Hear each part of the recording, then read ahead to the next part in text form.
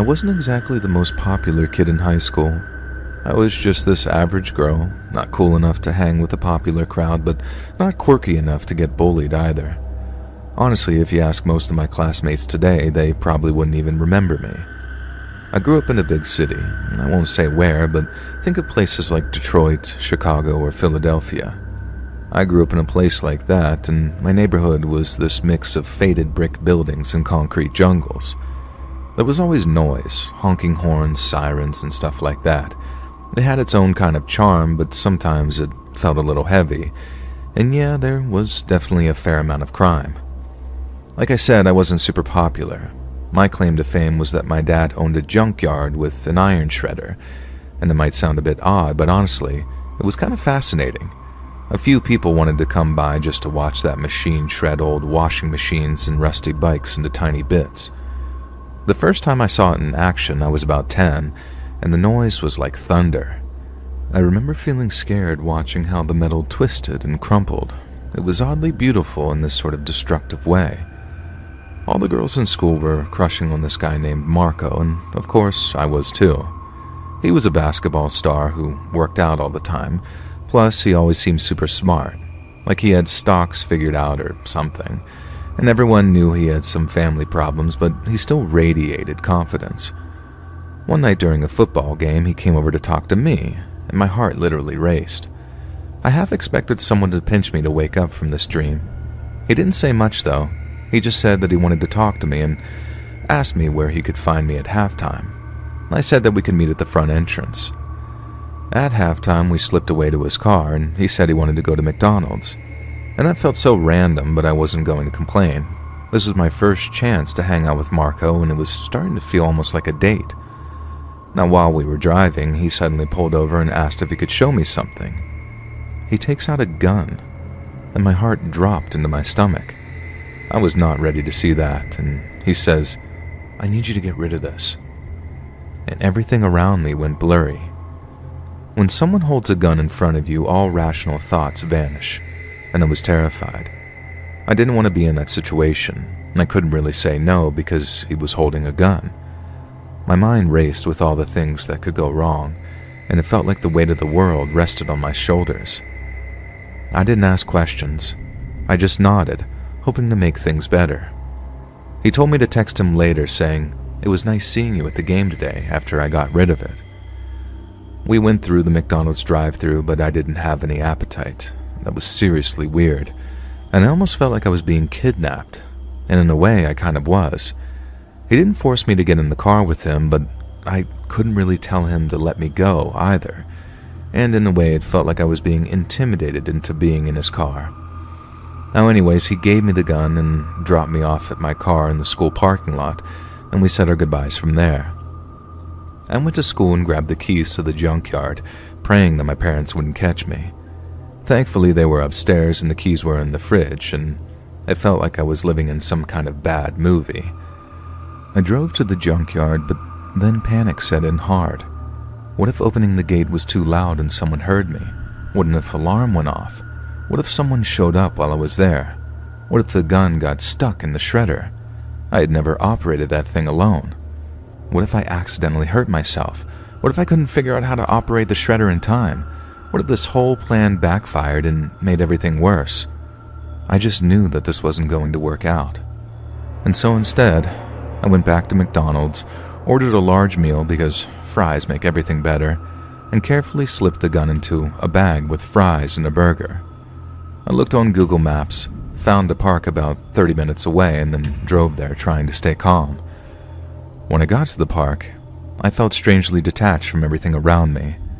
I tossed the McDonald's bag into a trash can, and then I sat on the bench with my heart racing while trying to think of what to say if someone asked what I was doing. If anyone had approached me that night and asked if I was okay, I would have just asked them to call an ambulance for me. I felt so guilty that I literally felt sick. I have no idea how long I spent trying to calm down, but eventually I was ready to go home. Now later on, I found out Marco's sister had gotten mixed up in something truly horrific that night. She was involved in a violent robbery where she had used a gun to threaten a store owner. The store owner had not cooperated with her, and she had beaten the man's head with the gun, leaving him bloodied and dazed on the floor. Thankfully, no one was killed, but the brutality of it all felt terrifying and sad. That victim was an old man. I was caught up in something way darker than I'd ever imagined. When Marco's sister was arrested and eventually charged, I was terrified someone would find out what I'd done and link it back to me. I felt like I was carrying around this heavy secret and I was suffocating. The thought of being questioned by the police, or worse, and becoming a suspect haunted me, and I never brought up the incident. I saw Marco around school and made sure to not even make eye contact. And thankfully, I never heard anything more about it. The rumors faded and life went on. When girls talked about Marco, I said just enough to pretend like everything was normal. I still visit home occasionally and have seen Marco around. He's always surrounded by friends, laughing and carefree, but we never talk.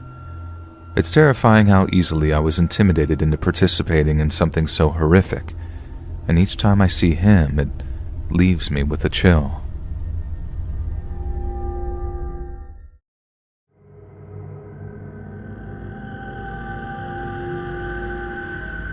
I know this is a bit of an unusual request, but I was hoping you could give me some advice on how to handle a situation with a male colleague of mine. Now, I'd rather not say where I live or work or anything like that. I'd like to just try and keep this as anonymous as possible, but here's the gist of my story. We first met when I started working at a large retail store that had lots of employees. He was the first person to really make an effort to be friendly with me, and I thought that we might end up being work friends, but I was wrong. It quite quickly progressed from him being warm but platonically friendly to asking me to go out for drinks with him. I wasn't looking for a relationship at the time, and I knew exactly what the implication of his invitation were, so each time he'd ask me, I'd politely decline, hoping he'd eventually take the hint. But he didn't. He seemed to think that if he just kept asking, that I'd eventually say yes. I didn't have the heart to tell him that I didn't like him like that, but I also didn't want to lie and say that I had a boyfriend. In the end, I thought the best thing to do would be to transfer to a different department, but it became this sort of cat and mouse game of him following me wherever I went in terms of departmental transfer. In the end, I had to go to HR about it, and only then did they stop his transfers without cluing him into the fact that I'd approached them. I'd made the mistake of giving him my phone number when I first started, as he'd offered to work any shifts I needed covering. But after realizing he was only going to use that to pester me, I blocked his number. I made my social media private, but he sent me a follow request anyways, and I chose to just ignore it, once again assuming that he'd have the emotional maturity to just understand his attention was not appreciated. But again, he did not. His increasingly stalker-like behavior wasn't all that much of a problem at the time. I'd made sure our two departments were just about as far removed from one another as it was possible to be, so it wasn't like we bumped into each other often. And when we did, it was just sort of a smile and a nod kind of exchange as we went about our duties. But then one evening, after we'd all closed up and I was walking to my car, I looked up from my phone to see him, standing near my driver's side like he'd been waiting for me.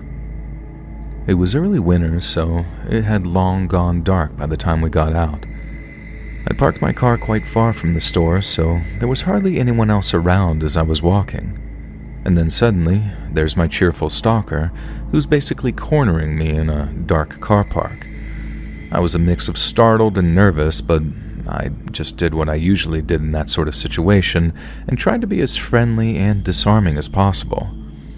I asked what I could do for him, and he started trying to make small talk.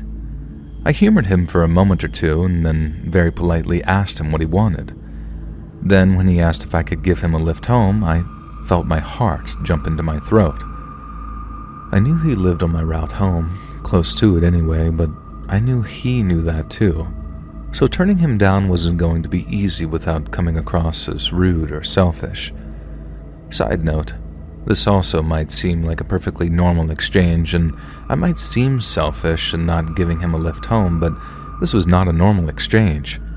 This guy couldn't take the hint that I wasn't into him, so he clearly wasn't playing with a full deck. And now he's blocking me from getting into my car in a dark car park after making sure that there's no one else around but me and him. I'm not trying to use this to slag off men, so please don't think I'm doing that. But sometimes, guys just don't appreciate how pant-shittingly terrifying that kind of behavior is to girls. He was quite capable of overpowering me if he wanted to, which is why I had to stay on my best behavior and keep him sweet. But he made that very, very difficult for me, and part of me thinks he did it deliberately. In the nicest voice I could possibly muster, I told him I was too busy to give him a lift, and then made up some excuse about having to pick up my mom from her friend's house. I just really didn't want to be alone in a car with him. I had visions of dropping him off at his flat, asking me to come inside and then making a big scene and refusing to get out of my car after I rejected him, none of which I am emotionally equipped to deal with. And so quite naturally, I didn't want him anywhere I couldn't physically remove him, especially the passenger seat of my car. I gave him my excuse, and he seemed to take it on the chin, but then made a sharp segue into the ignored Instagram follow request. And when he asked me if I'd seen it, I lied. I told him I hadn't, and that I had been taking a bit of a mental health break from social media, which was partially true. He then countered that since we were colleagues, it'd be nice to be able to keep in touch on social media. I tried the path of least resistance and told him I'd check my Insta the first chance I got, but then instead of leaving me alone, he started asking about my phone number and why I wasn't answering my phone. I had to tell him I got a new number and hadn't memorized it yet, but he smelled the lie in an instant. And in that moment, the way he looked at me chilled me to the bone. Upon detecting the lie, the smile was immediately wiped from his face.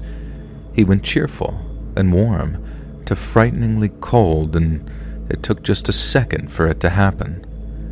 I started to feel very unsafe around him. He said the calls weren't connecting, but that the little robotic voice didn't say the number wasn't in service. It said the person wasn't available, and apparently my now not-so-cheerful stalker understood the difference. He started asking if I'd blocked his phone number, and then before I could even answer, he asked, "Why did you do that? What have I ever done to upset you so much that you'd block my number?" I tried to dig myself out of the situation as best I could by giving the sunniest, most non-confrontational answer possible, most of which involved me claiming that I essentially was a ditzy airhead who barely knew how Instagram or phone carriers even worked. But that wasn't good enough for him. He kept asking why, and how, and what questions, sometimes without even letting my answer go from the previous, and in the end, I completely lost my rag and I went mental on him. I told him I wasn't into him, and that he should have gotten the message weeks ago, and that he needed to leave me alone or I'm going to HR, without telling him it'd be for the second time. He gave a bit more mouth, asking if I was messing around, and if I was really that petty. But he knew what he was doing. I'd rejected him, and now he wanted to shame me. It's a dance as old as time, really. Only after he was satisfied with berating me did he relent and walk away, but the damage had been done. I know that might sound a bit overly sensitive, and I absolutely hate any kind of conflict, and I find myself welling up with tears every time the adrenaline starts to subside, and that incident was no exception. It might sound naive in retrospect, but after that, I really did think it was all over. I tried to be strong, but I think all my stalker saw was weakness, and now I know his little car park confrontation is only the beginning of what he had in store for me. He was quiet for a while, my stalker, I mean. He stayed away from me at work, and whenever we did run into one another, he didn't even acknowledge my presence. And it suited me, but I could tell he felt severely humiliated. But to be brutally honest, I didn't care. I wish he'd taken the hint way back when he first started asking me out, but that's just the way the cookie crumbles sometimes, isn't it? And the point is, I thought it was over. I thought he'd finally leave me alone, but he hasn't. And now it's only gotten worse. Last week, I woke up in the middle of the night to a text on my phone. I also needed to wee, so while I was there, I checked the notification to see who it was from and saw it was from an unknown number. I was half asleep when I first started reading it, but by the time I was maybe 2 or 3 lines in, my heart was pounding. The text was from my stalker, and it said something along the lines of, "Hey, my name. I think I'm parked next to your car. Do you live at my address? Because I swear it's your car I'm parked next to. What are the chances, huh?" He even sent a picture just to make sure that I knew that he hadn't made some kind of mistake or was just messing with me as revenge for scolding him. My heart was in my throat again. I was wide awake.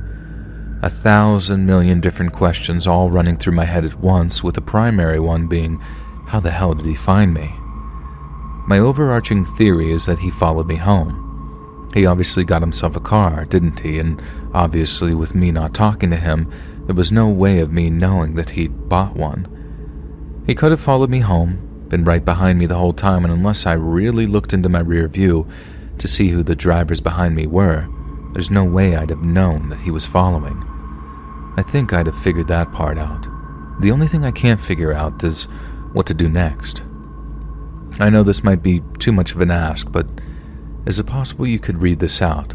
Let your listeners know what I'm going through right now, and then they could give me maybe their best advice in the comments. And I'm not talking about legal stuff either, because I have absolutely no faith in the police to be able to keep me safe. I also don't think moving back in with my parents is an option, because they live within 5 minutes drive of the place we work, and I don't want my car sitting outside their place on the off chance my stalker spots it, and then knows where they live too. I'm more than willing to quit the place where I work, and I think that's probably what I'm going to do the first available opportunity. But I just want to know if anyone else has had this same issue, doesn't have faith in the police to put a stop to it, and ended up doing something that, I don't know, made it all go away. Also, my dad's not around anymore, but I really don't want to tell my brother about this, because if I do, he'll probably just end up going to prison. I just know he will. And I say that because people are inevitably going to ask, why don't you get your dad or other male relatives involved? And the short answer to that is, I don't have any. I know this probably wasn't the scariest thing you've ever read, and I feel a bit weird sending it to you when there's people who's legit nearly died in the experiences they tell you about. But please, when I say I'm really scared, I mean it from the bottom of my soul. I'm scared this isn't going to be something I laugh about in 10 or 15 years. That obsessive admirer I roll my eyes about when my future husband reminds me of it. I'm scared this is going to be the last chapter of my short life. This guy is escalating, and I really will try anything to make it stop, because there's only one way these things end if that escalation doesn't stop. And I'm scared I don't think I can even bring myself to say what that end result might be.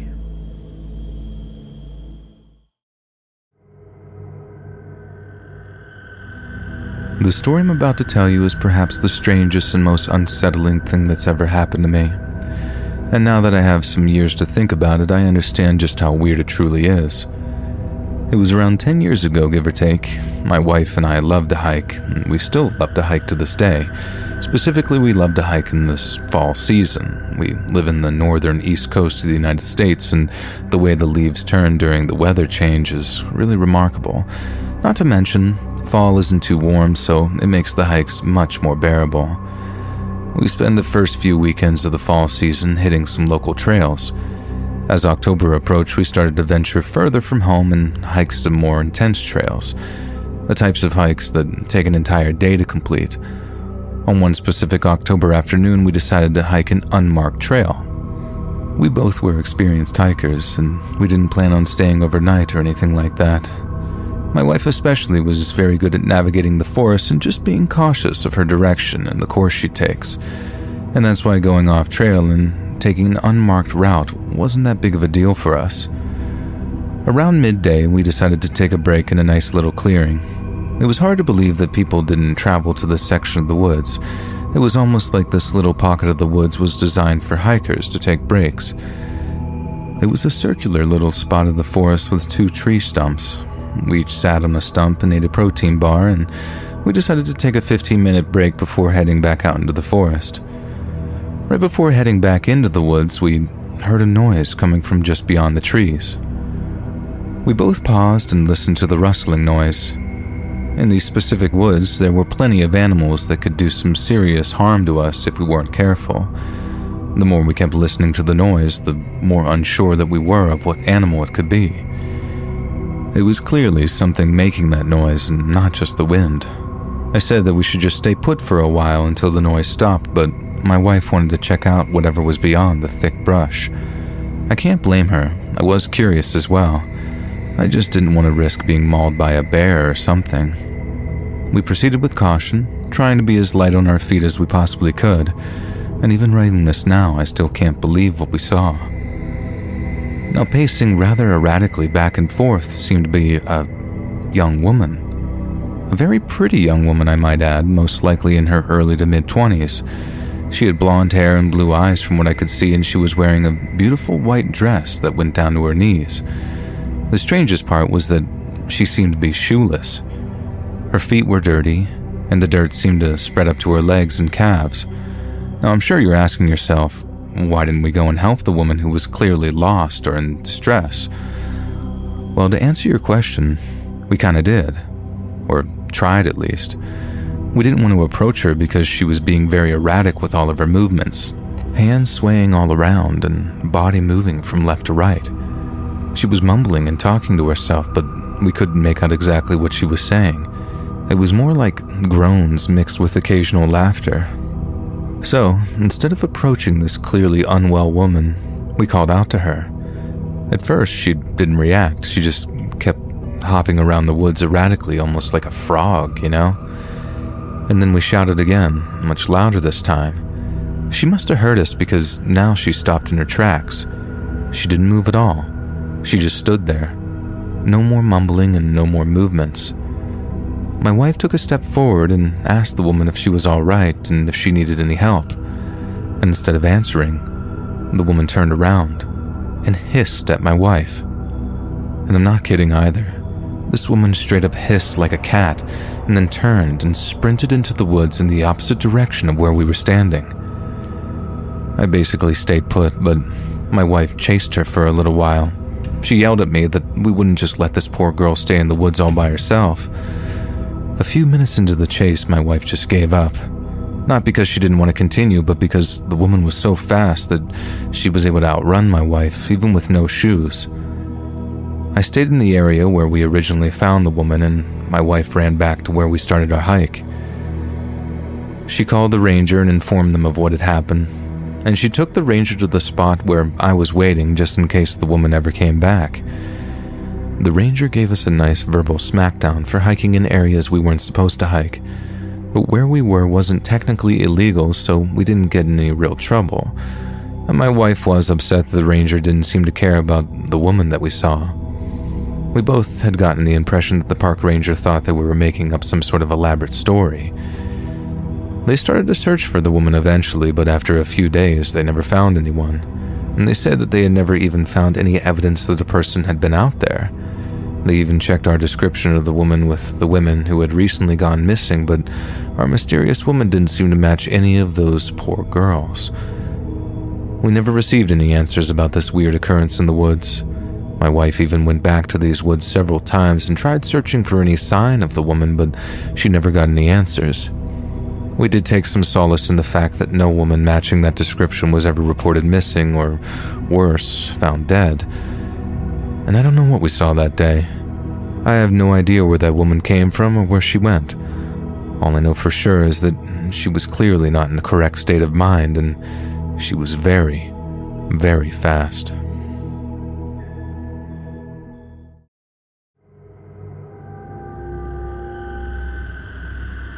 I'd always been curious about the so-called dark web. I'd heard a bunch of stories about its deeper, darker corners, places no one should go, filled with things that no one should see. Now, it might sound creepy, but it got me pretty curious. But I could never be prepared for what I found when I stumbled across the Cannibal Cafe. It started innocently enough. Late-night boredom, a rabbit hole of clicks, and then suddenly, I was there. The site was crude. its design basic and outdated, but its purpose was clear. It was a gathering place for people with tastes that went beyond acceptable norms. It claimed to be fictional, but the posts felt too real, too detailed. I thought it was just another forum for sick fantasies. And then I saw the classifieds. People weren't just talking about cannibalism. They were either offering themselves up or asking for someone else to become meat. The language was careful, vague enough to avoid outright confession, but the user's intentions were unmistakable. It wasn't just some dumb site for sick role players. It was real. I should have clicked away, closed my laptop, and just gone to bed.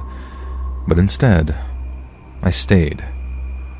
Part of me thought it was all some elaborate joke, some twisted forum for entertainment, and I told myself that I was just observing and that I wasn't a part of it, just a tourist passing through. And then I found it. It was a journal entry written by someone who claimed to have actually cannibalized another person. He didn't use his real name, none of them did, but the way he described everything, the way he wrote, it made it sound like the God's honest truth. He talked about meeting a man online, someone who was tired of living, and then they agreed to meet. He would end him, butcher him, and eat him, and the man actually wanted it. And I felt sick reading it, but I couldn't stop. He described the meeting in a way that made it sound almost normal, like two friends getting together. They had dinner first, an actual meal, as if to ease into what was coming, and then the man who wrote the journal led the other man to a room he had prepared for the occasion. He claimed to have covered everything in plastic, set up tools, knives, and hooks. It sounded clean, clinical even, and it absolutely horrified me. The man who was tired of living, who was called the volunteer, was told to strip down and lay on the table. He was calm.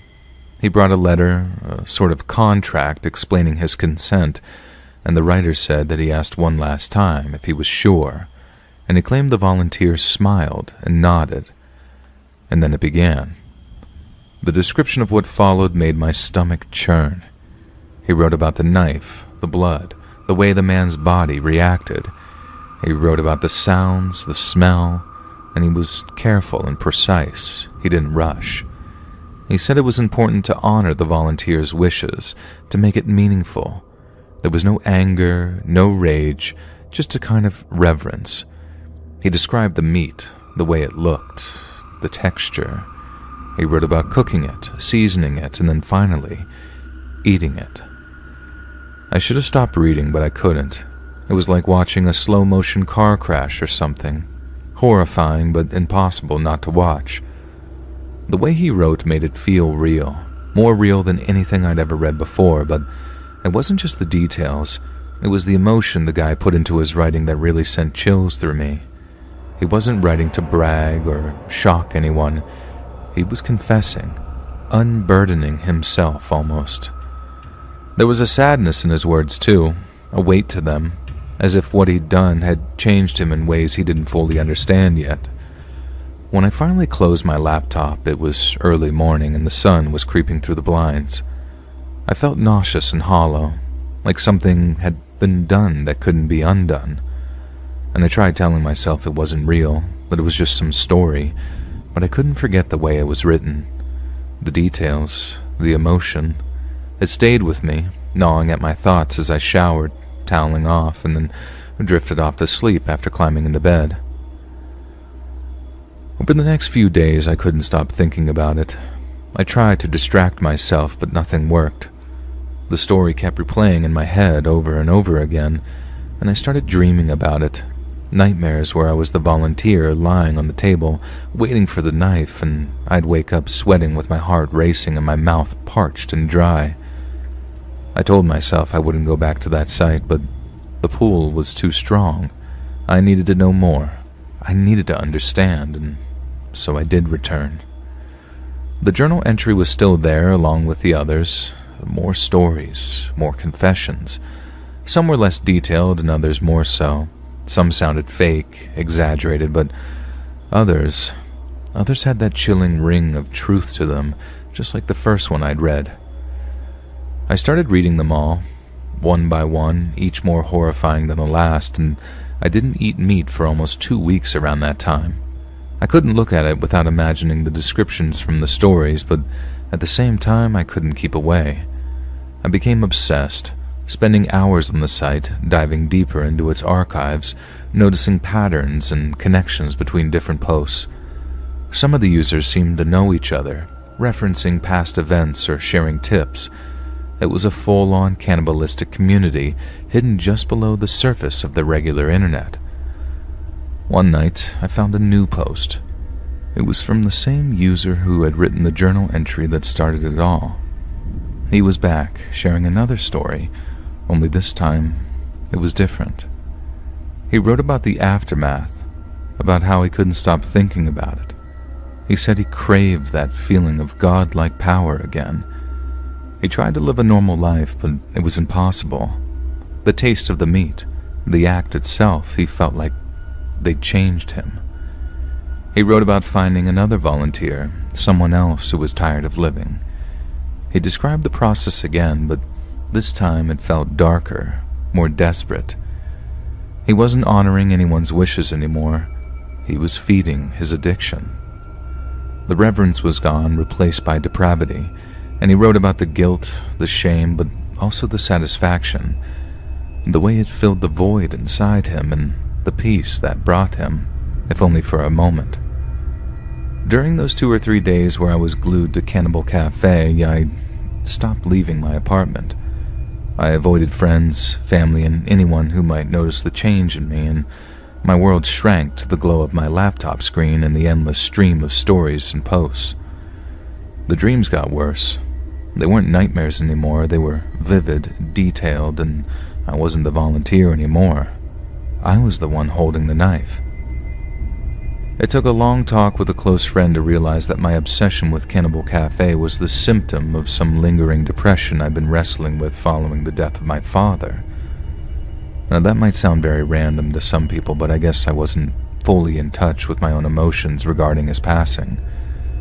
Reading about that clinical process of death and dismemberment forced me to confront them in ways I wasn't entirely aware of at the time. And then after talking to my friend about it, it's like it unlocked this new perspective. I stopped visiting the Cannibal Cafe, and for a long time it was out of my mind, until I heard about the owner getting arrested in Germany for actually killing and eating somebody, just like the person had described in the post. I managed to half convince myself that, in reality, the site was nothing but an elaborate fantasy run by some very disturbed individuals. But hearing about that guy, Armin Maivis, arrested, shattered that delusion, and had made me realize that the world really is much darker than it was darker.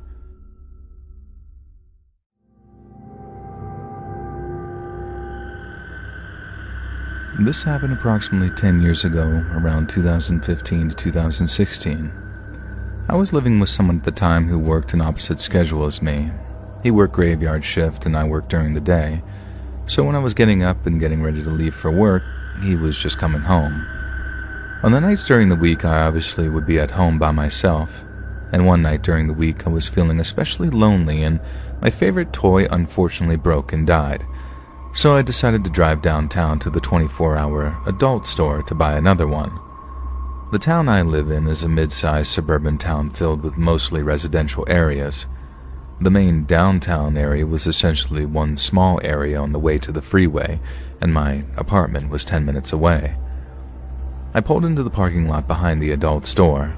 The parking lot was dark and had multiple entries all around that led to the bars and restaurants as well as the store. After parking my car, I walked towards the entrance of the store, which was on the street, and to do so, I had to walk towards the driveway that I came in to park. And upon walking to the entrance, I noticed a man standing by himself smoking a cigarette.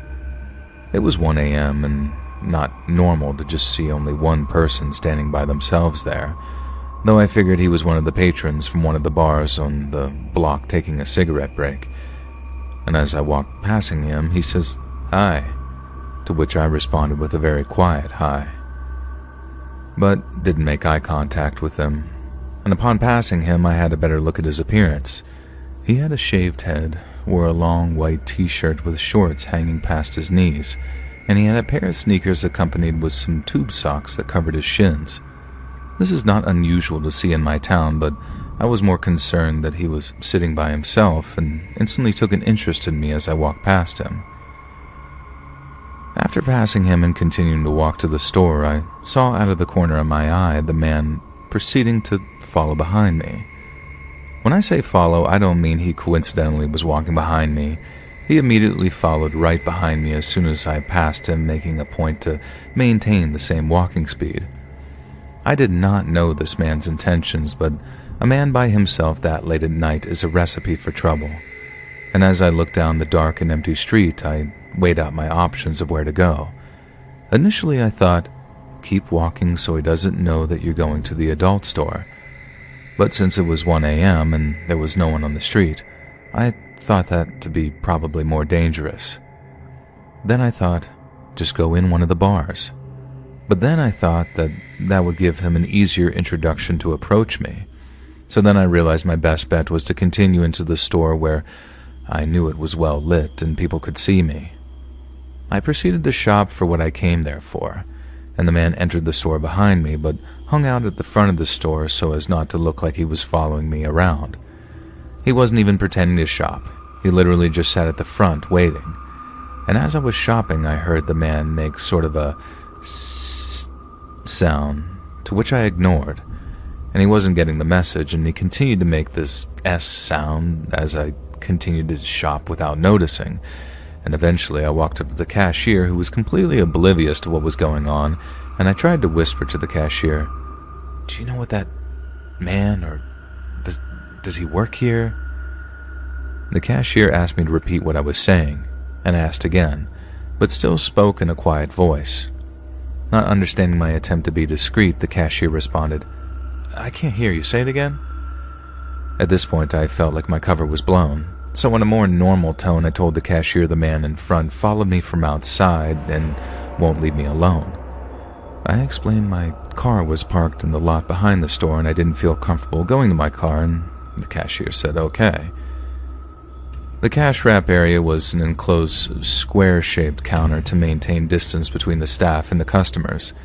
The cashier walked to the front by where the man was, and from behind the counter told the man to leave. He then came up and reassured me that he told the man to go away, though the man did not, in fact, go away. He continued to stay there. Given that I didn't want him to follow me to my car, I stayed in the store and pretended that I was still shopping, even though I had already found what I came for. I would occasionally glance at the front to see if the man was still there, and he was. And I kept going up to the cashier explaining that the man hadn't left, so he went back up to the front to talk to him. I heard the cashier say, "All right, enough already, leave the store." And while he was doing this, I went to the far back end of the store to remain out of sight, and by the time I circled back to the cashier, I noticed the man was no longer there. The cashier said that he repeatedly and more assertively told the man to leave. He said the man claimed that he didn't understand English. The cashier then pulled a baton that he kept under the counter for protection and held it over his head and asked the man, "Do you understand this?" To which the man finally left the store. I made my purchase but was still worried about walking to my car, even though I was parked in one of the first spaces near the driveway entrance. The cashier pointed at a small TV behind him that had 4 angles of CCTV footage, and he assured me that the man was gone and told me to come back into the store if I saw him again. He also said he would watch as I walked to my car. Even though I would have felt more comfortable if he had walked me to my car, I understood that he was by himself and couldn't leave the store unattended with customers. And after making my purchase, I sped walk to my car, and I always have my keys ready when walking to my car, so I promptly pressed unlock on my car remote, got in, placed my bag of purchases on the passenger seat, and proceeded to start the car. Once my car turned on, I took off the emergency brake, put the car in reverse, and while putting on my seatbelt, I looked in my side view mirror to back out. It was at this point that I saw that same man in the mirror, full-on speed walking right toward my driver's side door. You see, I was driving in a Accord at the time, and that model automatically locks the doors when you take the car out of park, and as soon as I saw him, I hit the gas and violently pulled out of the parking space. I pulled out so fast that it startled him, stopping him dead in his tracks, and he was now standing right next to my driver's side door as I continued to pull out. I gave him the most serious, dead stare I could because I know most predators feed off the fear of their victims. The stare must have worked. As soon as he saw me pulling out while staring at him, he turned his head back toward the driveway entrance and proceeded to walk back to where he had been standing. He had a look of defeat on his face. My face, however, was overcome with relief. I pulled out of the parking lot and took myself back home.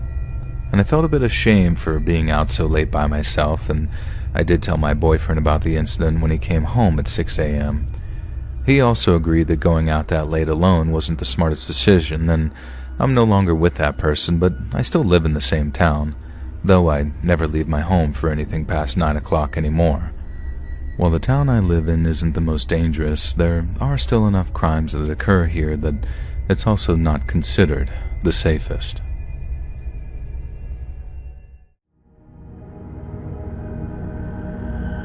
As much as I love this time of year, I'm always reminded of one of the worst memories of my entire life. I've always been an outdoorsy type of person. Any chance I had to be outside, I took it. Whether it was hiking, sports, being at the beach, you name it. If it was outdoors, I was there. Now, back in high school, which at this point was around 10 years ago now, my parents signed me up for this trip with the school. They were doing this camping and hiking program, and we were going to take a weekend trip to the mountains. I loved the idea for a bunch of reasons, mainly because we were getting out of class on Friday. I was able to talk a bunch of my friends into going as well. I was so excited to spend the weekend in nature with my friends and just sort of not care about the world. Friday came and we hiked a decent chunk of this local mountain. It wasn't that bad, and I honestly think the trail was designed for beginners. Around 5:30, we decided to set up camp. There were probably about 15 students and 3 teachers. The first night, my friends and I, who were all sharing a tent, got in trouble by one of the teachers. There was a strict lights out policy by 10 p.m., and we were still very awake and active at that time. One reason why I was able to convince my friends to go was not just the no school thing on Friday, but because we could play with our Nintendo DSs in the tent. Pokemon X and Y versions had just come out, and we were all playing together. And if you can't guess, we were very loud playing the game, and the teacher made us turn them off. We were upset but listened to them, and I didn't sleep well that night. I could hear all kinds of noises outside of the tent. It could have been an animal, but I thought it was the teacher checking up on us throughout the night. The next morning, I was exhausted, but once we got hiking, I got into a groove and felt pretty good again. During the day, one of my friends suggested that we sneak out of the tents at night. I didn't love the idea because I hated breaking the rules, but I just really wanted to play my new game with my friends. Nightfall came once again, and we told everyone that we were hitting the sleeping bags early. It was around midnight, and I was nearly asleep when my friends woke me up to sneak away. I was groggy for a little while, but the thrill and excitement woke me up eventually. I did realize how stupid it was to sneak out in the middle of the woods at night, but I didn't think about it like that. My logic was that we weren't doing anything that bad or illegal, so the repercussions wouldn't be too severe.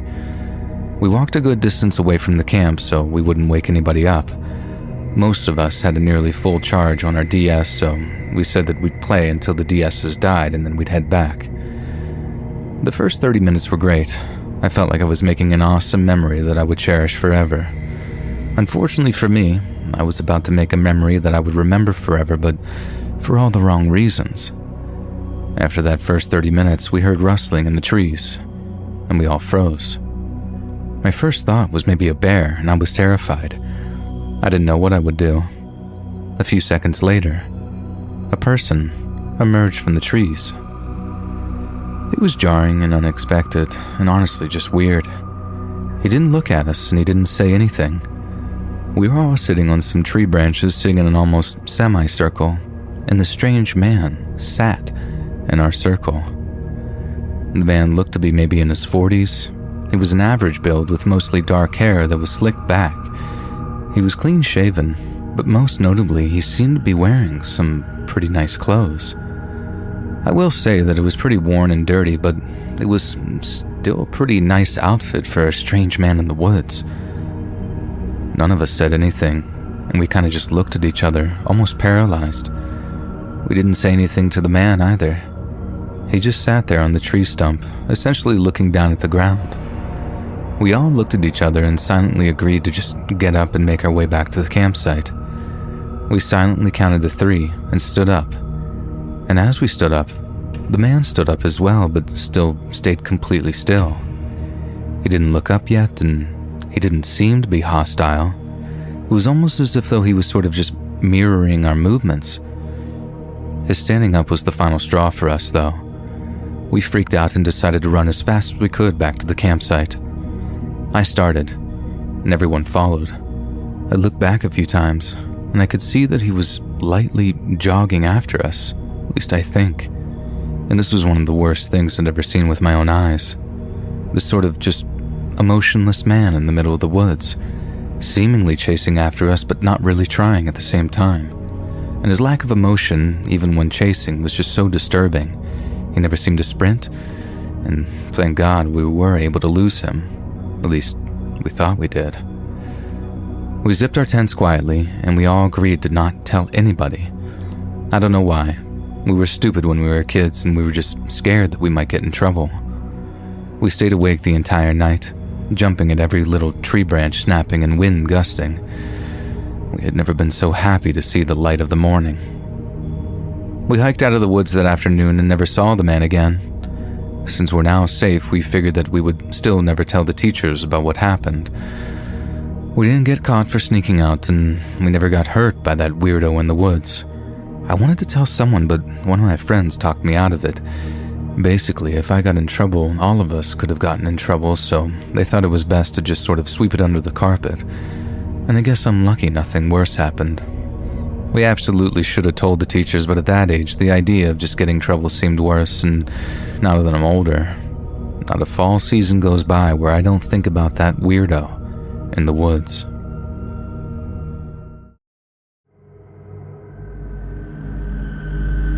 Over 4 years ago, I went to work at a warehouse in the small town that I'm from. I decided to leave after my health started to get worse physically and I was diagnosed with a panic disorder and severe anxiety after the situation that I'm about to tell you. This changed the way that I developed friendships after that job, that's for certain. So I started this job on April Fool's Day of 2018, which was odd to me, and I had no kind of high expectation of the job. All I wanted to do was my job, get paid, and go home as I had 2 children at home and many things that I could work on there. The job wasn't hard and it made pretty good money for all the duties considered, so I really couldn't complain. I worked second shift for about 5 months and I went to day shift. While working on second shift, I kept to myself mostly until one day I met someone from one of the lines after we struck up a conversation about gaming. For the sake of anonymity, we'll call him JF. Well, JF was a pretty good guy and we had a lot of things in common. I went home that night and he popped up as a suggested friend on Facebook. Again, another oddity. So I decided to add him. When I did, we started talking more at work until he suggested that we should hang out, so we did hang out, and pretty frequently. We were friends for about a month at this point, and one day, he decided that he was going to introduce me to his partner. She seemed decent at first, super nice, didn't seem to be a judgmental type, so I was cool with her. From then on, I would hang out with them when my kids were spending time with my mother. One time, we were talking at a restaurant and he started to vent to me. Dude, she's terrible sometimes. Like the other day, I forgot to take the trash out and she threatened to stab me if I didn't. I've never been in a relationship where someone's actually threatened me, but she's got good intentions, you know? When he said that to me, I was concerned, but of course, we've only been friends for about a month, so I thought that maybe he was just being sort of morbid, probably joking, and I sort of chuckled at him. He gave me a pretty serious look and said, "I'm not joking. She really did." And that specifically concerned me. Now fast forward about 8 months, they're still together and we all hang out pretty regularly, forgetting the things that he told me then. And one day, we were all talking and he seemed a little off that day, so I asked him what was wrong in front of her. He flashed a smirk and said, "Nothing, dude, I'm just a little tired."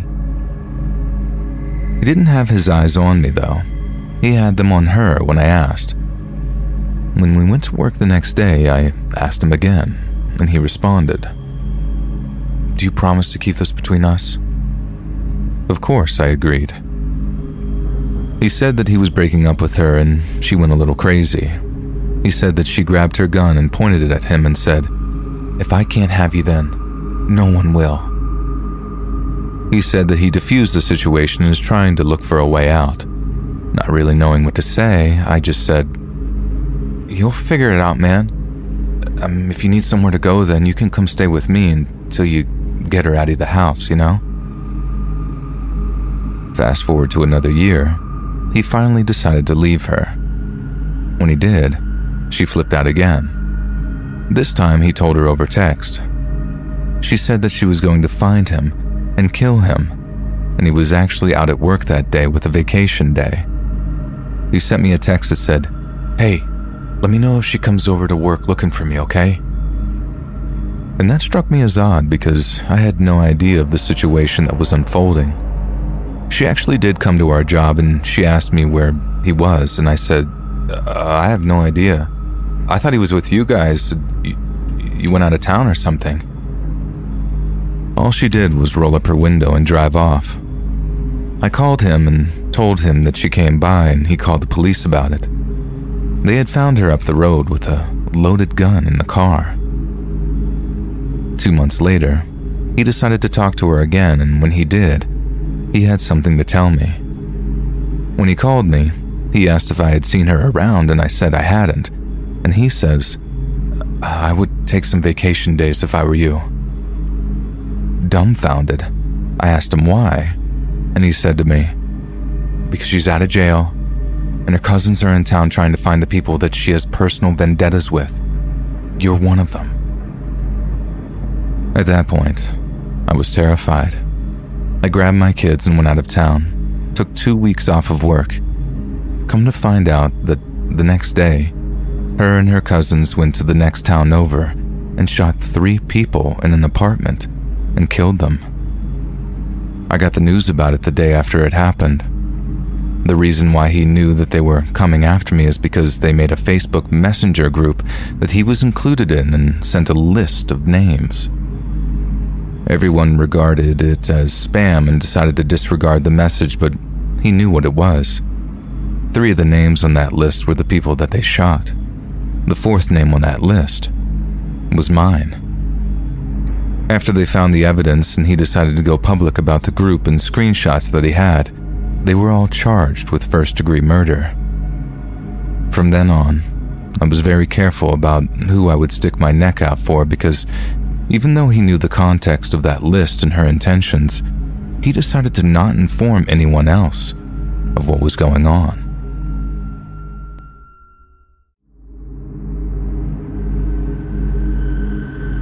There was nothing like the classic sleepover birthday party when we were kids. Everyone getting together, playing games, staying up late, you name it. The party landed on a beautiful day. There were 10 of us kids in total, and when we arrived, we all started playing basketball. Since we were planning on playing PlayStation 2 all night, we decided to play outside and play basketball during the day since it wasn't raining or anything. We had a one-on-one tournament and played for quite some time. I don't know if kids still do this, but where we grew up, we pulled the hoop to the front of the house. We would have to get out of the road every time a car drove by, which wasn't that much. And while we were playing, we noticed this beat-up gray car drive by several times. Ordinarily, we wouldn't notice something like that, but because of the condition of the car and how many times he drove by, it was obvious. He didn't drive by us every minute either. It was every few minutes, so he wasn't just driving around the block before he would return and drive by again. And by the 4th or 5th time of him driving by, we were starting to get annoyed. Finally, the last time he drove by, he stopped at the end of the street. We all looked for a moment, but we started playing again a few seconds later. And then he started to reverse, and that's when we all got a little weirded out. He reversed until he was right underneath our basket, and he rolled down his window. He was some gross-looking guy. I just remember him having this nasty skin with a bad comb-over haircut, and in this really squeaky voice, he just says, "Hey fellas, you guys pretty good at basketball? I was actually on my way to the park to shoot some hoops, but I don't have a basketball.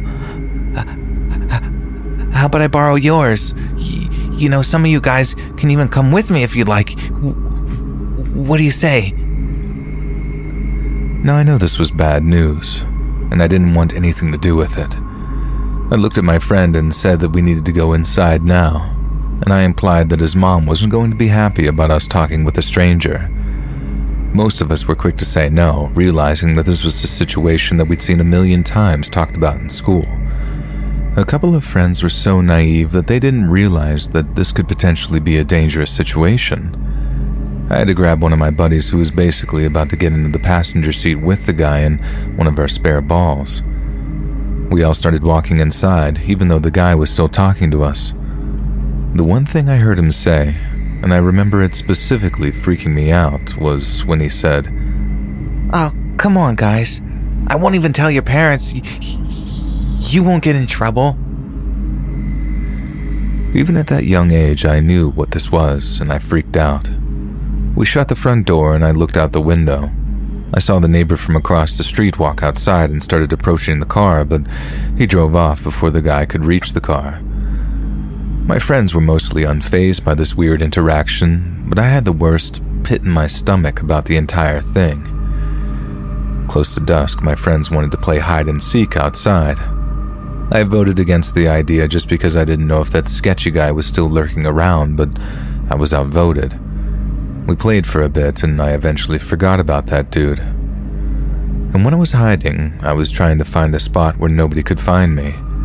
I thought that I achieved that, but I was about to find out how wrong I was. Behind my buddy's fence was a narrow walkway between the back of his fence and the fence of the neighbor who lived behind him. All these houses had fences, so the walkway went almost the entire stretch of the street. I was hiding in this narrow walkway thinking that none of my friends would think to look behind the fences. And while I was leaning against one of the wooden beams, I heard footsteps on the thick grass. Since nobody mowed back there, the grass was pretty wild, and I looked down the path and saw someone walking in my direction, but it was just dark enough outside that I couldn't tell for sure who it was. When they got closer, I clearly saw who it was. It was the guy from the gray car, and he was approaching me with this big smile on his face, and in a voice a little louder than a whisper, he said, "Hey bud, how about that basketball? You guys don't seem to be using it now." I kept saying sorry that I didn't have one, and I continued stepping in the opposite direction. I could hear him breathing and moving faster toward me the more I moved away. And if you're wondering why I wasn't screaming and yelling for help, the answer now is because I was stupid, I guess. I was for sure scared, and I knew that this was bad, but for some reason I remember being scared that if I yelled, it would somehow make things worse. I don't know why. This was just my logic in the moment. I started to move faster down the narrow walkway, and I could hear him moving even faster than before. I don't know exactly how close he was, but I could hear his breathing, and it felt like he was right on top of me. And then I heard a loud voice yell, "Hey you, what are you doing? You know that kid?" I just kept running. I heard the guy chasing me say something under his breath, and then he jumped over one of the fences. I ran as fast as I could and shouted for all my friends to meet me back in front of the house. The neighbor emerged from the narrow path and knocked on the door of my friend. He talked to his mom for a little bit, and then she made us stay inside for the rest of the night. I was happy, but some of my friends were upset. And nothing more happened that night, and I never saw that guy or that car again. It wasn't until I was much older that I realized how scary and horrible this could have been. It was scary then, but it didn't traumatize me. I just think as a child I didn't understand the severity of the situation. Parents out there, just please watch your children. There truly are monsters hiding everywhere.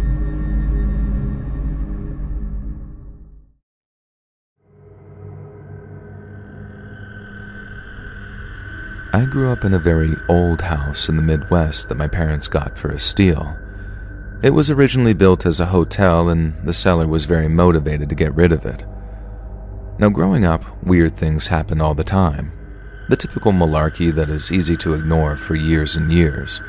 Footsteps, strange shadows, the feeling of being watched or followed. Swearing that you see someone in the room right as you wake up. The room in the basement that chills your blood every time for no reason, and the occasional hard-to-explain moments. I moved to the West Coast in my 20s for school and self-discovery. During a visit from my family, my sister told me that they had met a ghost in the house, and I was pretty skeptical, but my entire family backed her up. She was in her room and her radio had been acting up, so just in the off chance, she said, "Okay, if you are a ghost, could you please just stop it?" And the radio turned off. She waited a moment and then said, "Wait, if you are a ghost, turn it on." And the radio turned on. After some experimentation, they devised a system of communication. Volume up was yes, volume down was no. The digital readout on the volume was 0 to 30, so 1 was A, 2 was B, 3 was C, and so on. If the radio turned off, then it was a sort of hard no or off-limits question. And through this system, the ghost had explained that he wanted to be called Jason. He had died in the house in 1905 at age 5 when he was sick, and he lived in the house alongside us with his kind of mother and evil father. When they asked if he loved his father, the volume went to 0 and turned off. In fact, he refused most questions about his father. Apparently, he was the cause of the more malevolent experiences that people had in that house. I was definitely intrigued and went back home that year to visit for a chance to experience this for myself. However, when I arrived, Jason refused to interact with me. I would leave the table and the radio would pop on. My sisters would call me back and the radio would turn off instantly. He didn't want to have anything to do with me. As I thought about this, I remembered an experience I had before moving to the West Coast. I had been lying in bed one night when I felt a hand ruffle my hair playfully. I freaked out. I shot out of bed and turned on the light, pulled out my chest, and overconfidently yelled, "You do not know who I am or what I'm capable of. If you try that again, you'll regret it. Don't you dare mess with me." And then several picture frames on my desk flew off onto the floor belligerently, and I stayed at a friend's house that night. One night on my trip after Jason refused to talk to me, I spoke out loud, "Hey, I'm sorry if it was you who I yelled at that one night.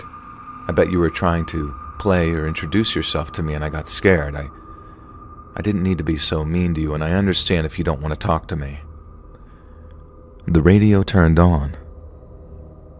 "Hey, are you the Jason I heard so much about?" And the volume went up. "Did I yell at you that night before I left?" And the volume went up again and then went back down to a reasonable level. "I'm sorry about that. Can we be friends?" And the volume went up again. It was incredible. He had introduced himself to several family friends as well. And to prove he wasn't some sort of hacked radio, he would do additional tasks. He would ring our doorbell. He would push crayons around on the table. He even did a really incredible trick for us. You see, while asking about the logistics of being a ghost, he had volume up that he could travel anywhere almost instantly. And to test it, we called up a family friend on the West Coast. This friend put out a newspaper on their kitchen table, and Jason then visited them and came back to set the volume to the date on the paper. The radio turned off for a moment, then seconds later it set the volume to 17. The friend said, "So close. The paper was for the 18th. But Jason was not convinced. Volume up, volume down, 17. Volume up, volume down, 17, 17, 17, 17. The friend checked again and apologized. "Oh, he's right. I misremembered. It's the paper from the 17th. He refused to answer questions about God or religion, and he gave us a few answers that contradicted as well. He told us that he didn't need to sleep, but he had told my sister a few months earlier that he did. One thing he seemed to know was how long he would be there. Through the volume Ouija system, he told my sister that he would be around until her 28th birthday, then his family would move on to the next phase. At the time, this was a couple of years into the future, and sure enough, we never heard from him after that. During his time with us, he would occasionally visit our dreams. We would have these extremely realistic dreams where a boy in a white hooded robe would say hi to us, ask to play hide and seek with us, or ask us questions about ourselves. Then he would confirm with my sister that he had visited us. He used to play the radio primarily, but in the final year he got better at manipulating other electronics. He could make printers print messages. He could manipulate televisions. He even sent us texts in the last few months. My mother had texted me, "I see you, haha," when I was back in the West Coast a couple of years after all of this. And I texted her back, "Did you come out here to visit? Where are you?" But she was confused. She said she was in the Midwest at home, and her phone had no evidence of sending a text with that message to me. I texted back, "I think Jason has sent me a message. Hi, Jason." And I got a reply, "Hi," again, not from my mom. My sister even once got a call with a picture of Obama in the caller ID saying Mr. President, but there was nobody there when she answered and apparently no callback number. The radio confirmed with the volume up that Jason was just goofing around. It was a wild few years with that crazy kid haunting our devices. My family still has that radio out just in case, but it hasn't turned on in years, and my sister is now well into her 30s. I know this will be met with a lot of skepticism. Even I was very skeptical until I was able to meet him myself. However, I think it's finally time to share this and to answer questions people might have about it. So, what do you got? Ask me anything. Does my family still live in the house? Yes, they do. My mom and sister are around, and there's been no communication or experiences from Jason or the father since my sister turned 28. You realize Jason is a demon/lying spirit or malevolent entity sent to trick you, right? Maybe. We haven't ruled that out, but it felt pretty chill. And yes, I get that could be part of it. How did the parents die? It's unclear to us too. I wish we had found more info on them as well. Why didn't you record it? Well, we tried. Electronic recording was interfered with or might even glitch every single time. Jason didn't want to be recorded. Camcorders glitched. Phone video didn't save or seemed to be immediately deleted.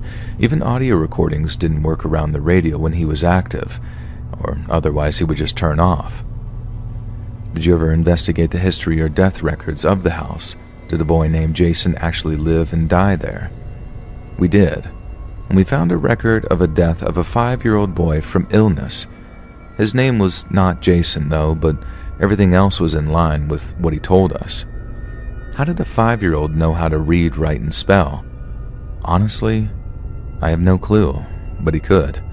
I personally always figured that he had picked up some tricks in the afterlife, but who knows? And others have theorized that if this family had this property at the time, they might have been socioeconomically at the top of the class back then, and he might have received a better education than most kids at that time, and who knows, maybe even comparatively to now. You expect us to believe this crap? Where's your proof? I expect some will believe and some won't, and that's fine with me. I'm not here to prove anything, I just thought it was a cool experience and figured some others would enjoy knowing about it too. Don't pout, you are going to love this romantic adventure, my wife said while driving. Fine, I replied.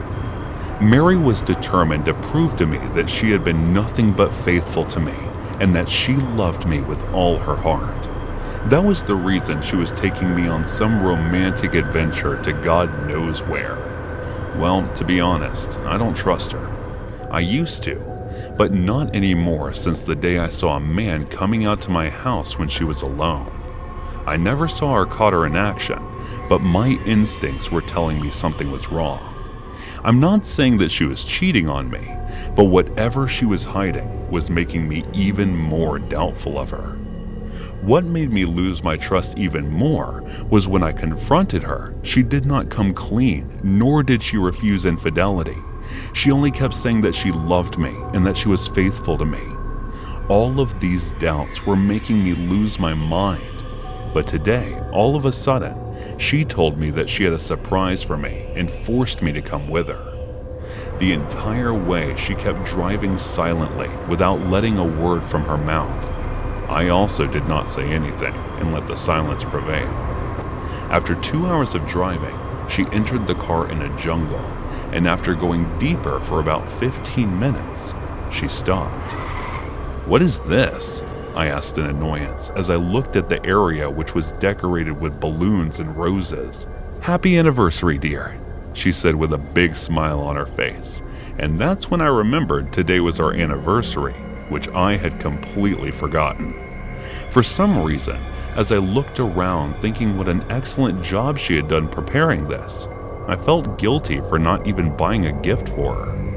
The site looked like a perfect example of romantic couple goals that I'd only seen in pictures, and it was breathtaking. "When did you do all this?" I asked hesitantly. "I've been preparing this for over a month now, and there is still a huge surprise left for you," she said in a slow, flirty tone while wrapping her arms around my neck. I figured it must be something naughty, a sexual surprise she is referring to. Thinking of that made me blush. I guess I could forgive her for one day since she put so much effort to give me such an amazing surprise.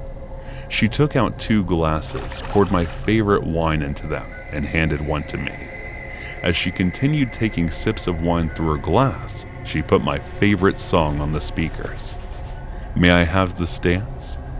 After putting her glass aside, she asked. I took her hand and started dancing with her. I was loving every second of this to the point where I started to have second thoughts about the doubts I had of her. That is when I saw the same man from back then coming in our direction, with 2 others carrying a huge white cake that resembled the one we had at our wedding. "That's Mark and his team. I hired them to prepare this surprise for you." I immediately realized that all this time, I was misunderstanding my wife when she was preparing all of this for me. Tears started falling from my eyes, which were reeking of the guilt I had been carrying around with me. They placed the cake on the middle wooden table and then left. "Thank you, honey. Thank you so much." After saying that, I leaned to kiss her, but she stopped me. "Hold that thought. First, take a look at your surprise." She gave me a weird smile and then turned her head to the cake. "What surprise?" I looked at where she was staring in surprise and then understood that it might be one of those cakes that have something hidden inside. I went ahead and removed the top part and froze in terror after seeing what was inside. "You want to know what I saw 3 months ago when I went to your company for a surprise visit? You were suspecting me of infidelity, right? But you know what? I'm not the one sleeping with my secretary," she said without making eye contact with me. After that, she dipped her index finger into the cake and licked it, while I stood there petrified looking at the chopped up body of Susan stuffed inside. She grabbed the knife that was beside the cake and cut herself a piece. So this is what betrayal tastes like," she said after taking a bite. I was too terrified to look in her direction, but I knew she was thinking of something sinister. I opened my mouth to say something. I felt something getting stabbed in my lower abdomen. I looked, and it was the knife that she was holding. I turned my head up to look at her face, and tears were streaming through her eyes. The pain was unbearable, and that is when she pulled the knife back and stabbed me again. I fell on my knees and saw her walking to the cake and pouring alcohol on it. She walked around throwing alcohol on every single thing that she had prepared for our anniversary. Giving me a disgusted look, she took out a lighter and put the fire on everything. I saw her walking further away from me without turning back once. She stopped in front of the car for a minute, but then she went in and drove off. I started to lose consciousness, and within a few minutes, everything went blank. It was when I opened my eyes, I realized I was still alive. I was being carried to an ambulance, and there were officers in forest uniforms around me. I guess they were the ones who saved me. Again, I lost consciousness, and I woke up in the hospital. Police were there to take my statement, but I did not reveal the truth to them. Everything was burnt off, and there was nothing but ashes found there. Even Susan's body was burnt off completely. So I made up the story that she took me there and stabbed me, but then accidentally everything got caught up in fire and I lost consciousness. I know I had been cheating on Mary, and reporting her to the police would be the right thing to do, but for some reason, I couldn't. Maybe it was because I was guilty of being the reason she did what she did, or maybe it was because even after she almost killed me, I was still in love with her. Whatever it was, I'm only resentful toward myself for everything that had happened till this point. When I first met Mary, she was the kindest, most beautiful person I had ever seen. After dating her for 3 years, I married her, and it has been 5 years since our marriage. I got lost and ended up having an affair. Even then, I did not feel guilt or remorse and doubted my wife, who had done nothing but give me love for the past 8 years. Only if I had had more faith in our marriage, only if I had never cheated on her, maybe things would have been different today.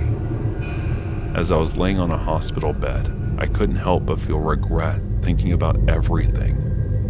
Police are searching for Susan, but it's obvious they will never be able to find her, nor would I ever reveal the truth. Maybe it's because I want to feel that Mary and I are even now. Doesn't matter if it's true or not.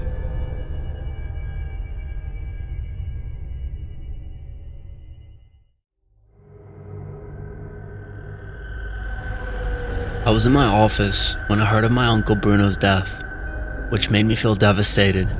While growing up back in Ohio, Uncle Bruno was the only person I was close with among my other relatives. But after getting into college, I moved to Texas and was only able to make my visits occasionally.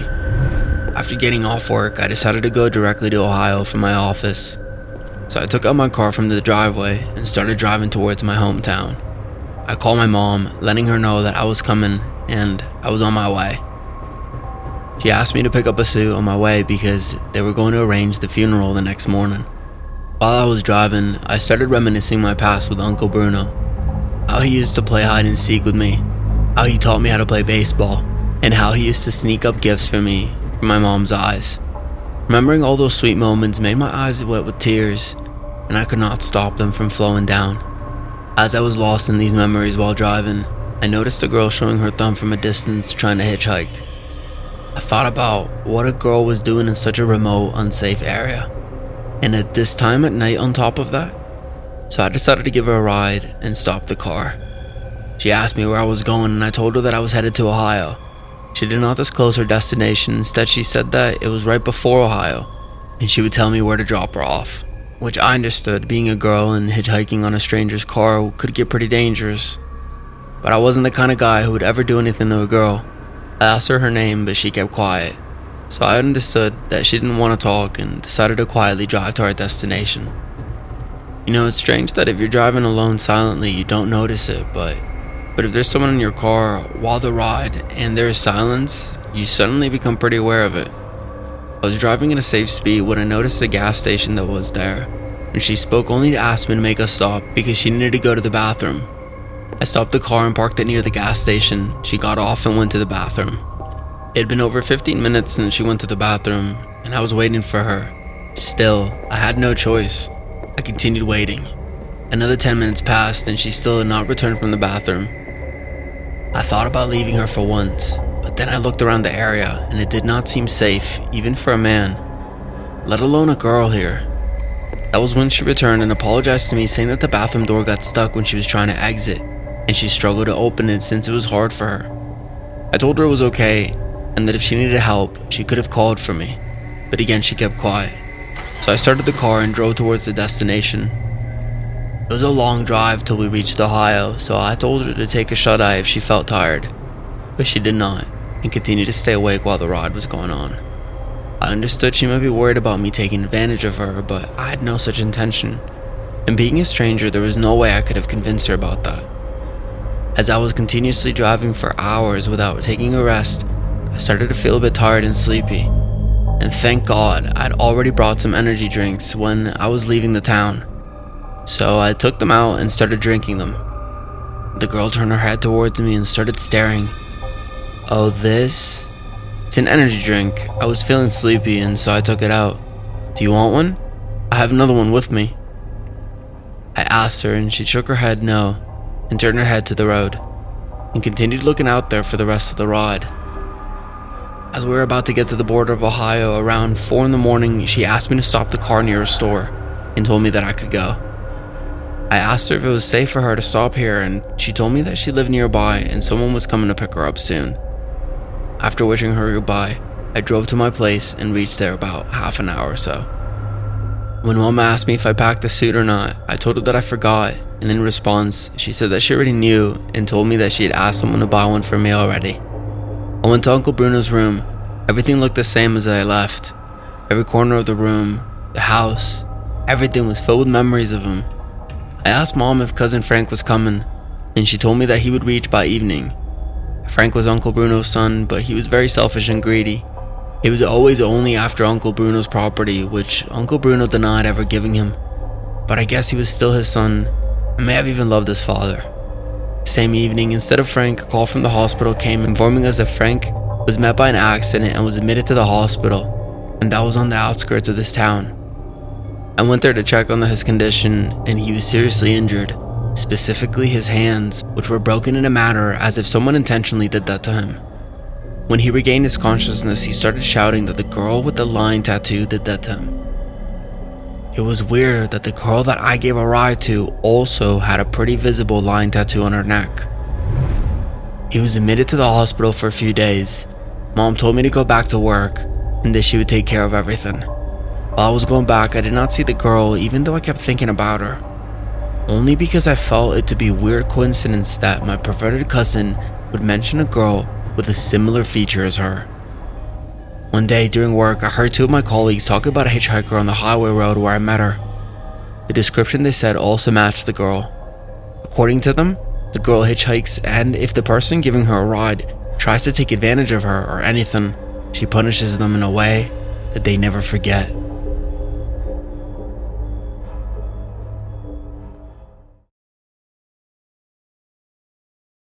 The night was pitch black, and the rain was pouring down heavily outside.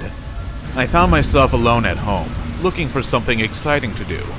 With my love for the paranormal, I decided to watch one of the scariest Hollywood movies, The Conjuring. My friends had dared me to watch it alone at midnight, and I had accepted the challenge.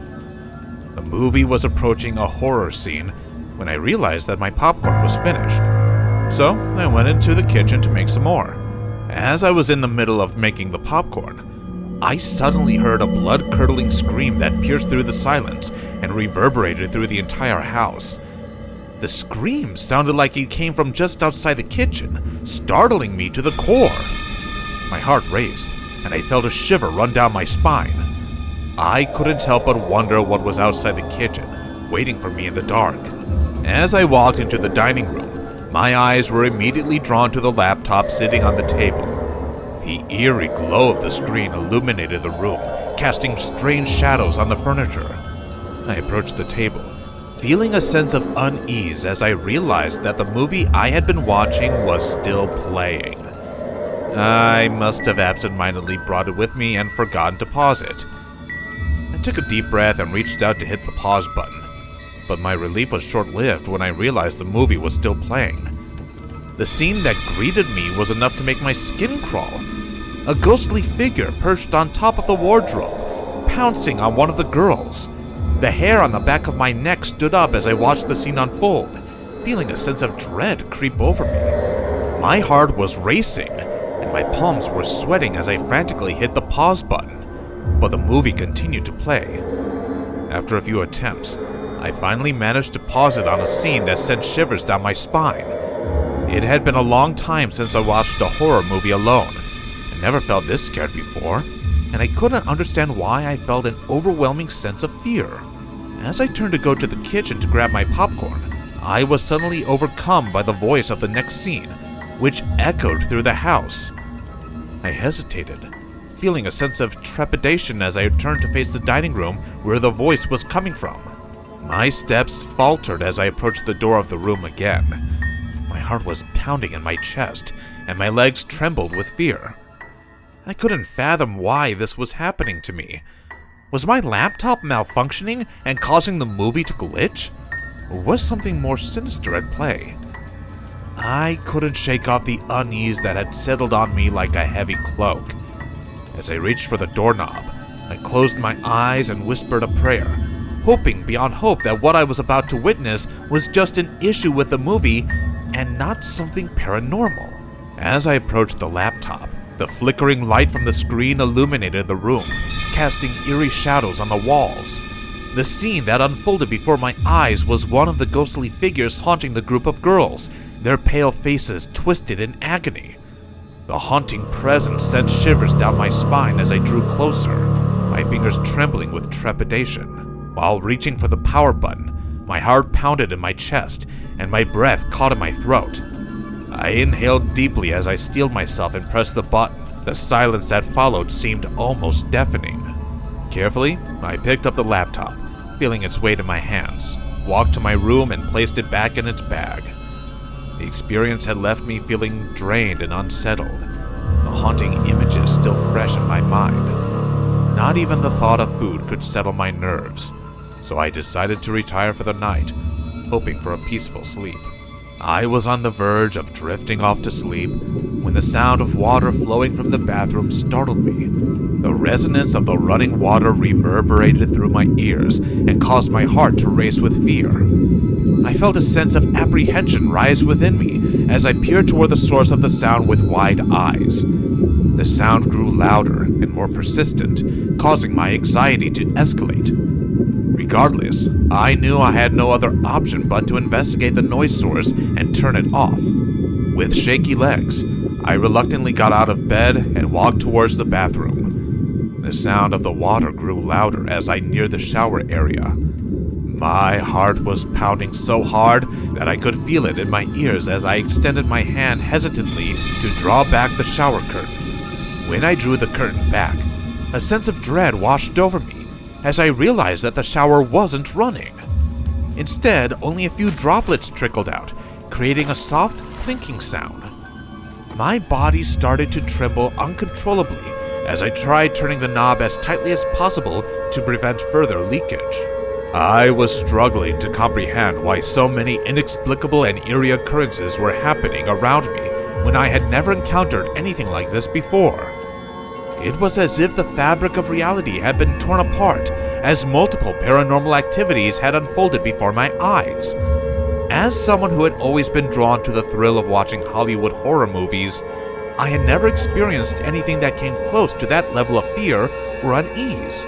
It felt like I was a character in one of those movies, except that it was all too real this time. Was my new apartment the site of some dark and evil energy? Or was something else at work? I couldn't shake off the feeling that something was very, very wrong. My heart racing, I suddenly jolted awake in my bed, my mind still caught in the grip of that terrifying nightmare. As I looked around the room trying to get my bearings, I noticed the movie's end credits playing on my laptop screen. I realized I had fallen asleep while watching it. Taking a deep breath and feeling a sense of relief wash over me, I quickly shut down the computer and reached for the jug of water on my nightstand, hoping to calm my nerves and steady my shaking hands. Kidnapped. I was hammered the other night, partying with the guys when I heard someone shout, "Let's order some more booze." I looked in that direction, and I think it was Chester. He was my ex-boyfriend, and I have no idea when he got here, so I was a bit confused. Maybe I was imagining him being here. I tried to get up and walk to the bathroom, but I stumbled and was caught by someone before I could fall. Whoever it was, I couldn't recognize him due to my drunken state. But I could tell that he had a jacked body as I touched his chest. I heard a faint voice asking if I was okay before I completely lost all my senses. The next morning, I woke up from a thirst along with a throbbing headache. It almost felt as if I was hit by a rock or something. I tried to look around to find some water, only to realize the unfamiliar surrounding I was in. This wasn't my room. Where in the world was I? Wondering all that, I tried to get up, only to get dumbstruck by another realization. I was naked. I looked around and there was no one else beside me, while my clothes were all over the room. Did I? I shook the thought and started getting dressed up, and then walked out of the room. I remembered partying with my friends, Jack, Sarah, and Henry, and there was Sarah's boyfriend too, but I didn't remember much after getting drunk. How in the world did I end up in someone's bedroom? Did they let me go home with someone else in a drunken state? As I walked down the stairs, thinking of exiting the house, I heard a clicking sound. So I hid while trying to get a peek at who it might be. A well-formed man with olive skin and black hair entered with a McDonald's bag in his hand, and after closing the door, he looked in my direction. Since he had already noticed me, there was no use in hiding, so I got out and told him that I would be leaving. "I don't think so." A mesmerizing, husky voice invaded my ears as he grabbed my hand and yanked me in front of him as I tried to pass by him. What do you think you're doing?" I asked in frustration as I looked into his steel gray eyes. "Finish this first, then we will talk." I won't lie, I was intimidated by him as he gave me command and walked away, but it exasperated me. There was also distress building up, so if I wanted to escape this place safely, I had to do exactly as he said. I took a seat and started devouring the double quarter pounder that he had brought me along with some friends, and since I was already hungry and hungover, I fished everything. Judging by the surrounding, the guy was in his room, so I walked to the front door and tried to open it, only to find it locked. Now, this situation was getting rather unnerving. Why would he do something like that? I understand that I may have gotten carried away last night since I was intoxicated, but he must have known that. This was getting frightening. What was he planning to do? Was he some sort of psychopath who was going to keep me locked in this house? I started imagining all kinds of nerve-wracking scenarios where I could picture something horrible happening to me. There was no way I was going to let this creep have his way, so I tried to look around to find something to use for my defense when my eyes went to cat-shaped ceramic decor. I was startled right after picking it up when I noticed him standing at the end of the hallway while carefully observing me. He didn't look surprised or angry and started walking in my direction. "What do you want?" I barely managed to get those words out when he grabbed the decor from my hand and placed it back in its place. "I was hired to sleep with you, film you, and then ruin you. But before I could do anything, you threw up on me and ruined my mood," he said in a calm, low-toned voice that sent shivers down my spine. "Hired?" I stuttered. It almost felt like a knot was forming in my throat. My steps automatically started backing away from the guy, and tears started to build up out of panic. But instead of doing anything, he sat on the couch and took out his phone without making eye contact with me. Here, the guy was drunk, but he still saved his number in my phone. He showed me the screen, and I could recognize this number anywhere. It was Chester. "Don't worry, I'm not going to do anything to you anymore. I was also drunk last night when I saw you partying with your friends. You seemed hot, so I was going to ask for your number." But then the guy said you were a cheating whore who sleeps with multiple guys and tries to act all righteous, high and mighty in front of the others. He told me he would pay me $1,000 if I did this, so I accepted. The more he spoke, the more angst I was feeling. Please, just let me go. He flinched as I said that. He slowly got up from the couch while putting his phone back in his pocket and walked toward me at a hair-raising pace. Before I could run away, he grabbed me, threw me on his shoulders, and took me back to the bedroom I woke up this morning. As he threw me on the bed, his steel gray eyes stared straight into my soul. And the look he had was of a maniac.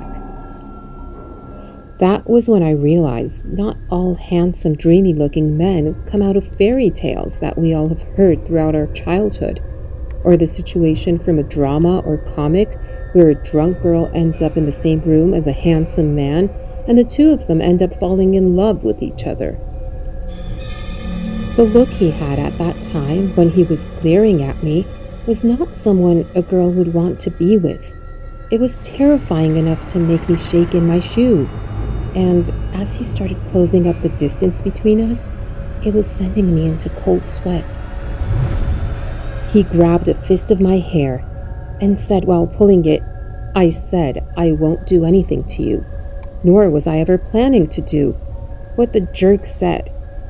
But I never said I would let you go.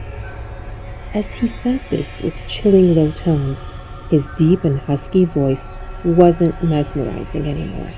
Instead, it penetrated my ears like nails on a chalkboard as it filled me with terror. Sam, are you still hiring for that position? Senior Manager George walked into my office unannounced and asked me. I think so, but I need to check with HR first to see if they had already hired someone, I told him, focusing on all the paperwork present in front of me. It would be good if they did not, he said while taking the chair opposite of me. Pardon? I raised my head in confusion as I heard him say that. Well, it's because I have someone in mind. His tone was clear to interpret that he was trying to say hiring the person he was suggestive. Send the resume and HR will contact them for an interview date. I focused back on the documents and said in a calm voice. Now that's more like it. I'd be looking forward to a position answer from your end. He got up with a smile and said, walking out of my office. I know it was somewhat an informative sentence that he just spoke. He was telling me to only hire that person or he would make my life a living hell. I was working at this firm as a manager in a different department, so I was nowhere near under his jurisdiction. But since I was in the fashion department and he was in sales, the two of our works were always clashing.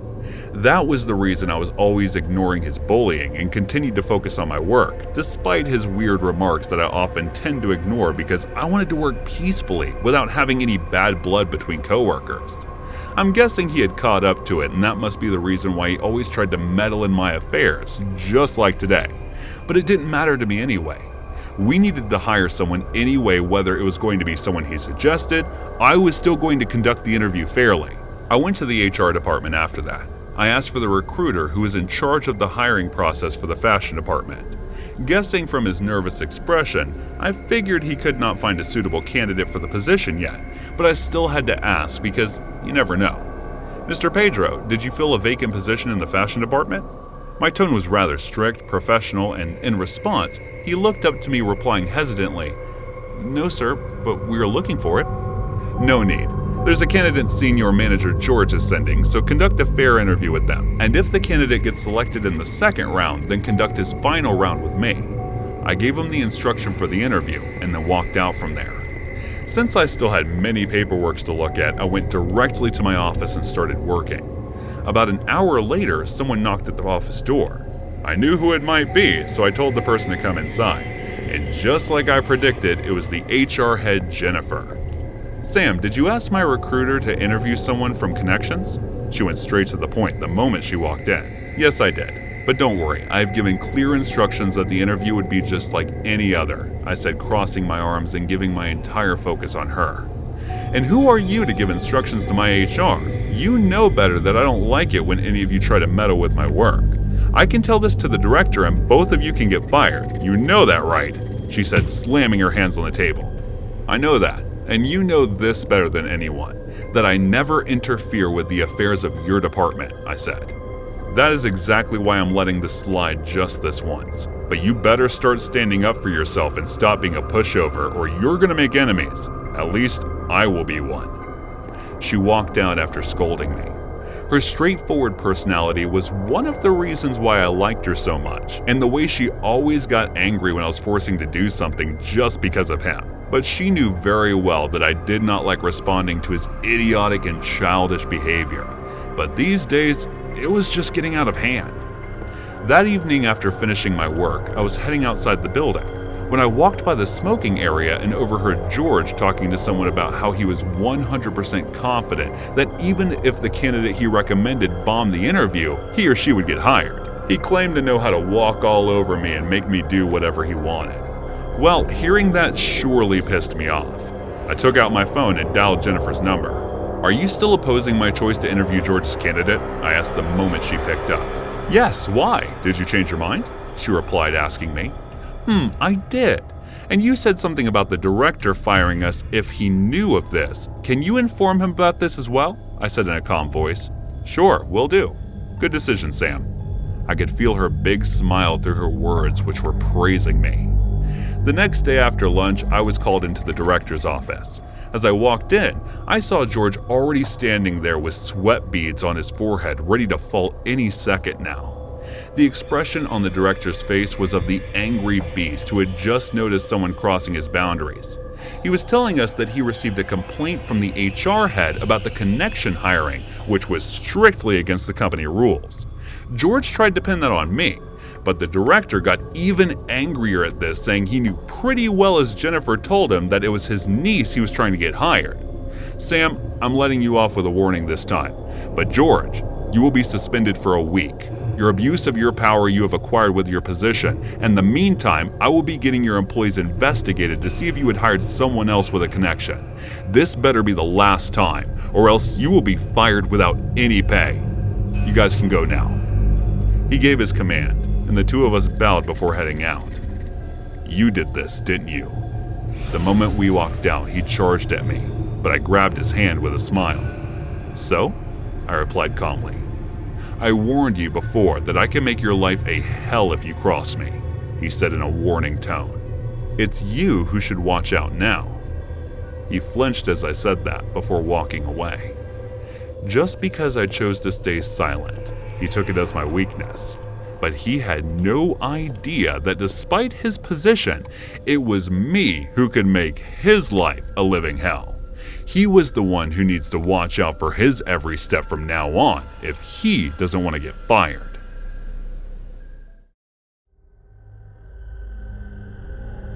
This happened a few years ago while I was living in Florida. I'm a female and around 20 years old. I had been going through a pretty rough patch in my life and had the great idea to take a few tabs of LSD and go to St. Augustine for a day trip to take my mind off of everything. St. Augustine is notorious for being insanely haunted, but it's one of my favorite places to go. I went by myself and made the 3-hour drive. This wasn't out of the ordinary for me. I often went on adventures like this by myself, and I always had a great time. So I went to the historic downtown and spent my peak looking around all the cool shops and even made one hell of a walk to the lighthouse. Passing by tons of tourists and people going about their day when you're tripping balls walks the fine line of exciting and terrifying, and I loved that feeling. When I started coming down, I went back to my car and decided to go to the beach as there was still a solid 2 hours of daylight left. I thought being on the beach during sunset, while being in the more mental part of the trip, would be amazing. I found some random pull-off area that you had to drive down a mile or so before you hit the parking lot. Not one other car was in it, which was welcomed after being in crowds all day. And this lot was a giant circle and was surrounded by trees and marshy land. Off to the side was a boardwalk that you had to walk quite a ways down to get to the beach. Once I finally got to the sand, I left my shoes by the boardwalk so I could find where it was when I came back. I was still not in my right mind by any means, and the entrance was pretty well hidden. I then walked for a solid 45 minutes down the beach. I found a nice spot with a washed-up log where I could put my bag and clothes while I went for a swim. While I was in the water, I started getting to myself and thinking about all the stories about how extremely haunted this beach truly was. Not long after that, I had a very intense burning up my side. Think like if you get a severe scratch or cut and put rubbing alcohol on it immediately. So my high ass is thinking a ghost had just tried to take me into the depths, and I got out of the water as quick as possible. Upon closer inspection on the log, I realized that it was a jellyfish sting, and I laughed it off. The sun was going down quickly, and I remembered that I had quite a trek back to my car. The jellyfish sting was also a huge damper on my mood, so I grabbed up everything, and by the time I made it to the boardwalk again, it was dusk.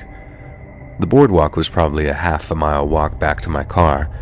I had only barely started walking down it when I heard someone talking.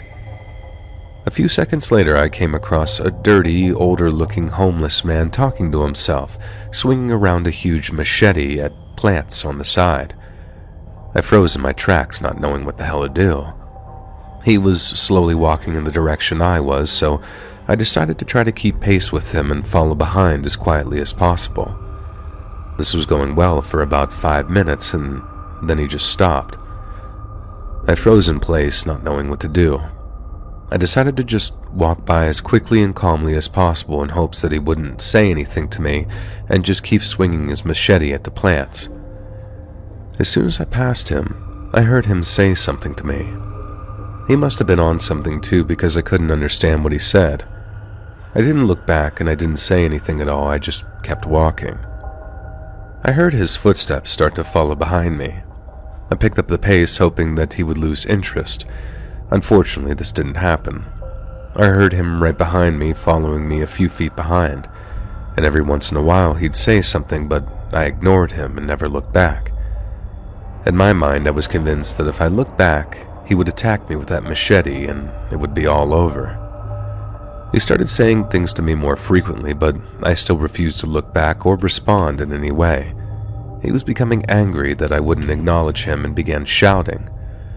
I felt the wind from the machete swing behind me and I started to just full-on run at that point. I knew the parking lot wasn't too far away by now, and I figured my heightened senses from that dose would easily allow me to outrun him. To my horror, he began running too. It was completely dark outside now and my adrenaline was in full force. I finally made it to the lot and somehow got my keys out of my bag in record time. I jumped in my car and floored it out of there. When I was coming out of the circle, I saw him standing off to the side of the road. He was screaming something and angrily swinging that machete around.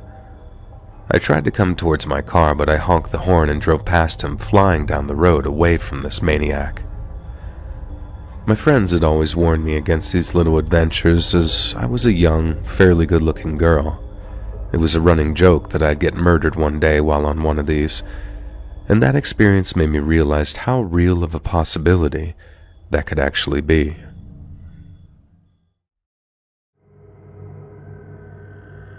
In the world where internet is the source of everything in daily life, there are parts of internet you will wish you never came to know.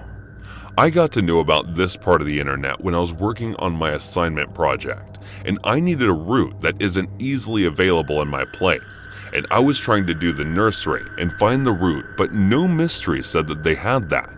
I was asking favors from the guys from the diner that we worked in, and then one of the guys told me that there was a place where I can find them all, but there's a place that I can get whatever I want, and however rare it might be, I could find it there. And then he told me that in order to get that, I could be using a Tor browser. I had no idea what it was. It was the first time. I was not sure that it would be safe, so I told one of the technical friends to help me out with it, and he told me to get another laptop if I don't want my information to a suspicious stranger, and then I found it. I used one of the laptops that I found on Craigslist for $60, and then I started trying to find it, and my friend logged it in carefully, and we started surfing through the dark web, and we reached a place where I could find the route. It was some dealer from Cambodia who was ready to sell us the route, and I was relieved. It meant too much, and then he demanded $1,000 for it. There was no way I was going to pay $1,000 for it. And then my friend, he told me that it's better that we don't surf on here much, and he told me to take the call information and make rest of the deal through the phone, and we did. I was about to call him when my friend stopped and said, "Why do you want to hand out your contact information to a sketchy guy? They'll figure out everything from that. Just call from a payphone." And then we headed out to the payphone and started the conversation about the price negotiation. He was trying to act like he was tough to shake. I told him that $50 is the highest that I will go for it, and then after minutes of negotiation, we agreed on $60.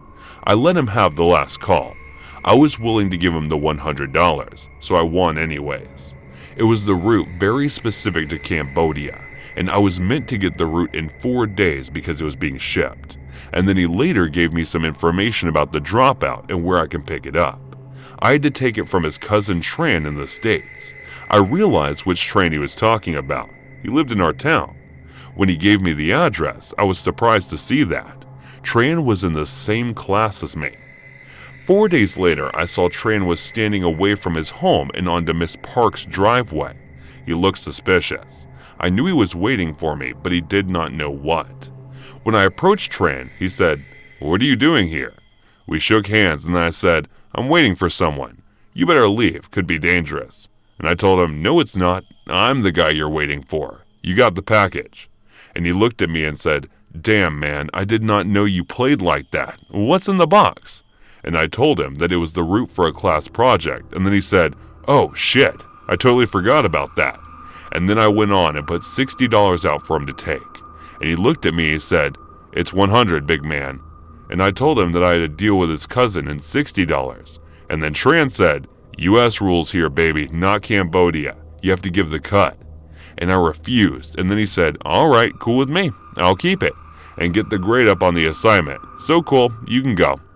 And that is when I reeled in and said, "Fine, take $100. Just give me the route." I wasn't going to go through all that and not get my grades better. He took the $100 and went back to his house. Next day, we met again in the school. It was time to submit our reports, and everybody was coming forward. And then Tran and me submitted together. I saw him submitting just the picture of the route with a write-up, and then I did. It was a step up in the game, as I was going back thinking of myself as some kind of winner. The teacher called me out and said, "Why? Where did you get this route from? You were supposed to paste a picture of it, not the real route. Do you know how far away it is from its ecosystem?" The teacher went on to lecture me for a whole hour, and the whole snickering away over my try-hard attitude, and especially Tran, who got to make $100 out of this.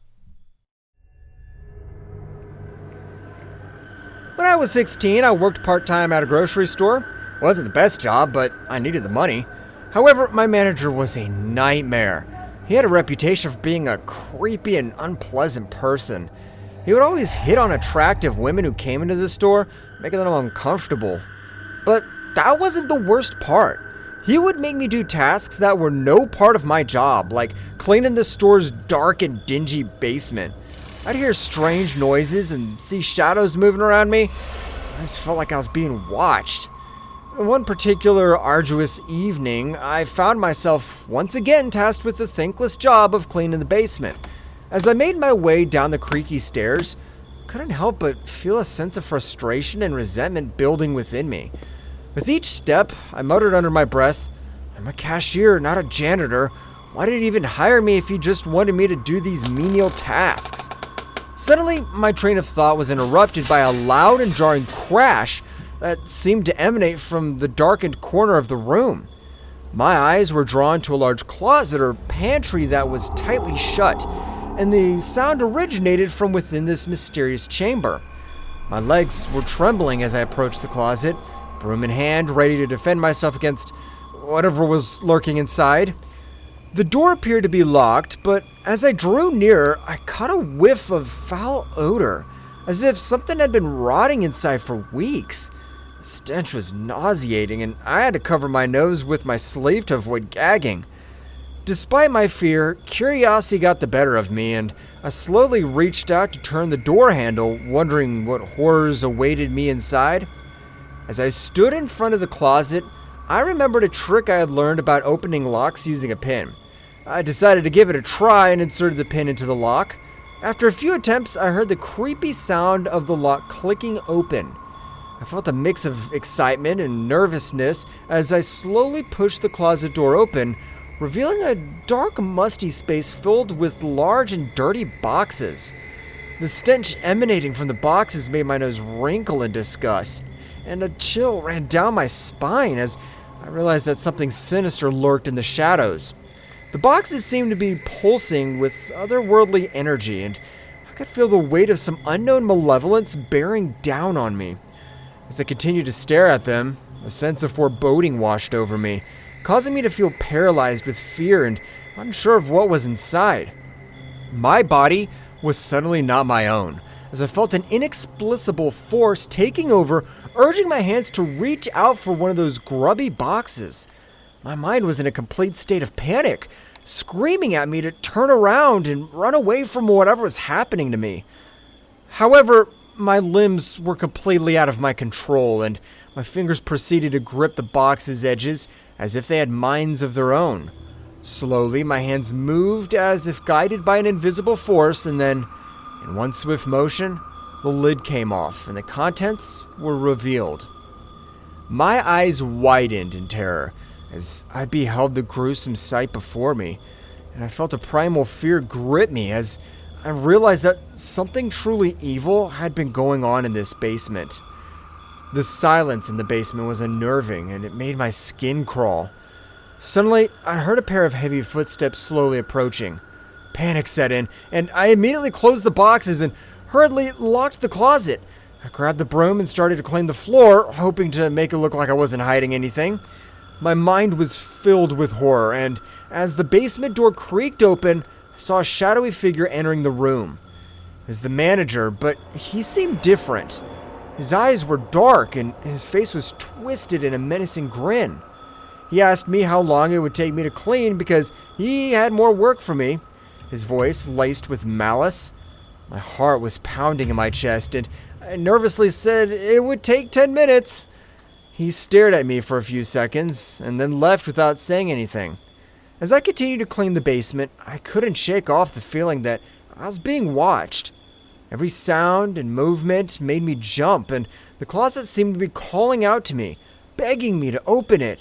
But I knew better than to give in to my curiosity.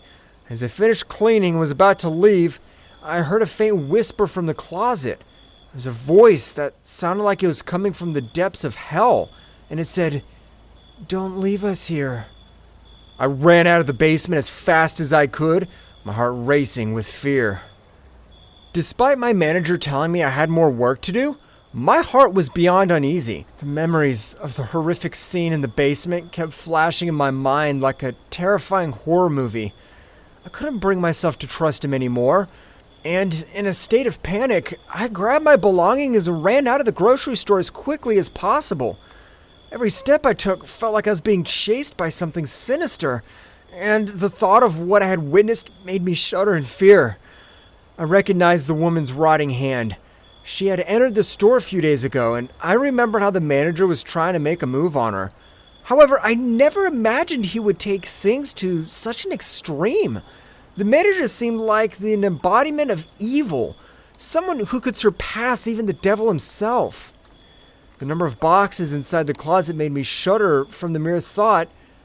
How many more such gruesome horrors had he committed?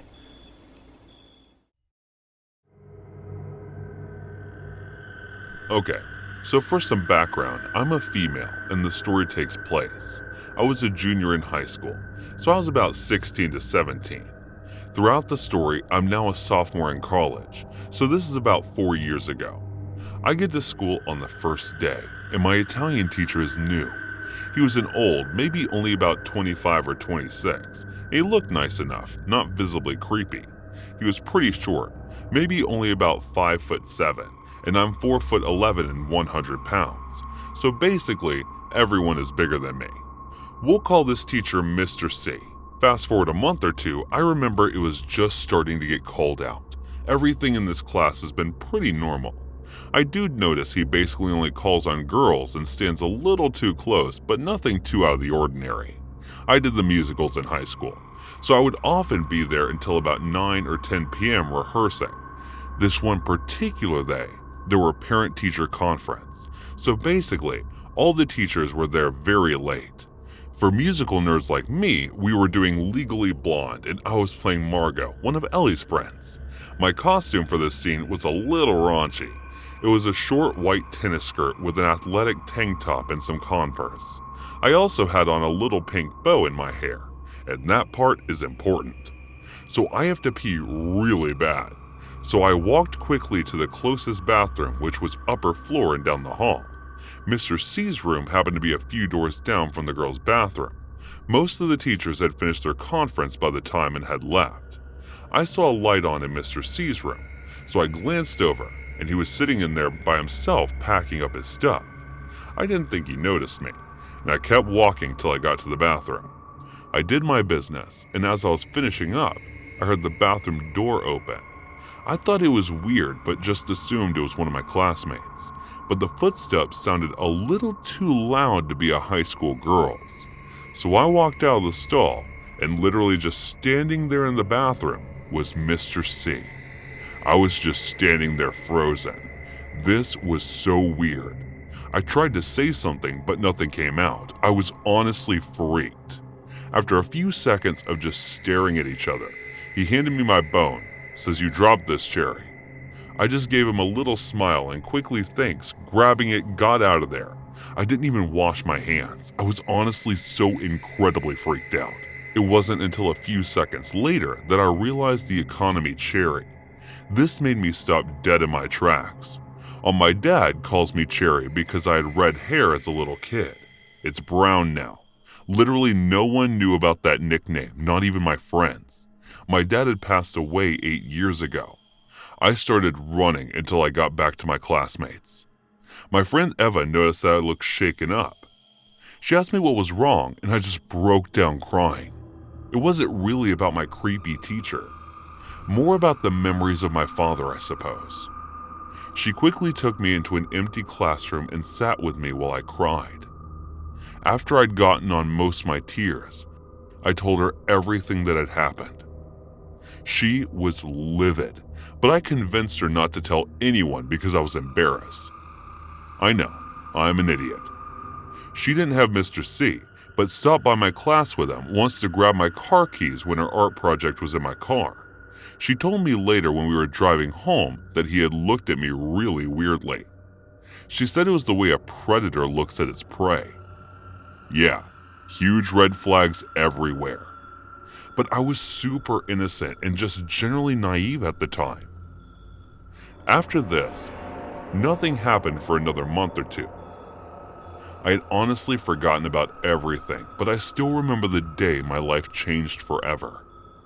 The day everything started, January 16th. I had just gotten home from school and went on Facebook. I had a friend request from a guy named Jake. He was super attractive, and a few people from my school were friends with him. So I assumed he went to a school in a nearby town. I shrugged and accepted his request. What I didn't notice was weird was that he had about 5 photos, all posts in the last 2 days, but I ignored it. So basically, 5 seconds after I accept, I get a message from this J kid. He says, "Hi, cutie," with a winky face. We talked for hours, and we both had so much in common. We loved to draw, had 2 older siblings, our parents were both remarried. Our favorite color was both periwinkle. Well, we both loved Billy Joel. The list went on and on. It was honestly pretty strange. He asked me if I wanted to hang out, and I said yes, but that I had cheer practice and the rehearsal right after. He sounded pretty angry and told me I was lying, and then called me a derogatory term. He sent about 100 messages about how it was disgusting, and I started panicking and just blocked him. I tried my best to ignore it and went to cheer practice. Cheer was from about 5:30 to 7, and then I had rehearsal from 7:15 to 9:30. Ava and I planned to grab something from McDonald's in our 15-minute break. In the middle of cheer, Eva sprained her ankle, so her mom came to pick her up. After I finished cheer practice, I decided I would just go to McDonald's by myself. It was freezing, and I was in a tiny cheer uniform, so I ran to my SUV and hopped inside. I clicked the push to start button, and nothing happened. What? That was strange. I tried again, a few more times with no success. I called my stepdad and he said I should just leave my car there and go back inside, and he would pick me up from rehearsal and check out my car. I was honestly so angry about not getting my chicken nuggets that I hadn't even realized that I'd never unlocked my car. I knew 100% that I locked it, and I didn't have to unlock my car to get back in. I didn't figure this out until weeks later and actually cried when I realized, because that meant that someone had actually messed with my car. I bought this car myself, so it was kind of my baby. Also angry and stopped my way back inside, having no clue why my car wouldn't start. A kitty not the second I walked inside, I slammed right into Mr. C.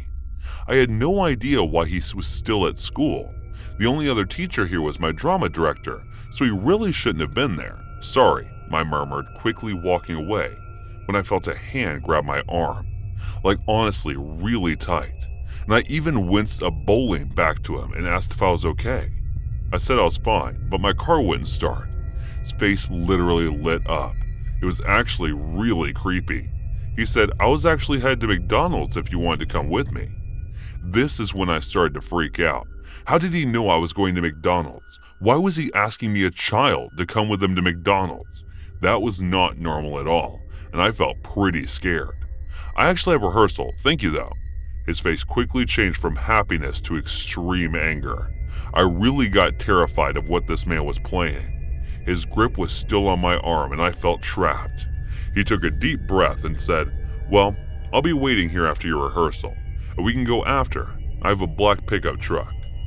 He quickly walked away to make sure I didn't have time to answer. I just stood there in shock, not knowing what was going on. My friend Maya suddenly appeared saying my director was looking for me and I needed to come to rehearsal. I quickly sped off with her, trying to figure out what I was going insane or if that had actually happened. After rehearsal, I was so genuinely terrified that I asked my stepdad to come to a different entrance because I said I was exhausted, and asked if he could go get my car tomorrow. He reluctantly agreed. On the way home, we passed my car, and sitting right next to it was a black pickup. I just about stopped breathing, but tried to calm down not to show my stepdad. Again, a dumb move on my part. I should have just come straight forward. The next day, I received a text from an unknown number when I woke up. It said it was from Jake and he apologized. Everything said he was having girl troubles and was so sorry. Like the idiot I accepted it. And we began talking again. After a little bit, I mentioned the school that I went to, and he said his uncle worked there. I was shocked, and as to I didn't even know what I was expecting, but of course he said Mr. C. Then he sent a blurry picture of a man and a teen boy fishing at a lake, and the man was obviously Mr. C. But the boy was not this Jake kid. Like it was someone completely different, and even in a different ethnicity. And then I realized that this person I was talking to was Mr. C. I immediately powered off my phone and just started crying. I was so freaked out. A mom walked into my room with my laundry and saw me sobbing. She asked what was wrong, and I broke down and told her everything. She flipped her lid on, called the cops, talked to my school. The next day, Mr. C wasn't in class. I found out a few weeks later that they found a ton of illicit images of children on his computer, and when they asked what his intentions were with me, he flat out said he was in love with me, wanted to get me pregnant, steal me, and marry me. Yeah, I'm still very traumatized after a few years. I know my story isn't as crazy as some people's, but it could have been much, much worse. I can't say Andre was a particularly weird dude. I didn't know him well, but every time we did speak, he came across as completely normal.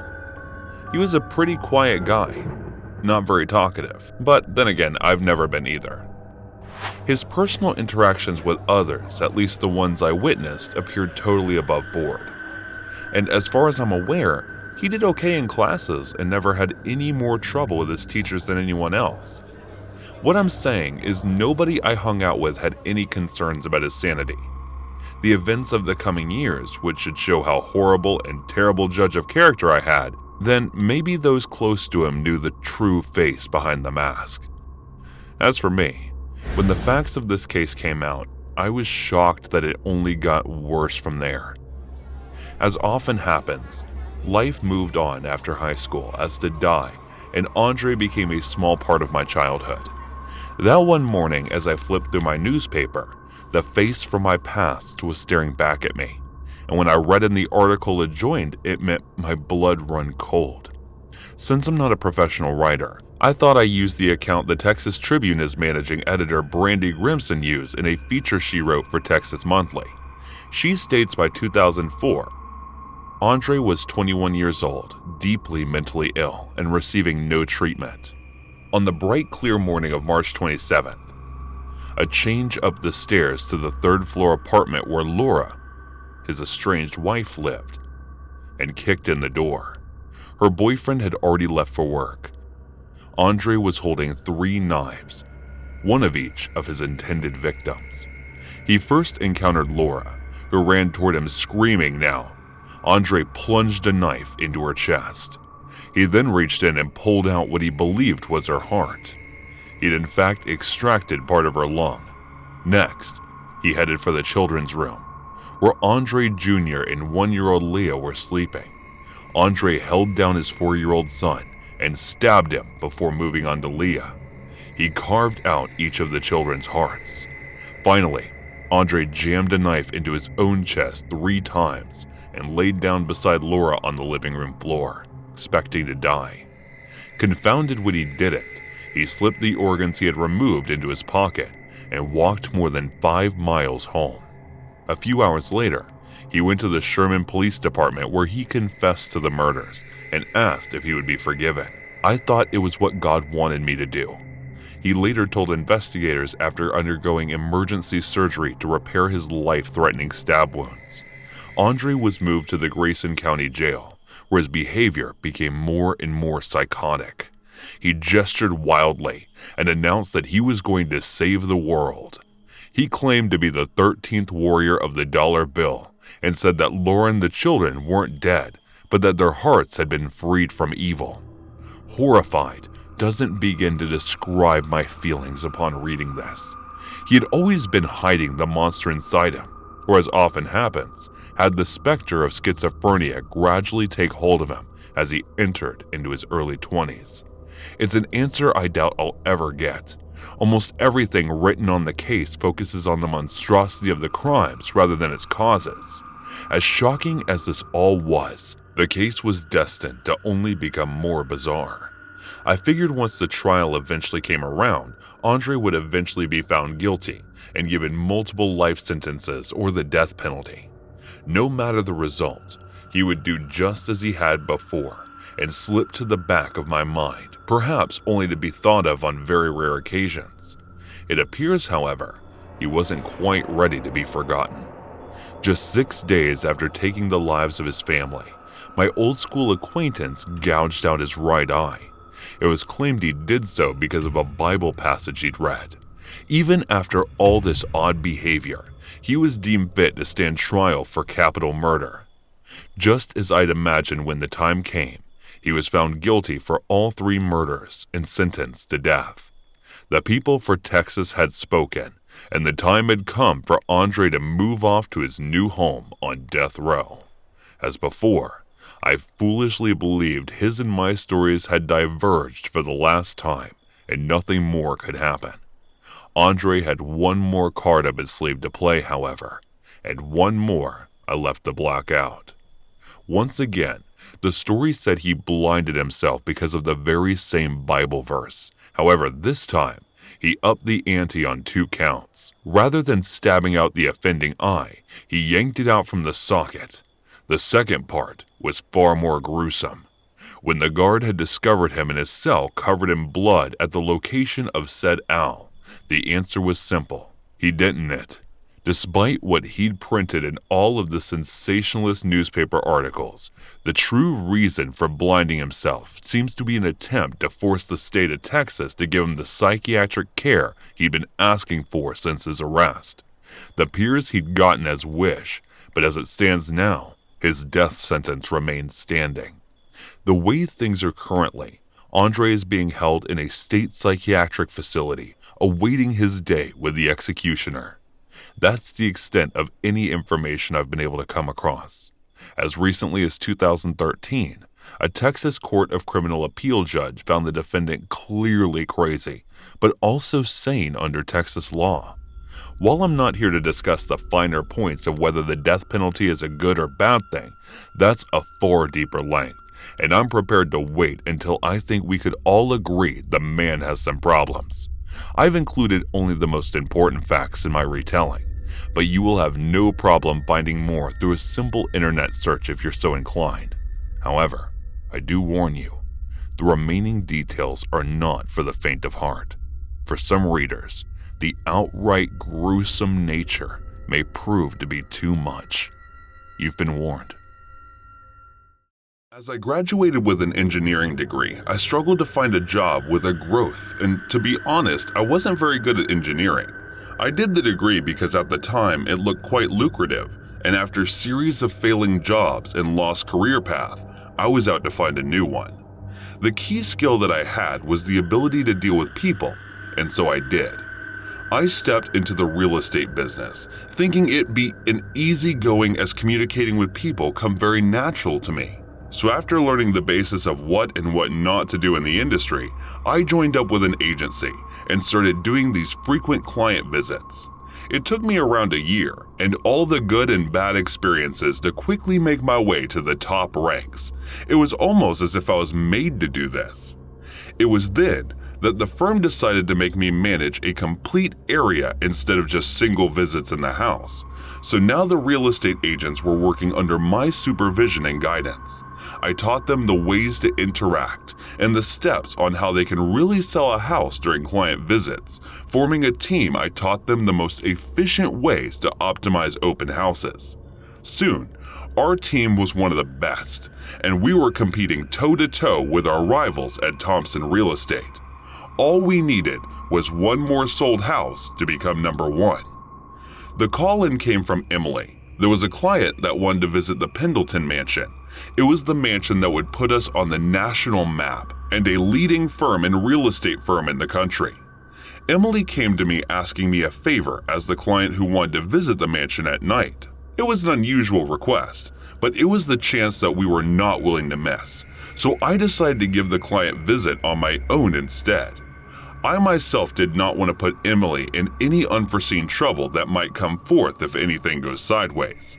So I decided to handle this meeting on my own, and instead of doing the normal client protocol, I decided to stir it up a little bit. There were 3 houses that I lined up for them, and to make sure that no commotion is created, I selected the 3 houses right on the center of the city. Since they asked for the pretty vintage style, they were very selective houses that I had chose and were quite pricey, and surprisingly, they did say that budget was no problem and that I could go on to the maximum of it.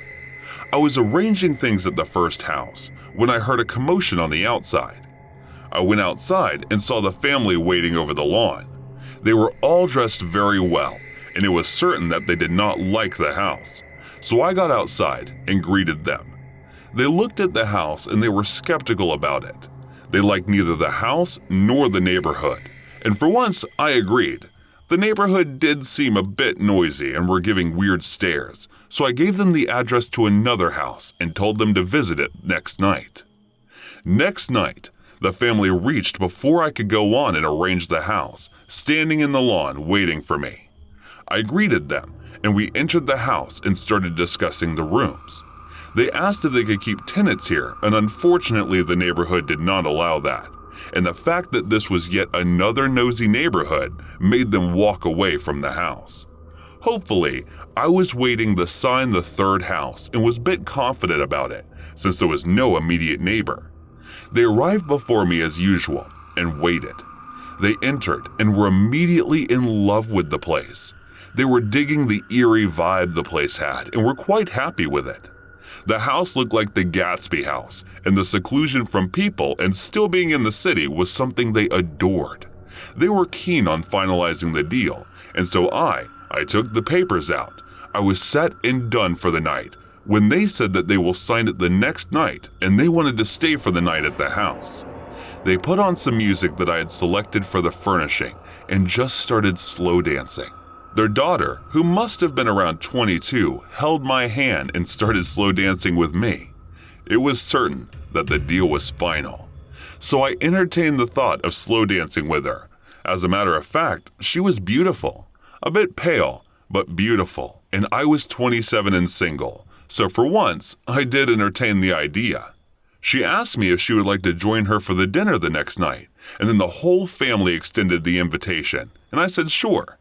They insisted on staying the night at the mansion, and I did not mind since paperwork was almost done and they were pretty final about it. As I left the house and kept moving forward towards my car that was parked in the distance, a man approached me. He had a set of long binoculars in his hand, and it made me go into the alert mode since he was giving me all the vibes of a stalker. But then he looked at me and said, "You don't look crazy."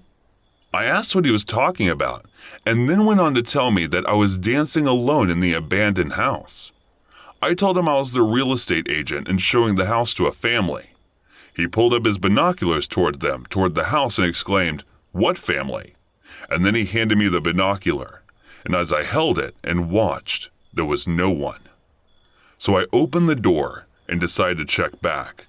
The man followed me this time. I called out for the family, but nobody came, and I assumed maybe they left. I was pissed at first because of the carelessness they just showed, so I went on to lock the door. The man with me continued, "What are you doing?" I told him I was locking the door so no one could enter and steal. The man said, "There is no door, mate. What are you closing?" And as I looked back, all I could see was a broken home, riddled with grass and several plastered cracks. The house was as old as one can get. There was no house, no family, and apparently, I wasn't a real estate agent. Well, not when I was alive anyway. I remember that I am just reliving my memories, and that house was the last one I had. I was shortly murdered on my way back from that house, and my murder was none other than the man with binoculars. I relive the memories of my life every single day and forget about them, almost as if I'm alive. Didn't you work at a strip club? As I was taking an order from a customer, he suddenly asked, looking at me curiously, as if he was trying to recognize me from somewhere. His question turned the heads of the other employees in my direction, which made me feel embarrassed. "I'm sorry, sir. I think you're mistaking me for someone else. Your total is $13.97. So, do you want to pay through cash, card, or online?" I tried to avoid any further questions and hurried with his order. Looking at the long line behind him, he didn't say anything else and just went back to take a seat. But while he was sitting there, he continued staring at me, which made me feel uncomfortable. I had put my past life behind me and did the unthinkable to hide it from everyone so that I can live a decent life peacefully. But if someone reveals it like this, it would ruin everything that I had worked so hard for. I used to work at a strip club in Las Vegas a few years back before I moved to New York. And even though I only did stripping for only a few months or so, the stain of being this kind of girl just doesn't go away. Society doesn't look at the girls who used to strip naked to earn money the same way they do to others. So I had no other choice but to hide my unpleasant past to start anew. But that past I tried to erase had come back to haunt me. Ugh. Why is he still not leaving? I bit my lips out of anxiousness. The way he was still staring while sitting there even after finishing his food was making me feel even more uneasy. But I still tried my best to ignore the man and continued working. Whenever our eyes met, He would smile at me like we were some old acquaintance or something, and it was starting to get on my nerves. He didn't wait much longer, though, and left after an hour or so. That made me feel relieved. But when I got off work and was walking back home, I noticed him waiting for me around the corner of the antique store. I wanted to turn back, but that would only confirm his suspicions, so I continued walking. "Are you sure we haven't met before?" He blocked my way and asked as he leaned to my face level. I swear I wanted to punch this creep, but since I did not want to create a scene, I tried to walk away from him. But he didn't let me and continued to block me. "Let's not do this, darling. We both know I'm right about you being a stripper. Now, if you don't want the little image that you have maintained here to get ruined, you'll quietly follow me." As he said that, I looked around and saw a few people from work looking at me, wondering who this man was. "Yes, sure, sir. I'll show you where the nearest subway is, since I'm headed the same way." Filed with indignation, I said this a little louder for them to hear and started walking with him. I could see the nasty smile on his face that was infuriating me, but I controlled my maniacal urges and followed him silently. The place he was leading me to did not look like a good neighborhood. There must be at least 5 abandoned houses we passed, and the people walking in the area looked shady as hell. "Where do you think you're taking me?" I finally opened my mouth to ask him that. The bastard looked at me with his foul smile and said, "You'll know soon, and if you don't want your little secret exposed, you'll keep following me." I clenched my fists, controlling my homicidal tendencies, and gave him the fakest smile I could. He led me inside the building, and when we entered an apartment that resembled a garbage can, he locked the door behind us. I turned to look at what he was doing, and as I predicted, he lunged at me in an attempt to rip my clothes, which I successfully managed to avoid. He must be delusional into thinking I followed him because he had the upper hand on me, but he had no idea what my true intentions were, and foolishly led me to a neighborhood filled with crimes. How dare this evil-smelling, malicious man try to take advantage of me? Does he think I'm an easy target just because I used to work at a strip club? I muttered in a barely audible voice, thinking how cruel fate is to women. "What did you just say?" he asked in a pissed tone, which made me look him in the eye and sigh a bit louder before speaking. "If you know me, then you probably know Bill too, right?" I looked directly into his eyes. "Are you talking about the manager of the club?" he replied hesitantly. "Do you want to know how he died?" He took a step back as he saw the maniacal expression on my face. Oh, I did not want to do this anymore, but it's bad that I have to kill you now. As I said that, I noticed him getting ready to escape, so I kicked him behind the knees, making him fall on all fours, and then I rushed at him, putting him in a headlock.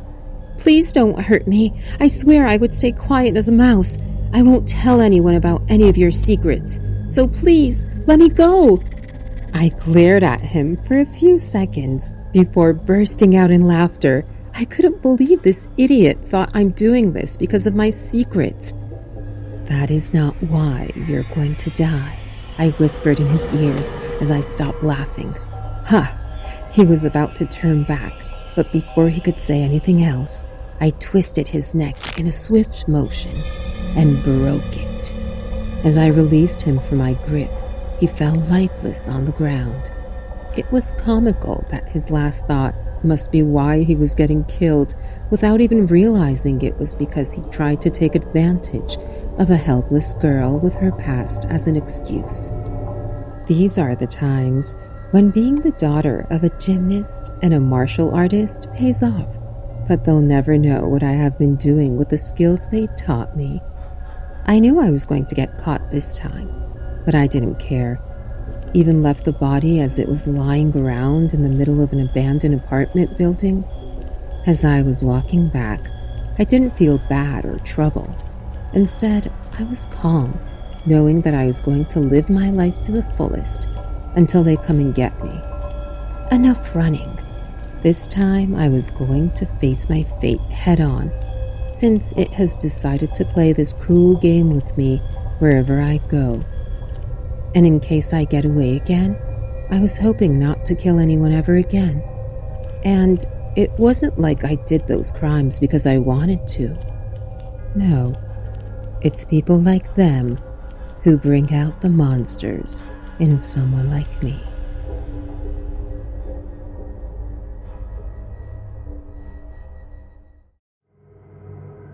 Back in the 90s, I was working at this call center, and I was the manager in, and we had a lot of calls that came in every day. And our office was located right in the center of a hospital and coffin cellar. It was a small rental place, and we were selling pinky stocks to people. So our office wasn't really the high-end office like them stock exchanges, and it was a low-rent place, and really weird place to have an office at, between a hospital and a coffin shop. I was the night shift manager, and I didn't like, but it paid better than the day shift and the staff was less, so it wasn't difficult to manage them all. Day shift was a pain in the ass to manage, and I wasn't ready for that. We had these small coffee breaks in the night where we would just sit outside the office and see the hospital all busy, and even the coffin shop would stay busy most of the times. People would walk across from the hospital to the coffin shop, and being there in the night shift, you would witness it all. It was weird that we did that, but it was very thought-levitating, and we all enjoyed deep conversation in those small coffee breaks of contemplation. Even the employees that worked the night might look weird to the outside world, but they were much deeper in their thinking than compared to the day shift staff, and I managed them both, and I liked the night staff much better. This one day, when there weren't people at the shift because of the flu, there was a flu going around and it hit the office. Most of the employees were down with it, and only a handful were able to attend the office. And we were keeping busy that night since there were a handful of us and a lot of phone calls to handle. The night was too busy, and it was all chaos in there. We were handling calls for our friends. It was a tight night, and we were squeezing in as much call time as we can to hit the night's target. We had to stay ahead from the day shift team. It was important. We were hitting the targets right and were ahead than the team, and we're making sure we kept the lead, and that is why we were working our best to do that. So after a continuous call answering and making the lead by working 4 hours straight without stopping, we arranged a break for everyone and ordered pizza and Coke, and decided to head out and eat by the tables outside the office, and it was a great one. Everyone deserved that. When we got out there, we saw that even the hospital was quiet today, and the coffin shop closed, and it was one of those calm nights that were full of sweet melancholy, and we relaxed and sat on the tables, all of us staring in the distance, just enjoying our pizza and Cokes. It was a great night. And then, a man approached us. He asked if we knew when the coffin shop will open. We had no idea, so we told him. But then the man still kept on walking towards the shop. And then we just walked right past the door, and we were all astonished. We thought that the shop was closed, and then around 10 minutes later, the man walked back from the shop and said to us, "When my son comes, you will know. Tell him that I want the blue marbled coffin." And the man just kept walking towards the hospital. We were just dazed with everything weird that was going on. And then around a half hour later, when we were able to get inside, a young man asked us, "Excuse me, is the coffin shop open yet?" And I said, "No, it is closed today. It will remain closed today." And the man looked disappointed. And just out of the feeling in my gut, I said, "Your father wanted the blue marbled coffin." And he stopped and asked me, "What?" And then I told him the story about a man who just walked in a few minutes earlier. And then the man said, "You must be mistaken. My father died this morning. You must have mistaken me for someone else." And then I don't know why I did, but I asked the man to show us the photograph of his father. And then he took out his phone and showed us, and we were stunned. It was in fact his father, and the man was shocked. How could we have all seen the same man? And then we realized it was the ghost of the dead man, trying to convey the one final wish.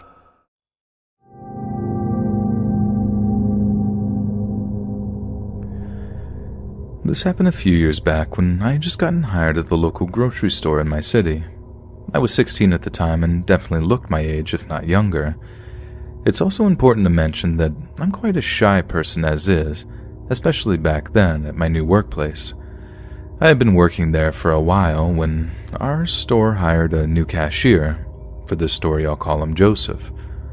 Overall, Joseph seemed pretty nice. He was always waving hello to everyone, greeting everyone at the start of his shift. Just fit in pretty well and seemed like a fairly normal guy, trying his best to befriend his coworkers. After a few months of working there, Joseph started trying to talk to me more frequently. This didn't seem weird, as cashiers tend to get close to anyone that they frequently work the same hours as. It's always nice to have someone to have short conversations with when the store gets quiet. It did escalate pretty quickly, with him going out of his way to talk to me about any chance he got. But again, he was fairly new and I assumed he was just being friendly. This changed one day as I'm getting off of work and he approached me as I was exiting the store and asked if I would like to get coffee with him. I was caught extremely off guard by this, and due to being shy and an anxious person, I stammered out a quick, yeah, sure. Immediately regretting this in my head, as I had zero attraction to Joseph, before I quickly ran out of the store to where my parents were waiting to pick me up. That day when I got home, I searched his profile on Facebook to see if I could find out more about him. It turns out Joseph wasn't actually as young as I assumed he was. He was 26 years old at this time. At this point, I will also mention that it was a known fact between all cashiers that me and a handful of other cashiers were all in high school. So knowing that I wasn't going to entertain the idea of coffee with him, the next day at work when I saw him, I told him that I wouldn't be able to get coffee with him as the age difference was too much for me. Unfortunately, this didn't seem to deter Joseph, who simply replied, "Does age matter to you? It doesn't matter to me." I replied with a quick, "Well, when you're almost 30 and I'm in high school, it matters a bit." This comment seemed to go unnoticed as he stated how he would wait for me and how he could make me happy. This obviously creeped me out, and from then on I began to avoid Joseph as best as I could. However, he began to become very persistent. Every single shift I had, he either happened to be working already or would go through my till to buy a single item and continue to pester me for a date, asking me almost daily, "Have you changed your mind?" and telling me that he wasn't giving up. This may not seem like much for those reading, but being harassed daily by an older man in an environment where you were supposed to be safe was terrifying for me. I admit, if this had taken place now, I would have totally gone to HR or my manager and told them about the situation, but as a 16-year-old girl working her first job, I feared that I was overreacting. Eventually, after at least a couple of months of honestly being scared to go to work, I confided in a friend that I worked with that it was happening. This friend happened to be a huge 6-foot-tall man who said that he would talk to Joseph about his creepy behavior. Around the same time, I also told one of Joseph's closer friends at our workplace about his behavior and how it was upsetting me. And around this time, Joseph began to leave me alone, shortly after leaving the store entirely. I actually began to forget all about this until a year or so ago after it all happened, when I got a message from an old work friend who I don't typically talk to. Her message simply stated, "Did you see this?" and had a link below. The link was a mugshot from the Crime Stoppers unit in our town, a mugshot of Joseph, underneath which it said that there was a province-wide warrant out for his arrest for the charges of possession and distribution of illicit images containing children. I don't know what I avoided by not going out for coffee with him, and I can't say with certainty that anything would have happened, but boy am I glad my warning bells went off when they did.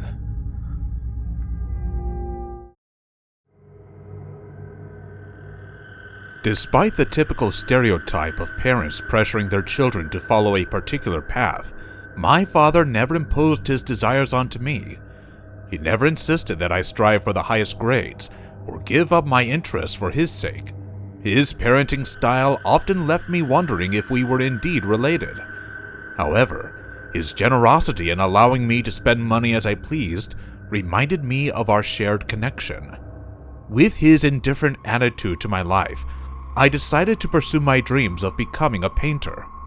I took the bold step of enrolling in one of Chicago's most prestigious art schools, determined to hone my skills and make a name for myself in the art world. To ensure that I had ample time to practice my craft, I chose to live off campus and secured an apartment near my college. My father didn't say a word, even at that. As I began my semester, I found myself quickly making new friends. However, one particular guy, Paris, seemed to rub me the wrong way. I couldn't quite put my finger on what it was that bothered me about him, but there was something about him that triggered me. Perhaps the way people kept comparing us, or the similarities in our voices made me feel uneasy. It could have even been that he had such a close relationship with his father, something I had always longed for but never had. I knew that my feelings of jealousy were petty and irrational, especially since he had done nothing but treat me with kindness. Yet I couldn't help but envy his similarities, even though I was wealthier than him. Despite my shortcomings, he seemed to have everything that I lacked. A festival was coming up soon, and the atmosphere was exciting. It was the first festival of the year, and as per tradition, all first-year students were expected to participate in various activities. Being a confident swimmer, I decided to showcase my skills in the swimming competition. However, on the day of the festival, as I walked towards the competition arena, my heart dropped when I overheard a group of students gossiping about Paris, my biggest rival, and his impressive swimming skills. The thought of competing against him made me feel uneasy, and I could feel a sense of resentment building up inside me. I knew this would be a challenging and intense competition, and if he won, I would have another reason to hate him.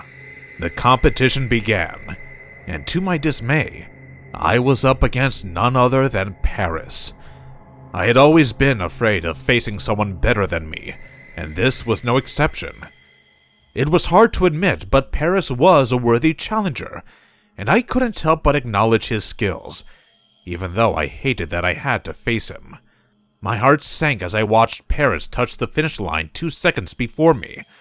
I felt a rush of anger and frustration unlike anything I had ever experienced. Paris's constant presence and success had become a thorn in my side, and I was determined to end it. With a steely resolve, I began to hatch a plan to ensure I would never feel inferior to him again. Since I was never interested in father's business, I didn't know much about it, but I knew how to hire someone through the dark web. So, I hired a hitman anonymously to kill him. The evil part of my psyche that had seized control of my faculties was dominating my ability to make rational decisions. I told him I needed the task to be done within a week. As I entered the college gate, my gaze inadvertently fell upon Paris, striding ahead with his usual swagger. Seeing him triggered a rush of emotions within me, an inexplicable mixture of frustration, disappointment, and anger. I could feel my fingers involuntarily curling into a tight fist, a physical manifestation of my boiling rage. In the distance, I could see his father's car disappearing around a corner, and the realization that Paris was being handed everything on a silver platter only fueled my resentment further. Something clicked in me, and I decided I needed a change of plan.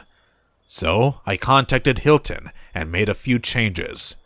That following evening, I got a call from my dad, and the question he asked me was so weird that I had to see his name on the call phone screen again to make sure it was him. "How did you know?" he asked. What had gotten into him all of a sudden? "What are you talking about?" I asked in confusion. "About your father." I stared at the phone screen, thinking he had gone senile. "I don't know what you're talking about, Dad," I said, putting pressure on the word Dad to remind him that he was my father, in case he had forgotten about it. "You had him killed, didn't you?" As he uttered those words, there was an utter silence that followed. I couldn't speak a word, and neither did he. But then he said, "How much do you know?" he asked. After a brief pause, I replied, "Everything." I had no idea what he was talking about, but I felt I needed to act. I knew if I wanted to find out what nonsense he was uttering. "Listen, Luke, I don't know how you found out and how much you know, but you must know. Our child died right after his birth, and your mother was losing her mind. I didn't want to lose her. And when I saw you twins, I had to snatch you. But trust me, we love you just like we would have loved our son." As I heard this, my mind went blank, and I immediately disconnected the call. I couldn't process what I found out, and if Dad knew he was dead, that meant he was dead. My mind started replaying all the similarities I had with Paris, and the fact that I had my biological father killed just to make my own brother's life miserable. I wanted to turn back what I had done so badly that I ended up calling that hitman. But when he confirmed that he had done his job, I felt as if my soul had left my body. I had to receive my punishment. So I got up that instant and went to the nearest police station. My confession was ready, and whatever the punishment I deserved, I had convinced myself to receive it.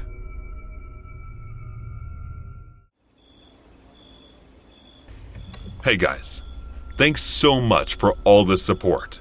If you haven't subscribed to the channel yet, please feel free to do so.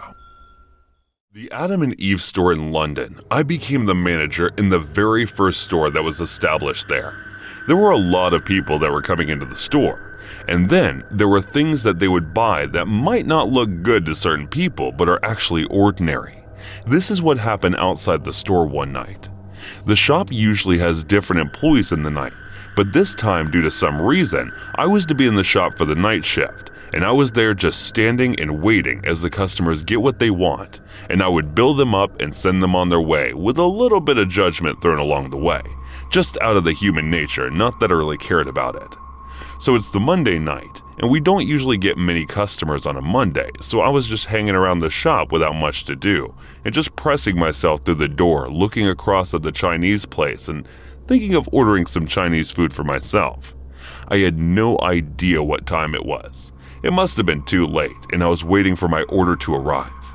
It had been around 30 minutes, and even though it was just a few feet away from the doorstep, I wondered why they were late. Around 30 minutes late. I asked them, and they said that there had been an accident in the kitchen, and that is why the order was a bit late. And then they put the order on the house, and I didn't have to pay for it. I took the free meal and pulled my chair by the door and started watching outside the door. It was a dull day, and there was just enough entertainment on the streets of London for us to have while eating our Chinese food. I looked outside, and there was a bit of fuss gathering around in the middle of the street. And then just minutes in, a fight breaks out, and these two tall guys are hitting each other with their bare fists. It looked really painful, and people were trying to get away from each other, but they were just at it, angry and wild. Then one of the guys picked up the chair from the Chinese place and threw it over the other guy, and then I thought of closing the door before they get into the shop I was working in.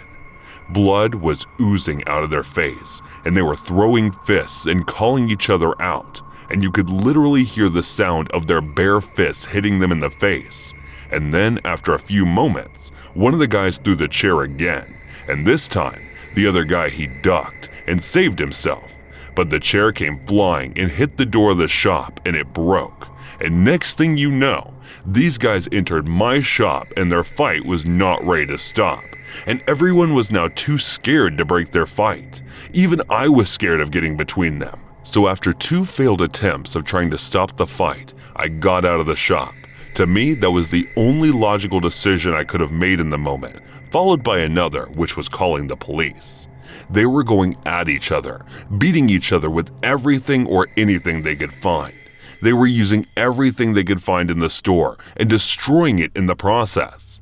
I was hoping that they would stop, but there was no way anyone was risking getting in between that. And then, in all their rage, One of the guys picked up the straps for bondage and used it and wrapped it over another guy and started choking him wildly, and he was very aggressive in doing that. The other guy was down and helpless and was gasping for air, trying to find something to hold as he was getting strangled hard by the other guy, and I was just worried about the damage that they were causing in their scuffle. And then the guy who was getting strangled got hold of a glass-shaped dildo, and with it power, ran it through the face of the other guy, and he fell and turned over. And as he did, the guy took the now broken glass dildo and then stabbed it right in the heart of the man and killed him as the blood drained out of his heart, and our store was now the place of crime.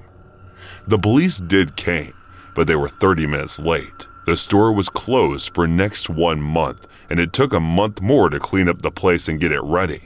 The most interesting thing about it was the newspaper headlines. They all said, "Death by Dildo" as their headlines.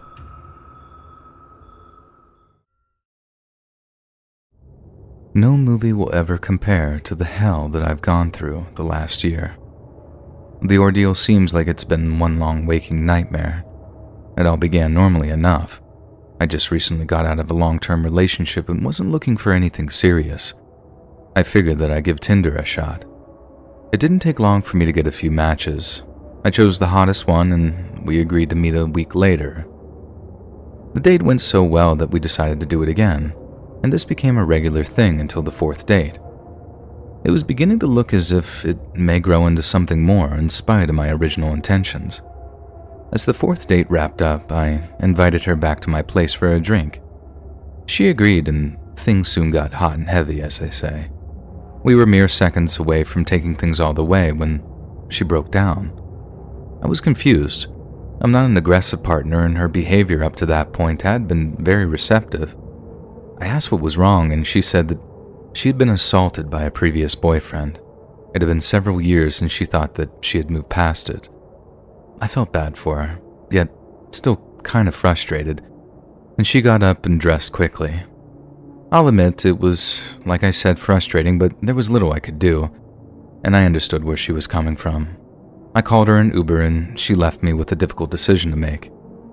After a long, sleepless night, I decided to just kind of end things there. Some of you reading this may call me cruel, but I couldn't really see another option.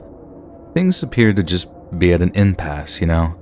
I wasn't going to wait around until she determined that she was ready, and I sure wasn't going to pressure her into anything, obviously. I told myself that it was for the best. I'd never wanted to jump right into another relationship so quickly. That wouldn't benefit either of us, and I broke things off as kindly as I could.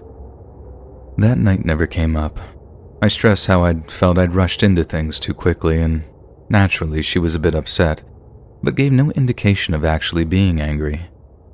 I wished her a happy future and just bid her a goodbye, and normally, that's where it would have ended.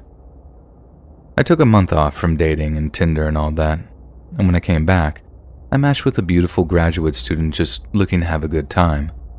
This is more of what I was looking for. We met for drinks and hit it off. I went home happy with a spring in my step and a gleam in my eye, as they say. And maybe 2 days passed when I got a call from a neighbor. He informed me that there were leaflets posted all around our neighborhood, calling me an attempted predator. I thought this was his idea of some sick joke, and definitely not a good one. I laughed, but he assured me that this wasn't a laughing matter. I demanded proof, and a few minutes later he came to my door with a bright yellow piece of paper, and it claimed the following. On the night of Friday, November 19th, 2021, I was invited on a dinner date with Mr. My Name. After being plied with many glasses of wine, I was pressured into joining him at his home. Although I was clearly unable to consent, Mr. My Name attempted to coax me into his bed. When I refused his advances, he became enraged and threw me onto the street in the middle of the night. Please make sure all your female friends are made aware of the danger they may face by dating this manipulative monster. I can't begin to describe the anger that I felt in that moment. It was made worse when the neighbor asked me if it was true. Of course it wasn't, but when someone asks that type of question, it's a good indication that they believe it. Rather than strangle him, I did my best to assure him it was not. And his reception was less than convincing, but I had more pressing problems at that second. I had to get all those flyers, or whatever you call them, before any more impressionable idiots saw them. I spent most of the day pulling them from light poles and bulletin boards all over town. I'm still not sure if I got them all, and I counted over 200 when all was said and done. Then, out of nowhere, I discovered that I had been banned from Tinder after someone filed a complaint against me. My life felt like it was spiraling out of control, and I was desperate to stop it any way I could. What came next was probably the biggest mistake I'd made during this entire ordeal. I worked myself into such a muddle I did the one thing I shouldn't have. I contacted her via text message to confront her. She promised to retract her claims if I agreed to meet her face to face, and I took the bait like a sucker and drove to her house. We sat down at her kitchen table where she explained how hurt she felt. I wasn't interested in hearing any of it, but I was willing to suffer to save my good name. While she did so, she kept a glass of wine close at hand. She had clearly been drinking even before I arrived. After an hour, everything appeared to be handled. As I prepared to leave, she began coming on to me, and I mean in a very obvious manner, and I almost gave in, but then I remembered our previous problem and I shut her down. She was not pleased. She hissed and walked off toward the kitchen. I figured that she was getting some more wine, and it seemed like a great time to sneak away. I was putting on my jacket when a crash came from the kitchen. I hurried in to see what the matter was and was met by a shrill screeching. She rushed towards me with a stem of a broken wine glass and stabbed me with it.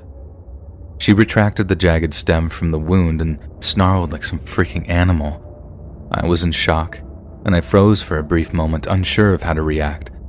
Then she lunged at me again, just missing, and I took off. She pursued me out to my car and pounded on it as I sped off, and I just drove straight to the hospital, calling 911 as I drove.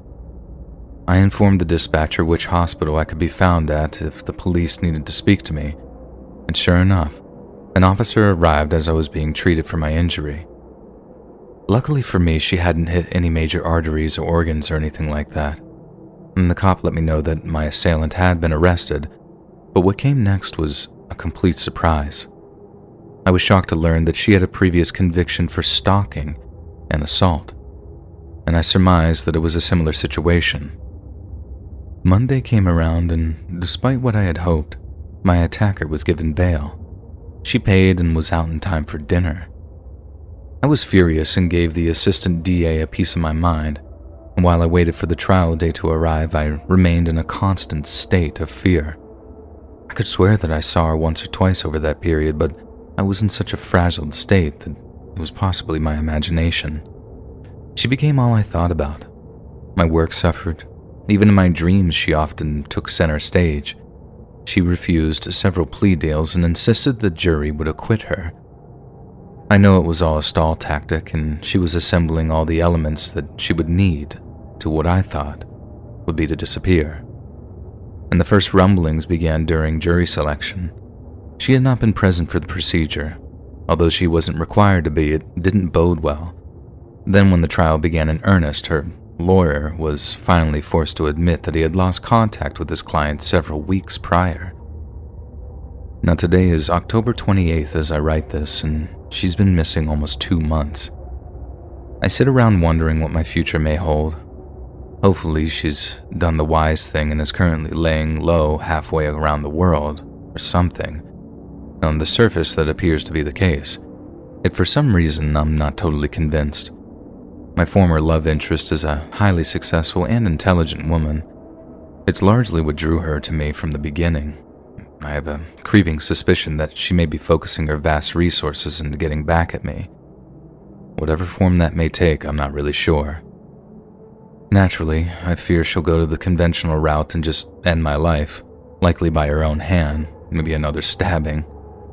However, she is more than capable to go even further and extend my suffering indefinitely. And this is why I'm going to all the trouble to post my side of the story. I'm well aware I probably come off as a jerk in some circumstances, but I don't care. I just want a record of the truth to be available publicly should I disappear. My lawyer also has a copy in case I'm no longer around to testify on my own behalf. It's doubtless that law enforcement will eventually catch up with her at some point. I'm concerned it will be too late for me, though. So if you learn of the death or a disappearance of some unknown New York State attorney through the media, please remember what you read here. I work as a security/nighttime attendant at an apartment building. It's 24 stories and one of the oldest in the city. One night, I'm sitting here when the phone rings at about 3 a.m. and I answer, "Hello, this is Daniel with front desk. How can I help you?" The voice on the other end sounds female, but was totally garbled, and the only bit I could make out was 23rd floor. I tried to tell the person that I could not understand them and asked which apartment they were in, but again, gobbled the response. And I just made out 23rd floor. After the third time of trying to understand them, and the same response, I said I couldn't understand them. I would go up and meet them in the hallway, so I go to the main elevators, and surprise, surprise, they are both on the 23rd floor. Fortunately, we have an older service elevator, and it's only on the 7th, so I call it down, get it, and hit the button for the 23rd. But it won't move and the inner door won't close. But I go to unlock the reset panel, and boom, we start going up. Door's still open and freaking out a bit, and the elevator is shaking because it goes up pretty fast and isn't old. As I'm ascending, I just stay towards the back, and finally, I reach floor 23. I step out, door closes just fine, and I look around the hallway. There's nobody around. I walk along slowly, trying to listen for anyone awake who might have called, but there's nothing. So now, I head in the opposite direction and go towards where the regular elevators are. And when I get to them, they're just sitting there and their doors open. I was pretty freaked out, but I knew it would just be the elevator going Fred's. So I get in and figured out just reset them and get them to floor 1. When I heard the sound of the back stairwell closing, I quickly get out, go to the stairwell, and lo and behold, there's no one there. But the maintenance door to the machine room is ajar. And at that time, I'm the only one in the building with a key. At the top of the building is a large machine room housing all the really loud machinery that does stuff in the building and allows access to the roof. I don't like going into there because it's creepy as hell, and no one ever goes in there. So at this point, I'm seriously freaked out, but muster up and head inside. "Hello," I shout, but to no response. The lights in the room flicker because they're terrible fluorescent, so I can't see well either. But at the end of the room, I can make up the roof access door and show us how it's slightly open. So I slowly continue forward, checking the space in between each machine as I walk by, to make sure there's no one there. And there isn't. I open the roof door access. I can't see anyone ahead of me on the roof, but there is a slight wraparound if there was a jumper or something I needed to be sure. So I step out and leave the door ajar. Like it was almost immediately, the door is pulled shut. Now, I might have written off as wind or something, but this door is hard to shut and really hard to open. Really hard. I immediately grab the handle and yank it open, slam it behind me, and run straight for the maintenance door. It automatically locks when it's closed, so I slam it shut too, and go back to the 23rd floor hallway. Get into an elevator which the doors are still open for, and go all the way down to the first floor. I go back to the main lobby, and as soon as I sit down, the phone rings. I pick it up. Don't say a word, and sure as hell, gobbly voice again. The only audible thing I can hear is a voice saying 23rd floor. I hung up the phone, turned off the ringer, and spent the rest of the evening just staring at the parking garage security monitor. There's been a bunch of creepy things happening in this building. It's basically like the Overlook Hotel at night. I walked past a dark room here on the first floor once and swore I saw myself standing inside it. The next night, as I'm inside said room cleaning, the lights flip off, and I turned around to see a quick flash of myself walking past there. Must be some creepy ghost or something playing games with me at work. Why was it trying to leave me onto the roof of beer holding? I can only speculate. Perhaps it wanted to throw me off.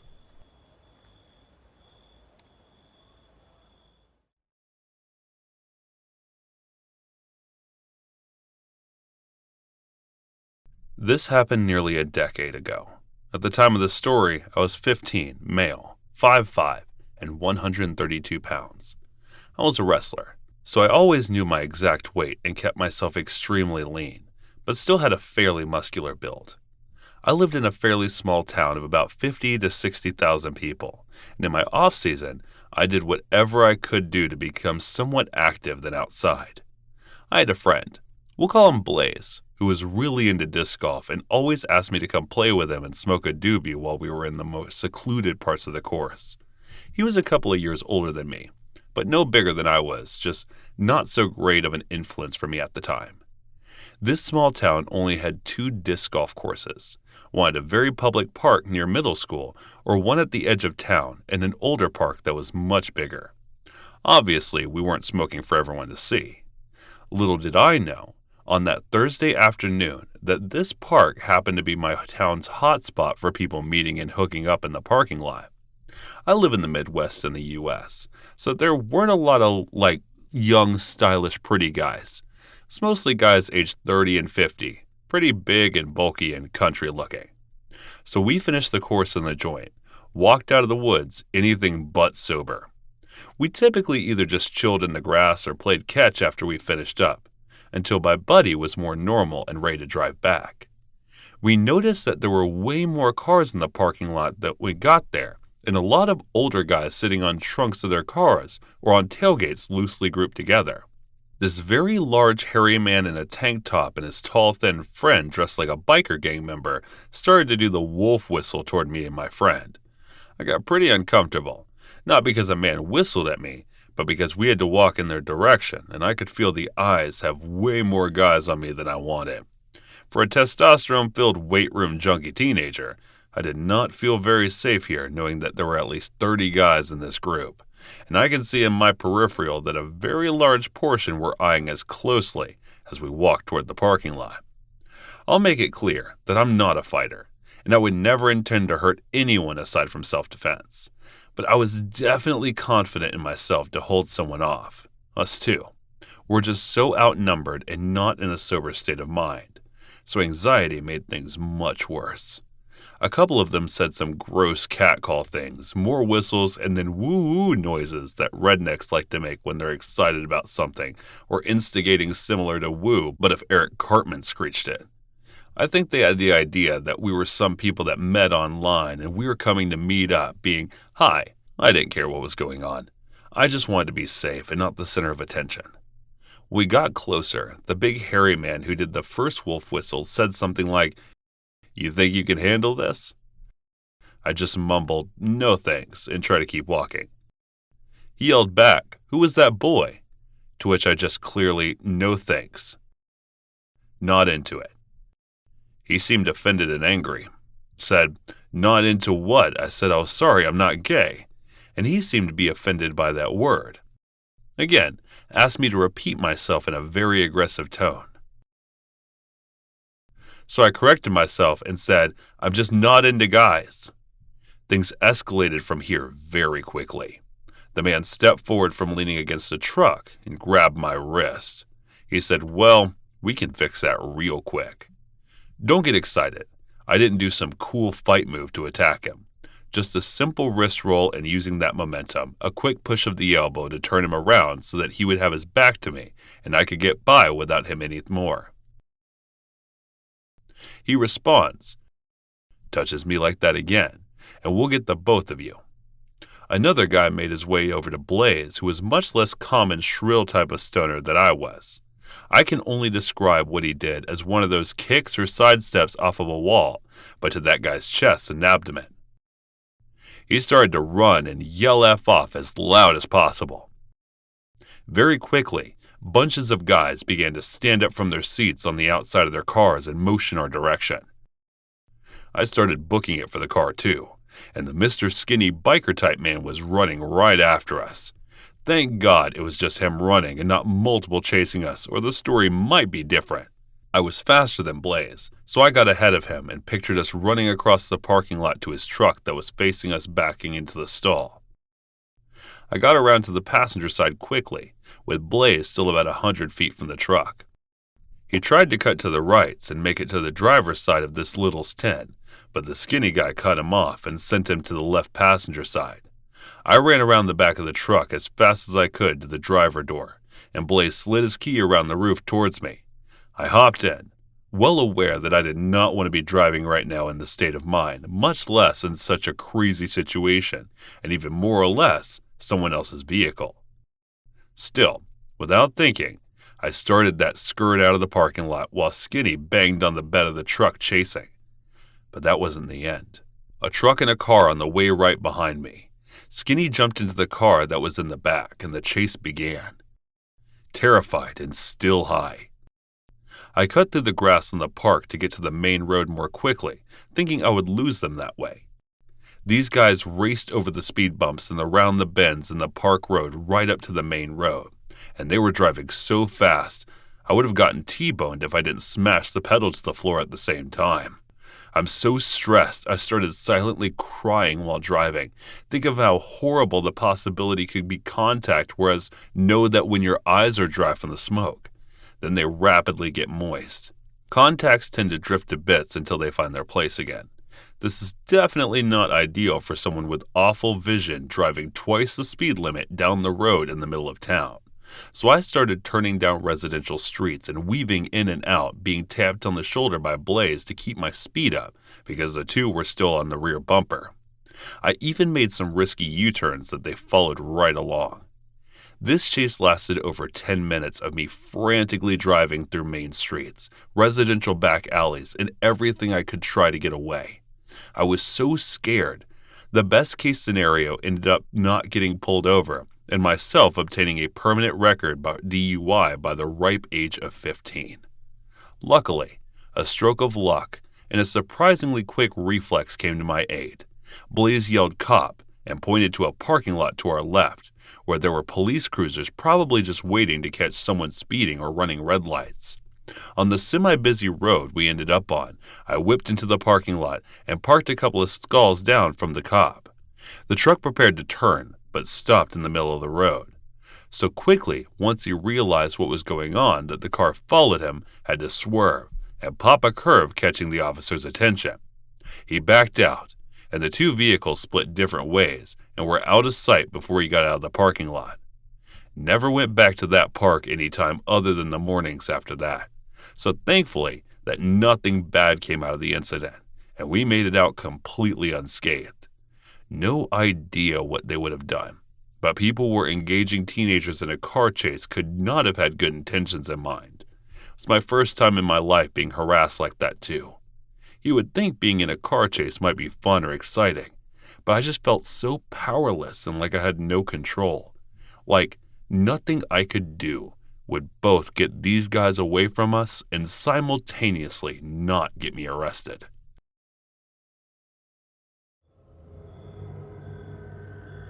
After high school many years ago, I was in a bad place. My guardian had kicked me out after graduation. She didn't help me find a place to stay, so I lived in my car for a couple of months. I met some heavy metal dudes at work one day.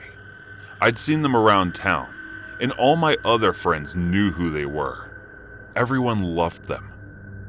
We became friends over a couple months, and they offered for me to move in with him. I agreed. Looking back now, I wish I had just stayed in my car. My two main roommates were brothers named Andrew and Seth. They were in a band. They also believed in the occult and anything of that sort. I never really believed in that stuff, but I'm not one to tell someone what they should believe. They had let me live with them rent-free for several months, so who was I to complain? Being the only female in a house full of young men, I was always looking over my shoulder. You never know who you can trust, and turns out, I was right to worry. Over time, their friends started to stay with us for longer periods of time, sometimes weeks. Their friends were another group of brothers that they had gone to school with. There were 5 brothers in total, but only 2 stayed with us consistently. The younger brother Mark was very polite.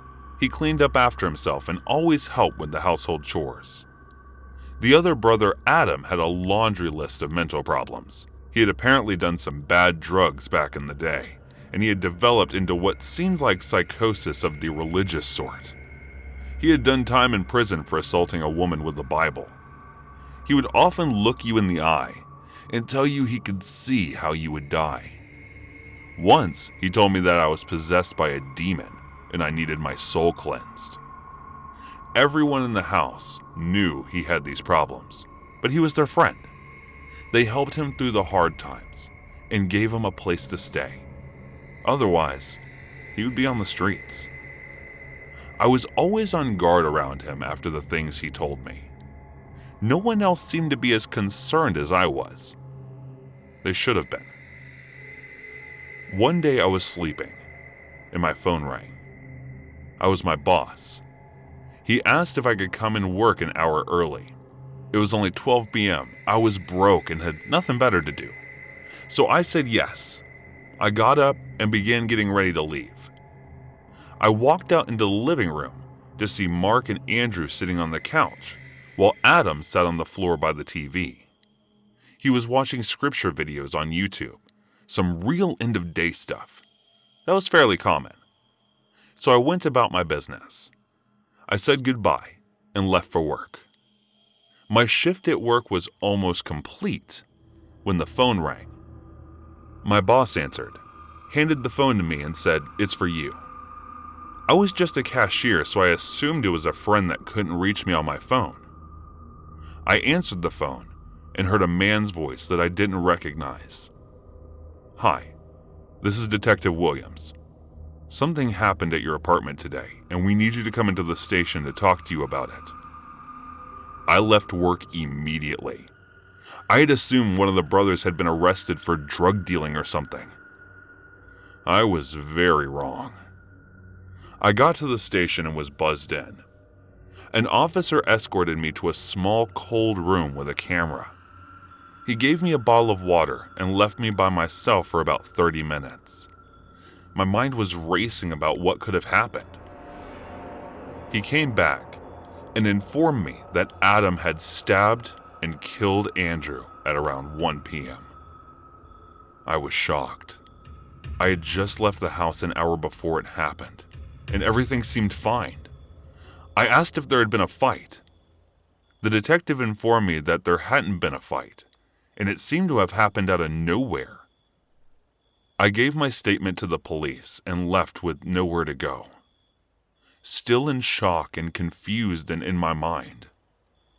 Our apartment was a crime scene, so I went to another friend's house to watch the news report since the police wouldn't give me any information in the case. Over the next couple of days, the information began to be released. Adam hadn't just stabbed Andrew once, not twice, but he had stabbed him over and over and nearly decapitated him. After the murder, he ran down the road, still holding the murder weapon. He called 911 and informed them what he had done. I watched the news report in horror. We had known he was unstable, but this had fully confessed to the brutal murder and provided police with his notebooks. He had apparently planned to murder all of his brothers, my roommates, and me. He thought we were possessed by demons, and this was the only way to free us. Luckily, none of his other intended victims were there that day. Mark unfortunately witnessed the murder, but he was lucky I escaped. If I hadn't gotten that call from my boss, I wouldn't be alive today.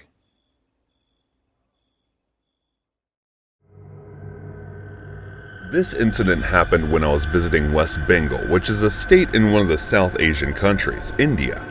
Being new to this place and English being my first language, I couldn't understand what most of the folks there were saying, and nor were they able to understand me. There were a few young people who knew how to speak English, but my southern accent was not that much of a help. So when I was talking to this young guy, I don't know what part of my speech or accent went wrong on his ears while asking about the most flaunted regions of the state, but he looked a bit shocked as if he wasn't expecting that from me. I remembered being in Darjeeling at the time, which was a beauty all on its own. Despite being a guy who travels to a lot of different countries, I had never seen such a breathtaking scenery before. I don't mean to offend anybody, each country has its uniqueness, but those who have been there before would be able to understand what I'm trying to say here. Anyway, when the guy gave me directions of what seemed to be a hill situation, I figured he may have misgotten what I had asked him. Instead of taking me a taxi or any other mode of transportation, I decided to hike to the place. I was confident that I'd be able to withstand the journey. It took me about 8 hours to reach there. And when I did, I was met with a young-looking guy wearing a white shirt and gray pants. He introduced himself as Raj and asked me if I needed a guide since he was one. After walking straight for 7 hours and 45 minutes, my confidence had taken a bit of a toll, so I decided to give him a chance and accepted him as my guide. There were a few problems with understanding his pure Indian accent, but he seemed fluent in the language itself. So it was better to have someone like him alongside me if I needed to engage in a conversation with another Indian. I was thirsty and hungry. He also started to take me over my senses, so I told him that he would move forward after I quenched my thirst and fill my belly. He nodded in response and went off to somewhere where I took a nice spot to eat whatever I'd bought up. I took out potatoes stuffed thick tortillas that I bought earlier and started eating them. Felt too spicy for my taste, but I still loved the combination of flavors mixed in this. I took out one of the bottled waters and emptied its content in my stomach. When I was done eating, I rested a bit before walking any further. About a half hour later, Raj came back and asked if I wanted to look around. I was still tired, but since I didn't want to waste the young boy's time any more than I had, I got up and started following. He started walking me into the woods and telling me about many historic things about the place that I found quite interesting. As we were walking further, I couldn't help but take notice that I hadn't seen a single soul besides this guy ever since I stepped foot there, so I asked him why there weren't people around the area. It's because they're scared to come this time around. I felt the wind being weird as he said that, along with his pace getting slower, but thinking it was just my imagination, I asked him, "What's so scary?" There wasn't any response from Raj's side. Even his footsteps had disappeared, which only gave my heart a sinking thump along with a tightness in my chest. I didn't dare turn around, but I had to in case I was wrong, so I hesitantly turned, only to see there was no one there, and Raj had suddenly disappeared into thin air. The woods were pitch black, and the only thing I had was my phone's flashlight since Raj was the one carrying essential stuff. Started calling out his name while saying that if it was some kind of prank, it wasn't the slightest bit funny. But there was no response. Not knowing what to do and where I was, I started to run in whatever direction when I felt someone following me. Thinking it must be Raj, I turned around, only to find an old woman in Indian attire. I thought she must be one of the locals and might know which direction leads out of the woods, so I started asking her questions. I tried to speak as slowly as possible for her to understand me, but when she said in response shook me even more since I knew for a fact that the language she spoke was neither Hindi nor this state's local, because I have heard many of those languages and I haven't heard a single person speaking in the dialect she used. She then gave me a blood-curdling smile, which terrified me to my core, and I started running in the opposite direction of her. Luckily, I was able to run out of the woods and stumble across the same guy who told me about Dow Hill this morning. But as I was too spooked to be able to speak a word, he went ahead and started speaking in his slow Indian accent. Even though I told you about this place since you asked me about a haunted area, but I couldn't sleep worrying about you, so I came. This isn't the kind of haunted place you could come to like this. I was too scared to correct him that I never asked for a haunted one in the first place, and this was all because of a simple misunderstanding. But still, I silently followed him. He had brought a taxi with him, which was parked in a distance. He then took me to his home as a guest and insisted that I stay the night. His family was too nice. They offered me multiple different dishes to eat, and each one had an entirely different flavor. Even though I had a little spooky experience, the love this family showed me weighed more. Arav, you know about the guides who work here? I asked the next morning as I was exiting his house. Yeah, a few of my friends work there, so I know almost everyone, he said with a cheerful smile. One of the guides whom I met yesterday disappeared all of a sudden. His name was Raj. I gave him the description of what he looked like, but he looked at me with the same expression he gave the other day I met him and said, I don't believe someone like that works there. I'd have to ask my friend if he is someone. In my early 20s, I went through a wandering stage. I had just graduated from college and couldn't find a job anywhere. Rather than go a couple $100 into the hole every month paying for rent while searching for a job, I decided to pack up with my few belongings I owned and headed out to see the country. And this is something I cannot recommend enough. Stay off the interstates, pop a train from time to time, and hitchhike with no particular destination in mind. It was this kind of aimless wandering that led me to the Pine Barrens of New Jersey. If you've never experienced them, the Barrens are an amazing place. Huge stands of oak and evergreen trees, many older than time itself, grow out of that strange, sickly soil. Sugar sand, the locals call it in the rainy season, that forms quicksand. And then the dry season, it can still swallow farm machinery whole. Of the few farms that I saw, they all looked like they had seen better times, and many looked like they had sat untouched for decades. There was something alluring about that place, a sort of ancient secret I was afforded glimpses of in the shadows when the wind stirred the trees.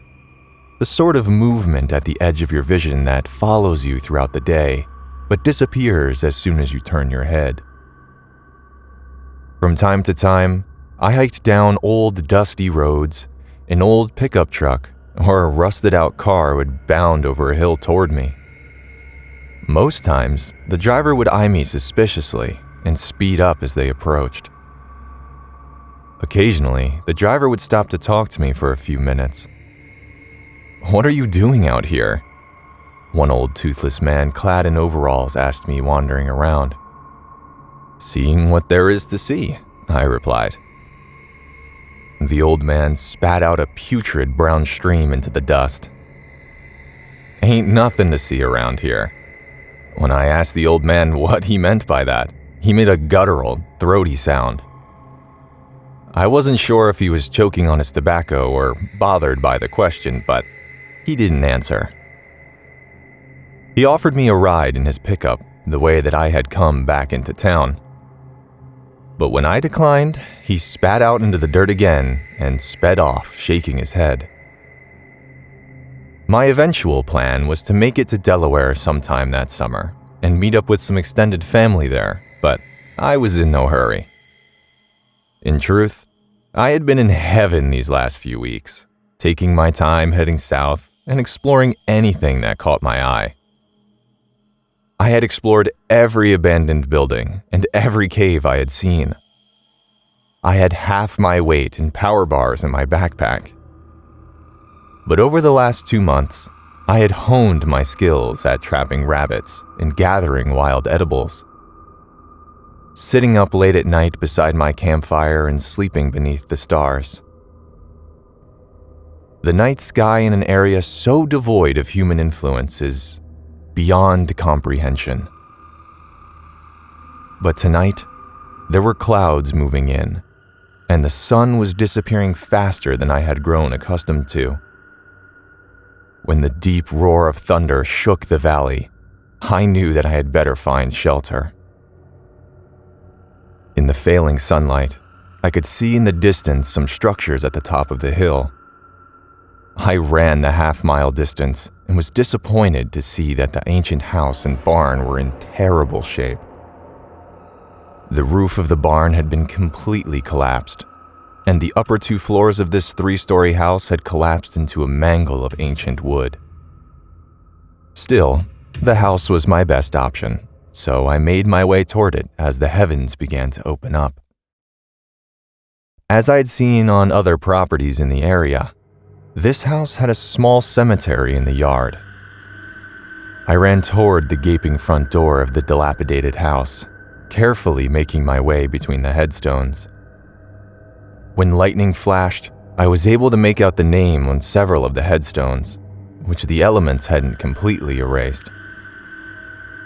When they got inside, the floor was spongy, but felt solid enough to hold my weight. I took off my pack and set it near the door, caught my breath, and had a look around. The hinges of the front door had long since rusted away, but I was able to fit the door back into the opening enough to hopefully keep the wind and rain out. At one end of the room, there was a stone fireplace and chimney which was solidly constructed, but I had no wood for a fire.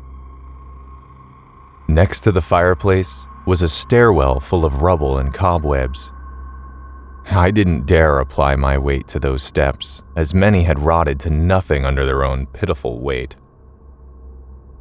Opposite the front door was an opening to an old kitchen of sorts, but when I tried to approach it, my foot went clean through the floor, and I decided to stay put until the storm blew over. The remains of the upper floor did an adequate job of keeping the ground floor dry, and I was able to arrange my sleeping bag so that very little water draining from the upper floors managed to land on it.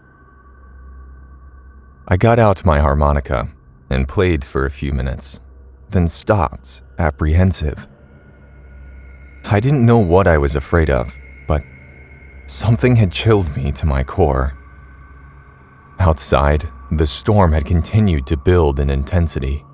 My eyes were focused on that stairwell, seeing nothing in darkness, and flash blinded when lightning struck. I must have fallen asleep at some point because suddenly I came to with a searing pain in my neck from leaning my head against the wall for so long. Outside, the storm continued to pound down its fury upon Earth.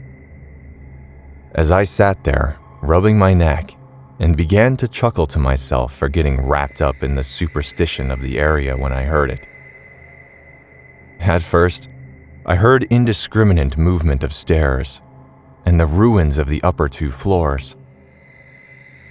I was just about to write it off as rats when suddenly it stopped. I froze in place, daring only to move my eyes, and even then, just barely. After 30 seconds of paralytic fear, I smiled at myself again and was just about to settle into my sleeping bag when I looked toward the stairs. At the top of the doorway were a pair of glowing red orbs staring directly at me. Very slowly, they closed down to horizontal slits, then opened up again wider than before. I can't tell you how long I sat there staring at it, staring at me. It could have been a second. It could have been hours. And eventually, my lower-level self-preservation skills began to kick in, and subconsciously, I started reaching for the knife on my belt. Our eyes locked. My hand progressed inch by inch towards my only means of defending myself. Neither of us blinked for what felt like hours, and while the storm raged on, I prayed for another lightning strike so that I might even catch a glimpse of my adversary. But despite the ferocity of the rain, the darkness was absolute. When, at last, my hand reassuringly touched the hilt of my knife, it seemed as if the very fabric of existence was ripped to shreds. The creature began bellowing in the most unearthly, mind-numbing shriek I'd ever heard. Knowing I only had one chance, in one fluid motion, I released the snap that held my knife in place and released an inside overhand throw that I had practiced during my years of my misspent adolescence. I heard a sickening, wet thunk, and the shrieking increased in volume 100-fold. As I smashed that rotten door to pieces, I heard the creature flapping against the wall and screaming. Just as I wrenched the remains of the door open, a great flash of lightning struck. And all around the house, I saw piles of bones, feathers, and fur. I ran as I had never run before, since I ran into my veins pumped acid and my limbs were stone. I couldn't see where I was going, but I could follow the dirt roads by the sounds of the sugar sand slipping roadside debris into the ditches. I didn't dare look over my shoulder. When the sun finally rose, I collapsed in the middle of the road. Heaving, oblivious to the downpour, I awoke with a startle to the sound of a car horn blaring inches from my head. I leaped to my feet and spun around to see the same old man from yesterday holding his sides with laughter. When I opened my mouth to speak, he motioned with his thumb to the back of his truck. I climbed in without a word, and he began to drive. The events of the previous night had began to replay themselves in my head. What had just happened? No matter how many times I considered what I saw, none of it made any sense. As we drove, I realized how far I had run in the dark. It must have been nearly 10 miles. I was angry with myself for being so terrified by a dream. And that's the only thing that could have been approached from this angle. Everything fit into place and experienced to false awakening. There's so many times in the past when experimenting with dream herbs. I had a nightmare and woke up with adrenaline pumping and abandoned all of my gear in an old house. I suddenly realized that the truck had sat motionless for quite some time, and the old man was turned around in the seat, staring at me. I looked up at him, and he grinned. With sickening horror, I realized that we were at the bottom of the hill on which that wretched house sat. I jumped out of the pickup and thanked the old man who drove off. I slowly walked up the muddy path that led to the house, composing myself. When I reached the yard, I saw the old piles of bones, which had shocked me the previous night during the storm. Of course, there were coyotes and foxes in the area, and I had hunted a couple wild turkeys. The critters probably had their dens around here, and they had been using the house as a windbreak. Inside the house, everything appeared as I had left it. My sleeping bag, my pack, and my harmonica was sitting on the floor, and I could see my knife sticking out of the wall across the room. I packed everything up and put on my backpack, then walked over to the stairs and pulled my knife out of the wall. I was about to return it to the sheath on my belt when I looked at the blade and noticed the dried-on blood and that clump of oily black hair stuck to it. Experiencing a break-in is a uniquely disturbing experience, especially if you're in the house. Not only does it rob you of your valuables, but also of your sense of safety at home.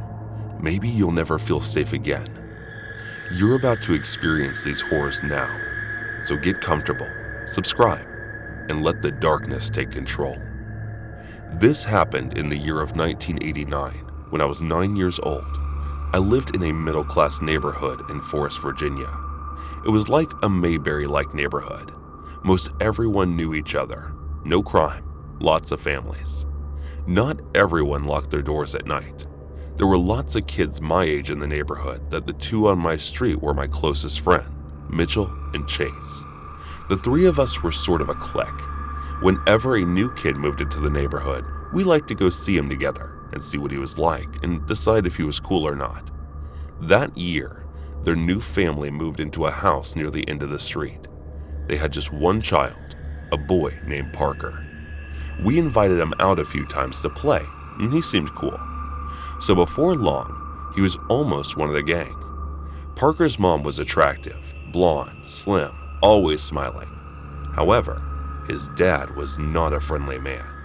He seemed annoyed by us kids, rarely spoke to us, and mostly just acknowledged us with iros and grunts. He also didn't come outside much. He worked nights, so we didn't see him often during the week, and on weekends, he was mostly banging around in his garage. One Saturday afternoon in the fall, Mitch and Chase were both away for some reason, so I went over to Parker's house alone to see if he wanted to play. He said his parents weren't home and invited me inside. That was a really strange experience for me. At 9, my parents never left me alone. They would call a babysitter over if they were going to be gone for even an hour. I asked Parker why he was home alone and made no secret that I was weirded out about it. But he seemed totally fine with it, like it happened all the time. So that put me at ease. We watched TV for a little bit.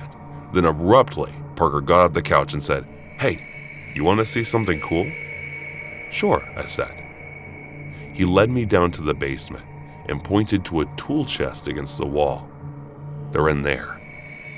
Parker opened the bottom cupboard door of the tool chest, revealing a huge stack of Playboys. There had to have been at least 50 to 60 issues in there.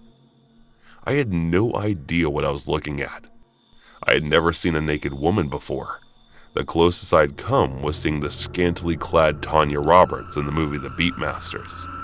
I remember watching that movie and being vaguely intrigued by the female form of what I saw in the Playboys was sort of repulsive. I wasn't necessarily the images of the naked women that churned my stomach, but the dank and musty smell of the basement, the dim lights, the crinkled, stiff, flaky feel of the magazine pages, as if the moisture of the basement was slowly turning them to pulp. It just felt wrong and gross, and I wanted to leave. Still, I just couldn't stop looking.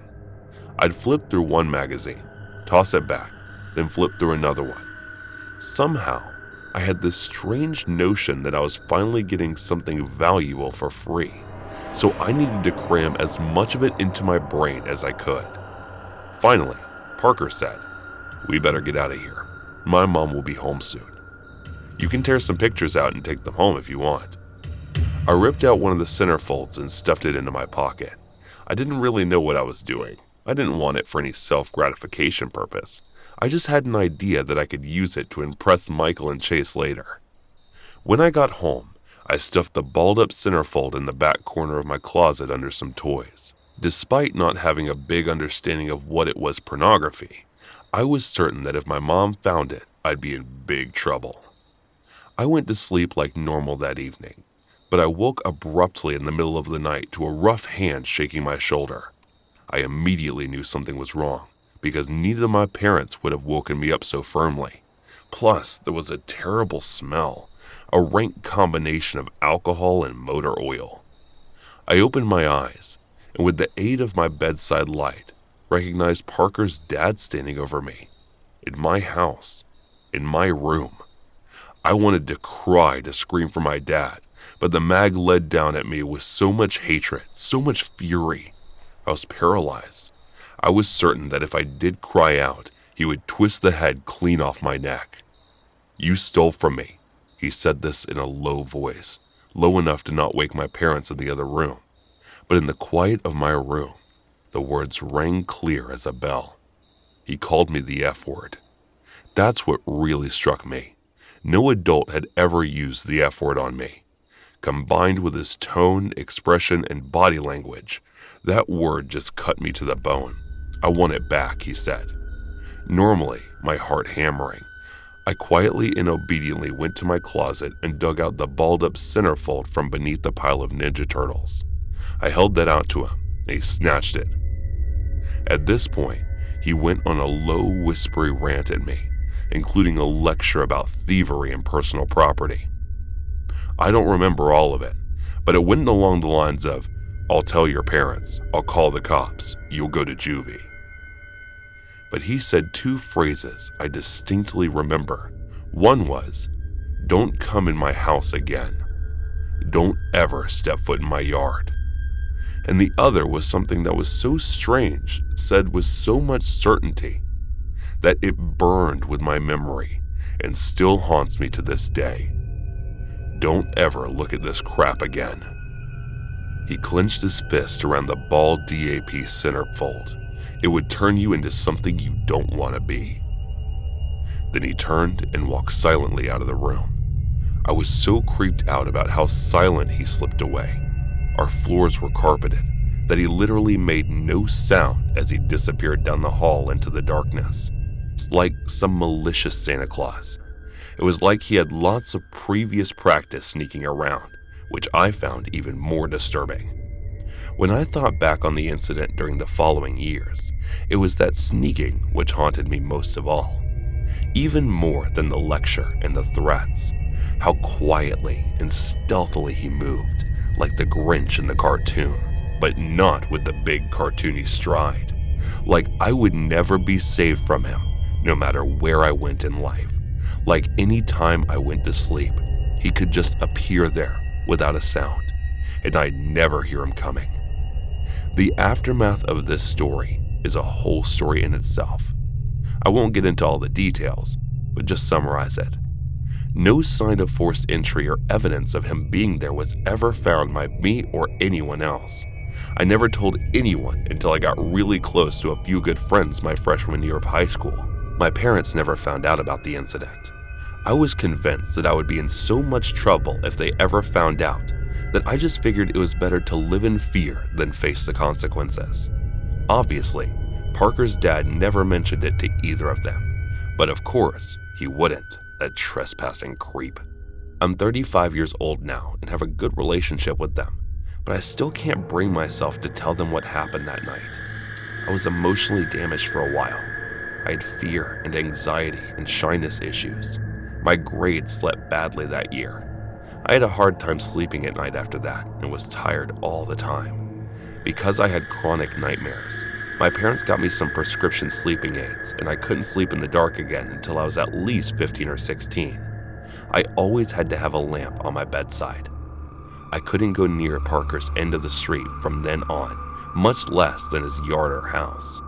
If my parents drove me by the house, I would simply point my head towards the opposite direction of the street and pretend to be looking out the window. My family moved 2 years later in 1991, and I never saw Parker again after that. I asked my dad sometime later if he always locked the doors at night. Right. He says yes, most of the time, but sometimes I forget. I asked him if he made sure all the windows were locked at night, and then he said that no, sometimes our mom opened them, and he forgot to lock them back when she closed them. So that answers the question as to how he got in the house. I still get queasy when I see porn. On one hand, like any red-blooded male images of the internet of attracted women wearing no clothes catch my eye. But when I start to stare and get in the moment, the fear of that night starts creeping back in the unanswered questions. How did he even find out I had the page? Had he gotten home, seen his magazines weren't in proper order, and grilled Parker about it? Why the hell would this guy make such a fuss and go to some extreme measures just to retrieve one turn of page of an old Playboy? Makes no sense. What did he mean by it will turn you into something you don't want to be? A trespasser? An asshole who terrorized his kids? A porn addict? Was what he did to me that night. In some weird-ass way, his twisted attempt to try to do something altruistic to me to warn me off from becoming like him. How does a guy have so much balls? Seriously, my parents were asleep one room away.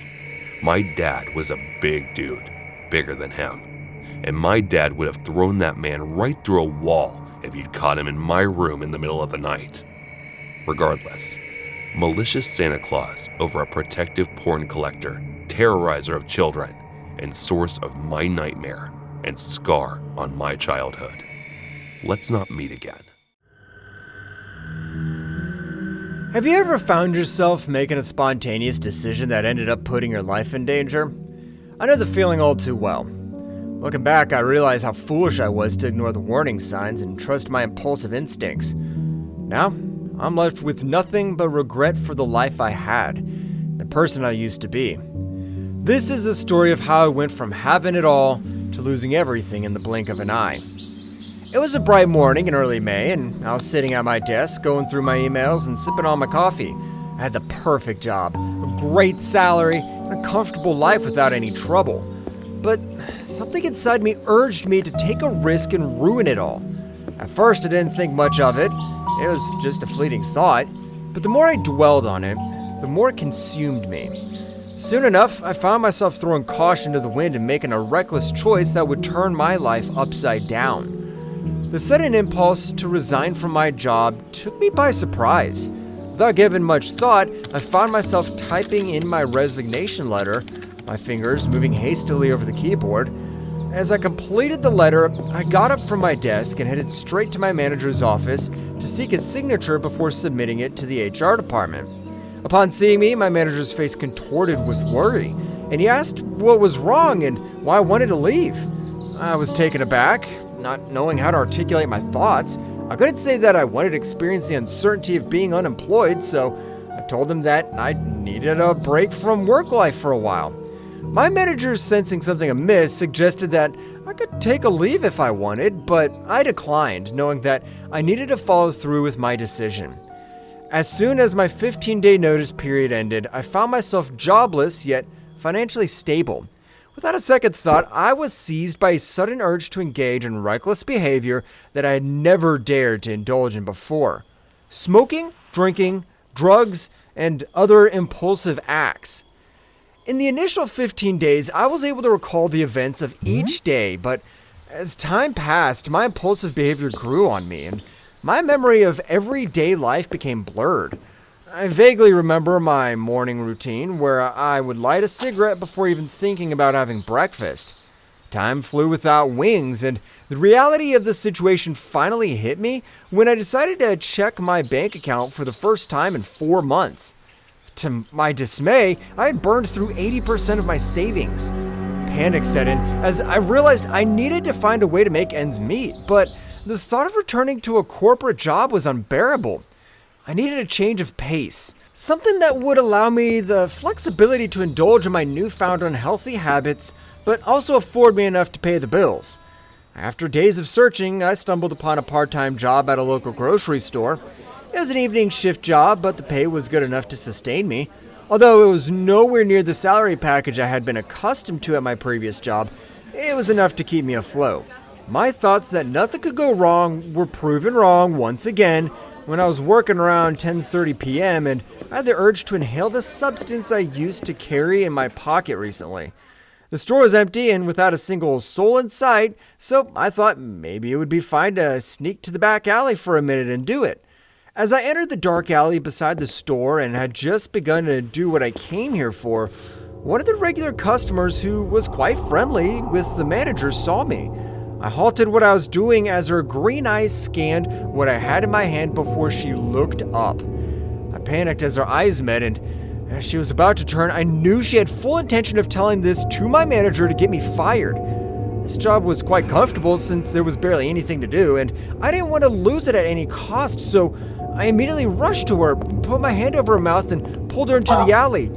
"Please don't say anything," I begged as she tried to get out of my grip, but was too weak to do so.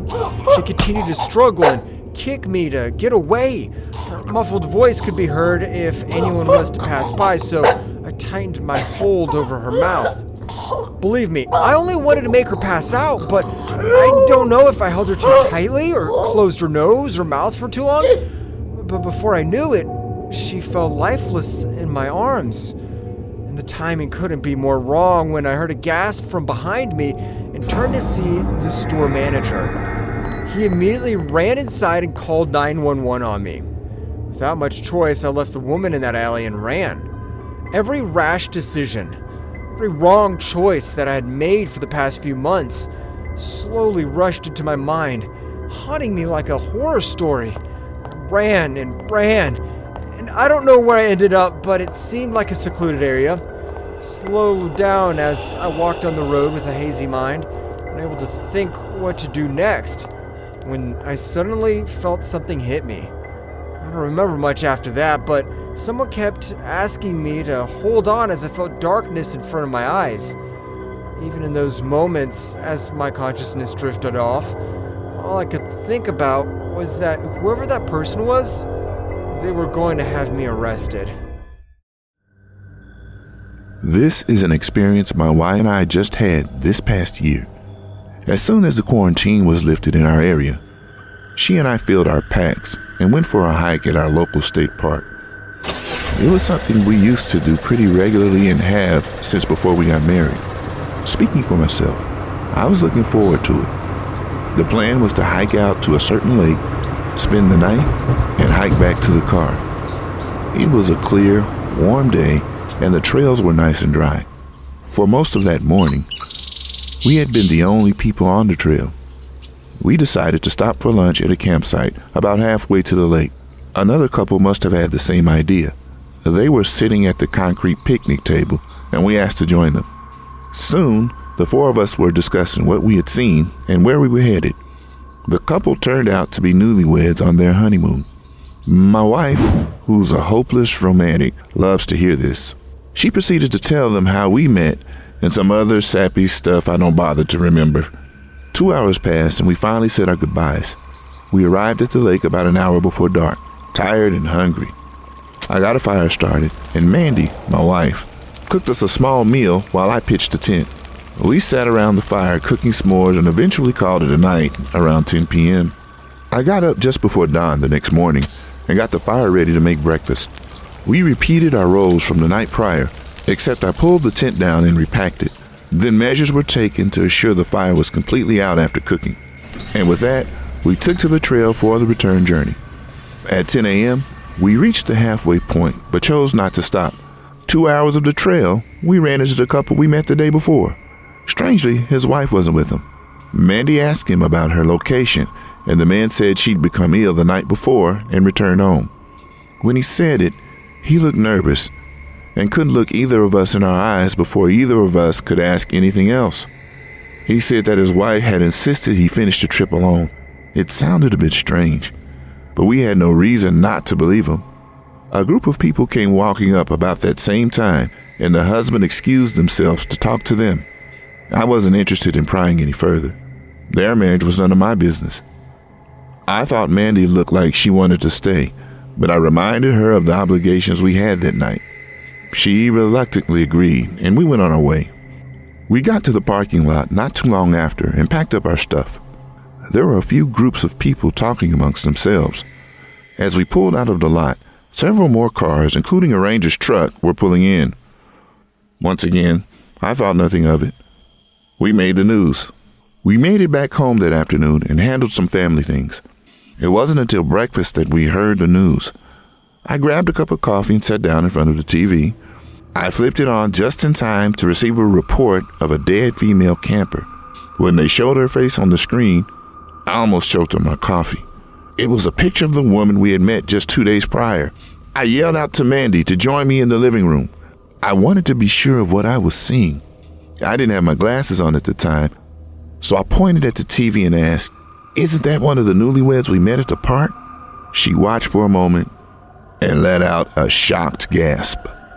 Just then, a wedding photo of a couple appeared on the screen. Mandy grabs the remote from my hand and turns up the volume. According to the husband, the couple had been at a cliffside that was a popular lookout. Mandy and I had been there once or twice ourselves in the past. They watched the sun rise, and as they were preparing to turn and leave, the wife lost her footing and fell several hundred feet to the ground below. It was certainly possible, but something bothered me about it. Why hadn't he mentioned this to us? More so, what was up with the illness story? It couldn't have been more than a few hours after the incident occurred. None of his behavior made any sense. I know if something had happened to me, I'd have been a mess. We passed at least 15 people that morning and not a soul talked to us. It all seemed fishy to me. I was glad to see that Mandy agreed with me. It looked as if her instincts had been right once again. Just don't tell her I said that. After a long discussion about our responsibilities and the like, we agreed that we should contact the law enforcement involved in the case. And as it stood, the husband isn't under any suspicion. Not publicly, anyway. I contacted the sheriff's office and told them what we knew.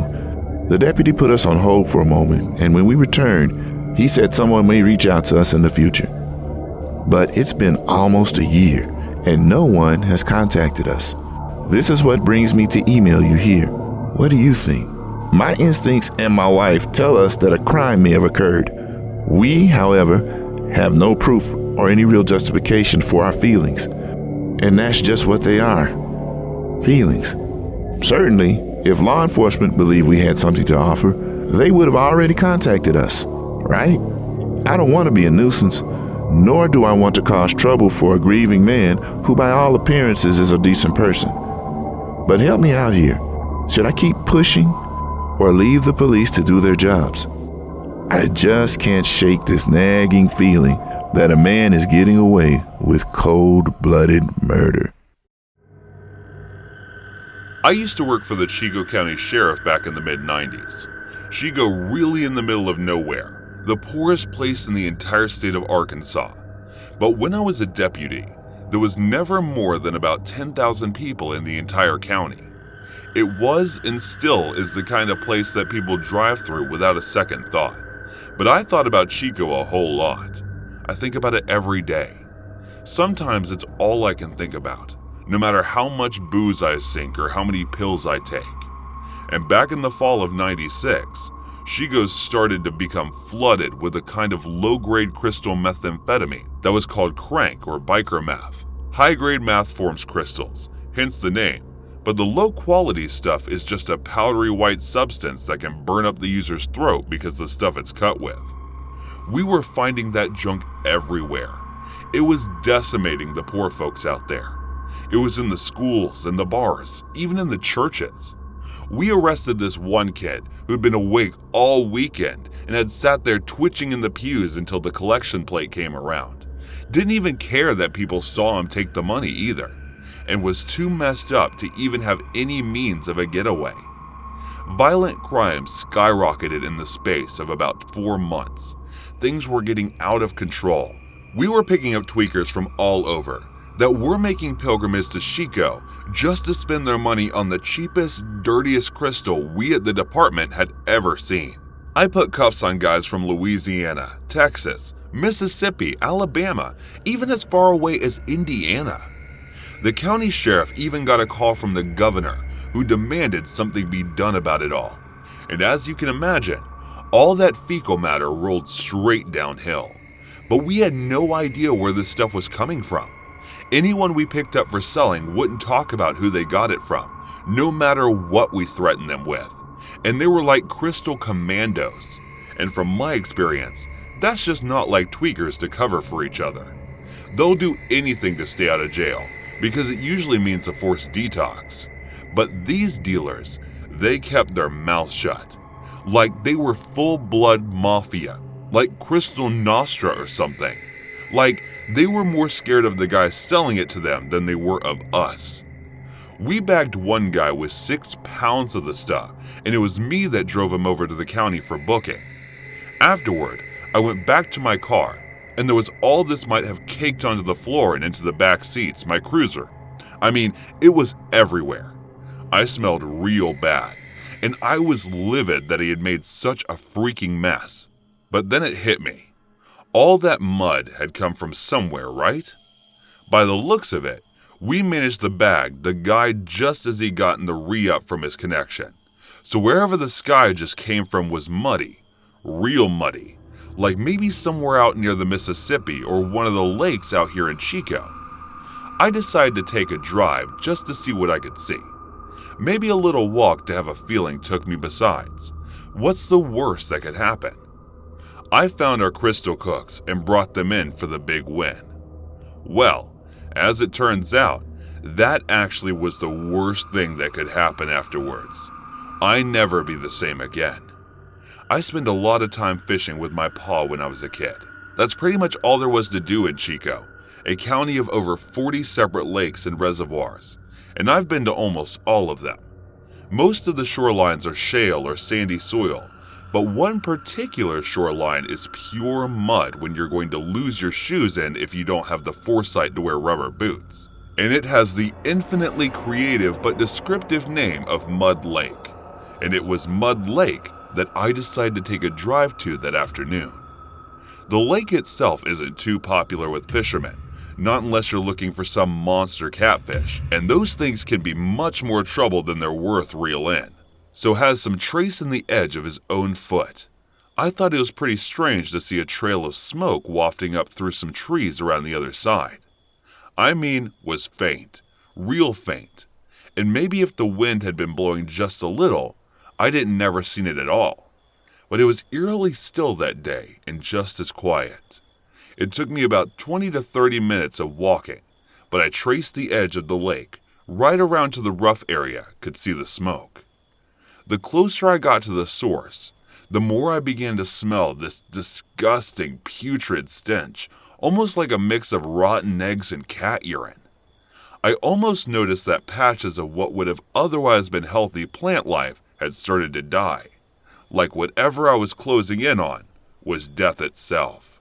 How no life could survive near it.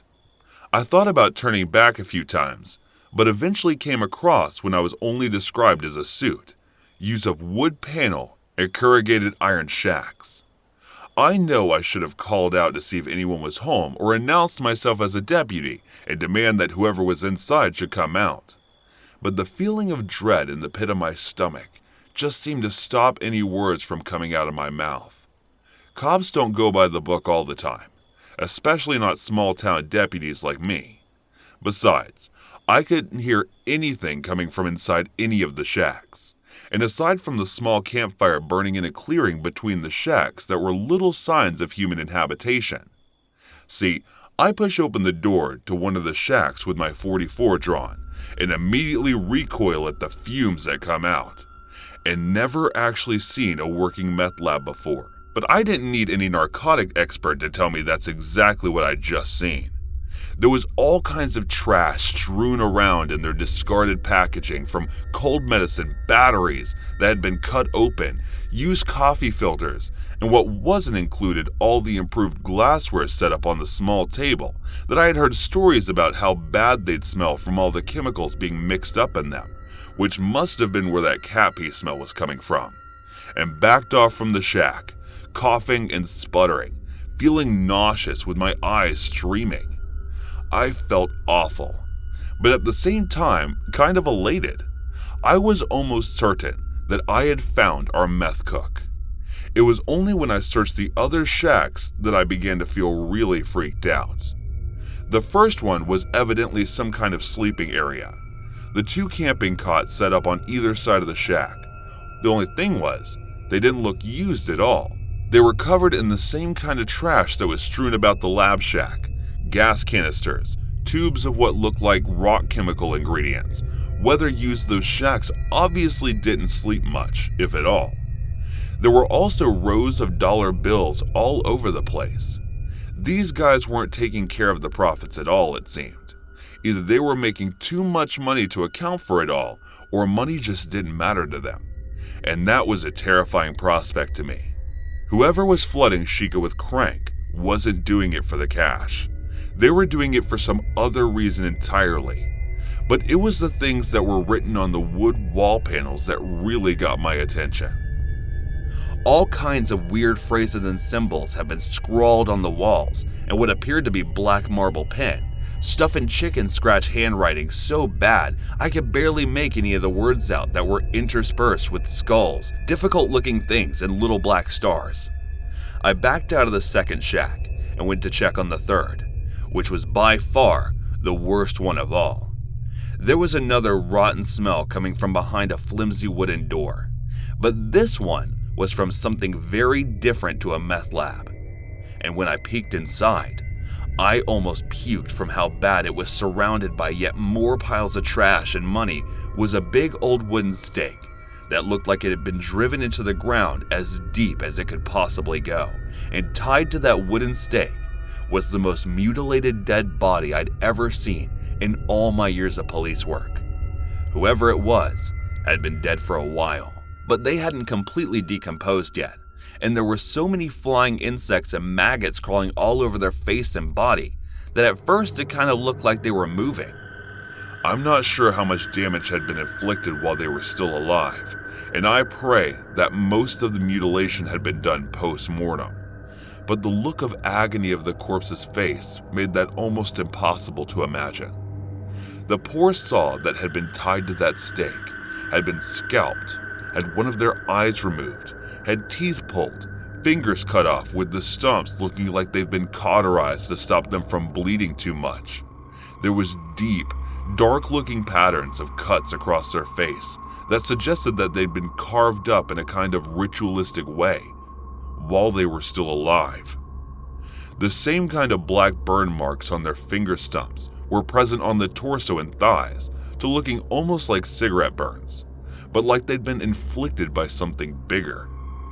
There were many other wounds on the body that would have required a coroner to really be able to tell how they were inflicted. But one thing was clear to me. Whoever this was had been tortured, maybe even to death. Then read his "I'm about to turn around the head" back to my cruiser and radio the whole thing in. I hear something moving through the trees behind me. I spin around to see the filthiest backwoods monster I'd ever seen, just walking through the trees in nothing but boots, a pair of urine-stained white briefs, a shin holster with what looked like a hunting knife tucked into it, and a gas mask. He had some kind of AR variant slung over his shoulder too, but luckily I had my .44 trained on him before he could react and reach for it. I told him not to move, right, put it down, and at first he starts raising his hands nice and slow. All I could see of his face was the cold, dead gaze that stared back at me through the misty clear plastic eye holes of his gas mask.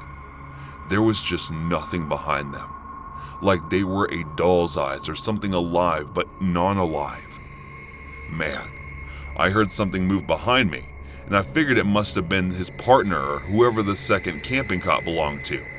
And for just a second, I was dumb enough to give this guy my back out of fear that his partner was trying to sneak up on me. But it must have been a possum or something running through the woods, because there was nothing there when I turned. And by the time I looked back, the guy in the gas mask was unsoldering his rifle and preparing the fire. I let off 3 shots at him, and I'm pretty sure I missed every one.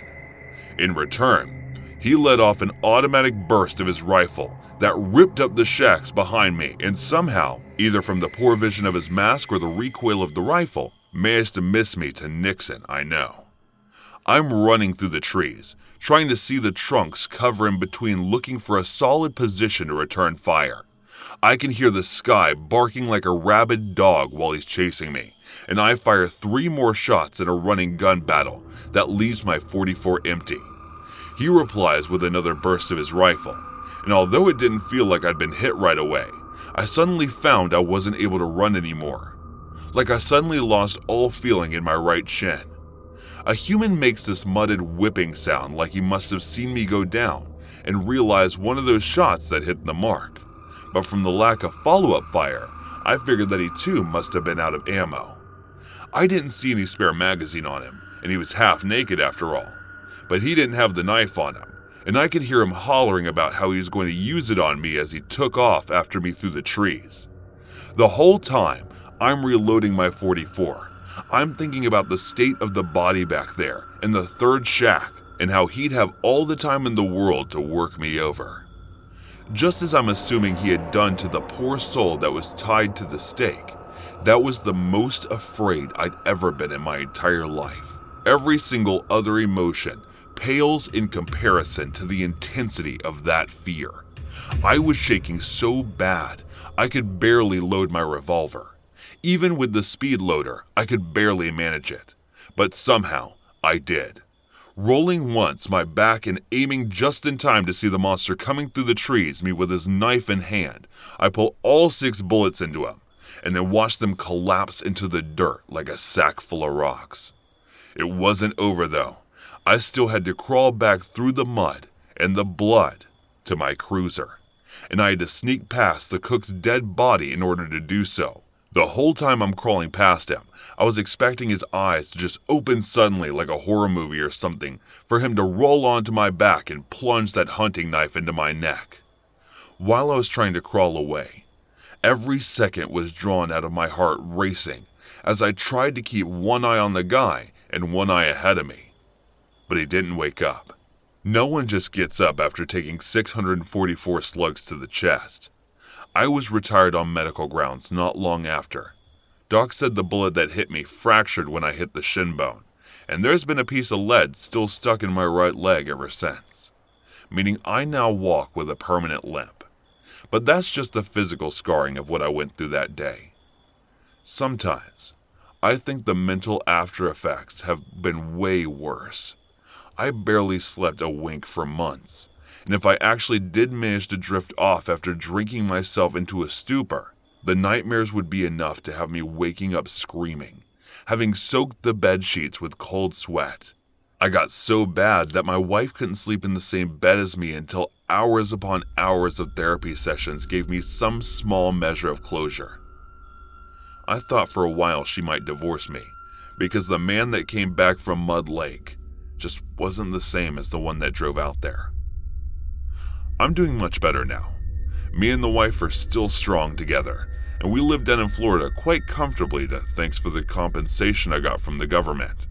I got a Medal of Valor from them for something most guys would keep on display somewhere, but I keep that thing locked away in a drawer. I figure, maybe if I write something like this, it might help process what happened back at Mud Lake, thinking that it might help me get past it. My therapist thought it might not be a good idea, and I told him I'd rather just forget. But I know that it's not possible that the memories of Mud Lake will stay with me until I'm as dead as the cook in his gas mask.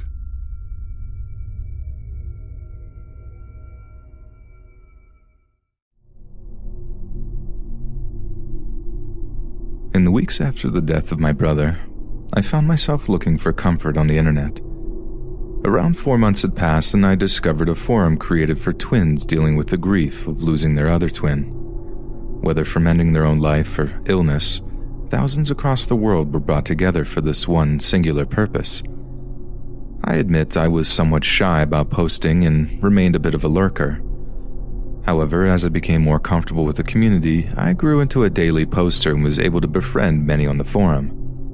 A select few of these people and I became very close and did much to help one another to work through our grief. One member, a girl who said she was from Montana, probably did the most of all to help me move forward.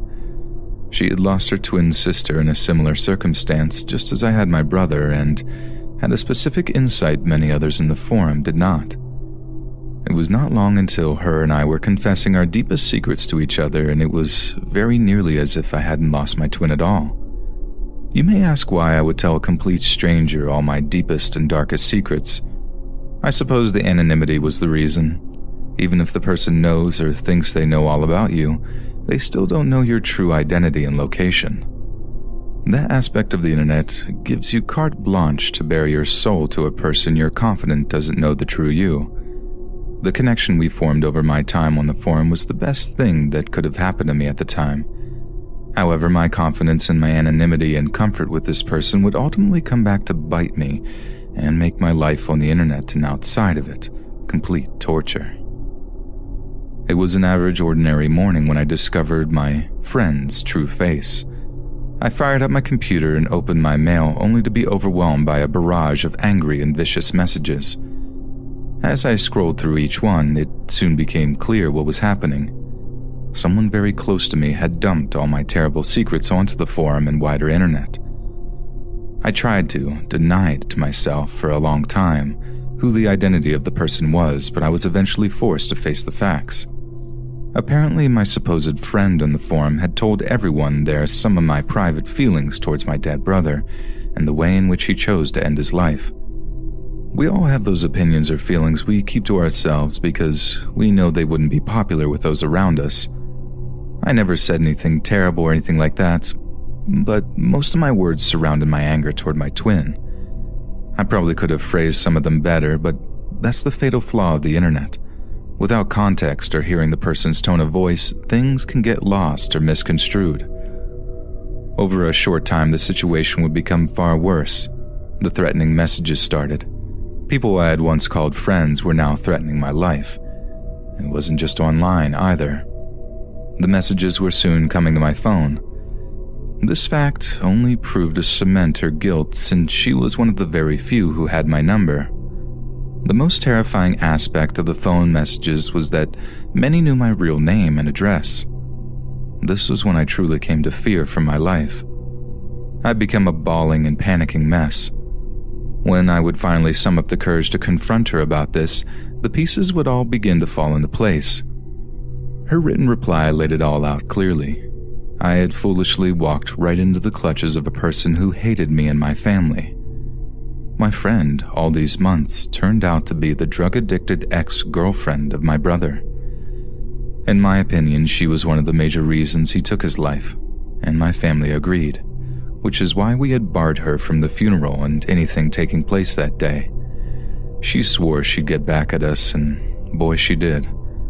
Apparently, she had been on the forum one day and guessed who I was. Just to be sure, she pretended to be a bereaved twin and started to suck up to me. Once it became obvious that I was who she thought I was, she saw it as an opportunity to get her revenge. In hindsight, things were starting to make more sense. She'd always been a bit pushy when trying to get me to tell her a secret. To make me more comfortable, she'd tell me something, which we all know now was a load of BS, and I would always fall for it. All through her message, it was clear she had no remorse for what she had done. In fact, upon hearing of the many threats in my life, she decided to push things along by doxing me. What she hoped to happen had, and she was very pleased by the result. This final message was the last time I'd heard from her. No replies would come to my following emails, and soon after, I'd be forced to get a new address. After I spoke with my family and our lawyer, I took their advice and got rid of all my prior connections.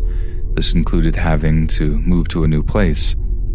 I was, and still am, concerned about the remainder of my family.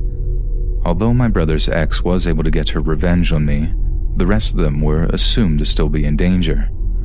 My father assured me that they would be fine, and from all appearances, he may be correct, at least for now. I had stepped away from the internet for almost 9 months and am just now beginning to dip my foot back into the pool. Naturally, I will never return to the forum in which all these problems spawned. Even though I've not yet had any run-ins with anyone from there, I will never again expose myself to the level of being identified. Even the account from which this story has been sent is a one-time use throwaway. So if any of those coming across this story may have any questions, I'm sorry. None will be forthcoming anytime soon, and certainly not from this account. If there's anything you can take away from this mishap, perhaps it is a lesson of caution. I and many others have discovered to our detriment how big of a sewer the internet can be. Like the sewer, there lurk many rats. On the internet, the rats are waiting and hiding to destroy others. Many have no reasons. They're just evil. I suppose I'm trying to advise you all to be careful and remember that no one on the internet is really your friend unless you know them in real life. And although many perils linger there, the internet is not real life.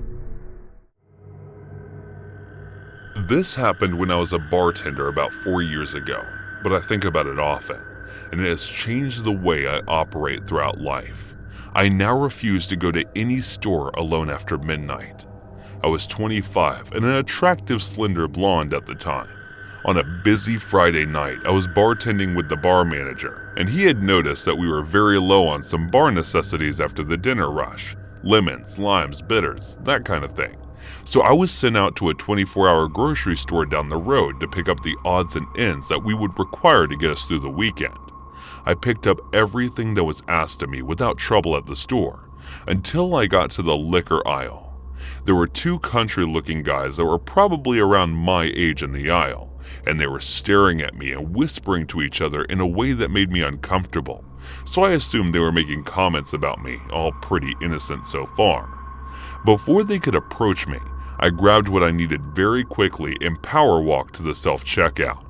They really booked it out of there, because when you're a bartender, it's kind of like you're on a stage and are required to be charming and interact with people that you otherwise absolutely wouldn't be able to tolerate unless you were being paid to do so. This is another reason why I'm not a bartender anymore. They get the self-checkout and hot on my tail. The two guys, I'm scanning my stuff, and they use the scanning station next to me. I get a better look at them now as they are right next to me. One is taller, muscular, an average look. The other one is shorter and more plump. They both looked dirty, and their eyes were completely bloodshot. I'm not even sure if they were high or something, or had already been drinking for a while. They continue to stare at me, and our eyes awkwardly met. So I did the pleasant Midwestly thing to do and flashed them a quick, half-fast, closed-lip smile to be polite. The taller one starts trying to talk to me. "Hey, looks like you're ready to party." "Huh?" I replied something like, "Yeah, something like that. It's not for me, though." They walk close to me and ignore their responsibility to scan their items. "Oh, must be for your boyfriend." Ha! I flash the awkward, tight-lipped smile again and roll my eyes slightly. Like this is your hint that I'm not interested, fellas. The taller one continues to try to talk to me. "You should come hang out with us tonight. We could show you a real good time if you know what I mean." "No thanks, I'm good. Already have plans." But the taller one starts to get upset that his moves aren't working like he'd hoped, and starts using a more threatening tone and moves very close to me, literally 2 inches away. But I ignore him, staying focused on the scanner. I don't think he had showered in a few days by the smell of him. He gets a little louder and says, "I see how it is. You probably only screw doctors and rich men like that. You think you're too good for us. We can show you that you want. We can teach you a lesson." Now I'm not sure what context he meant this in, but it definitely wasn't good. Still looking at him, I turn away. So my body is blocking his view of my purse, which I set on the scanner to grab my 4-inch pocket knife out and slide it up my jacket sleeve in case I need to protect myself, acting like I'm searching for my wallet. I do this, however, in view of the self-scan worker station at the podium, and look at her eyes with wide eyes trying to communicate that I do not feel safe and that I might need help. I turn back to the machine and slide my credit card to pay, while the creepy and hostile guys are practically standing on top of me. The machine malfunctions and starts beeping. The lady worker comes over immediately, and the guys standing next to me change their expression from "I'm planning to torture you for a few days and toss your body to a creek" to just your friendly, good old country boys making polite conversation of their hair. They actually tried to act like I knew them and were friends, so the worker wouldn't be alerted to their ill intentions. They tried joking with the worker, saying I was stealing something and that's why the machine went off. The worker was definitely not buying it. She was a 6-foot-tall woman with some muscle on her. I wouldn't mess with her on my best day. She pressed a few buttons on the screen, shooting. The guys a very unimpressed look when they were trying to act charming and cancels the order completely. She turns to me and says, "I'm sorry for the inconvenience, ma'am. The machine seems to not be working correctly. Will you gather your things and I'll ring you up in an actual register?" She puts her hand on my back and gives me a wide-eyed look like I gave her a minute earlier, letting me know that she sees I'm in danger. I pick up my things and follow her to the register that's near the security office. The guys linger around the self-scan, still glaring at me, and eventually complete their purchases, but standing at the exit assuming they're waiting for me. I felt like I would be walking to my death. If I made it to the exit in that moment, the workers kept a close eye on the guys and scans my items. As she's scanning, she tells me there really wasn't anything wrong with the machine I was using. It just misread my credit card, and she said I had a bad feeling about those guys from the moment they walked in. And when I saw them getting aggressive toward you, I already ranked security to be ready to walk you to the parking lot and make sure you left safely when you're ready to leave. When I saw you take that knife out and put it in your sleeve, getting ready to protect yourself. Good girl. as much as I'd like to see you show them they picked the wrong girl to mess with, I'm glad I was able to pull you aside and make sure you were safe. I see them waiting by the door for you. I'll just keep pressing buttons on the screen and act like I'm having trouble with your order until they give up and go outside. Our security officer and I are both going to escort you to your vehicle when you leave." I thought to myself, this woman seriously deserves a raise. I thanked her over and over again and told her what they said to me, and I was getting afraid because I don't know what these guys are capable of. As I'm talking to her, my bar manager calls me to see what's taking so long. I explain what's happening, and he was obviously very concerned and ready to come up there himself and kick some ass. A sweet sentiment indeed. By the time I hung up, the guys had given up and walked out to the parking lot. The worker said to give it another few minutes because she had a feeling they may still be in there waiting for me to walk out and see which vehicle was mine so they could follow me. My instant thought was no way they have to be gone by now. But I was wrong. The worker and security guard escorted me out, and it was after midnight, so you can imagine how empty the lot was. Toward the back of the lot, there sat an old big pickup truck running with the lights on pointing towards the store. It was a huge parking lot, and it wouldn't have made sense for them to initially park like that, so I'm assuming they moved the truck to sit that way, so that they had a full view of when I exited the store and got to my vehicle. It was like being stalked by hungry lions. When I unlocked my car and they saw that me, the worker, and the guard were looking directly at them, and that I wasn't getting in my car until we watched them leave, they then peeled out of the parking lot. I mean, they seriously did a burnout to establish that they were pissed and trying to intimidate us. Our poor creeps didn't get their way. I thanked the worker and the guard over and over again, as I'm certain that they had just saved my life, or at least saved me from having to live with whatever those guys were planning to do with me. I did write a long letter to the store manager and their corporate location, describing how their employees protected me and how grateful I was. I really hoped that earned her a promotion bonus raise or something. She didn't know me at all and was ready to protect me, which really isn't her job, but she did it anyway. Needless to say, I do not go late night shopping by myself anymore, and never will again.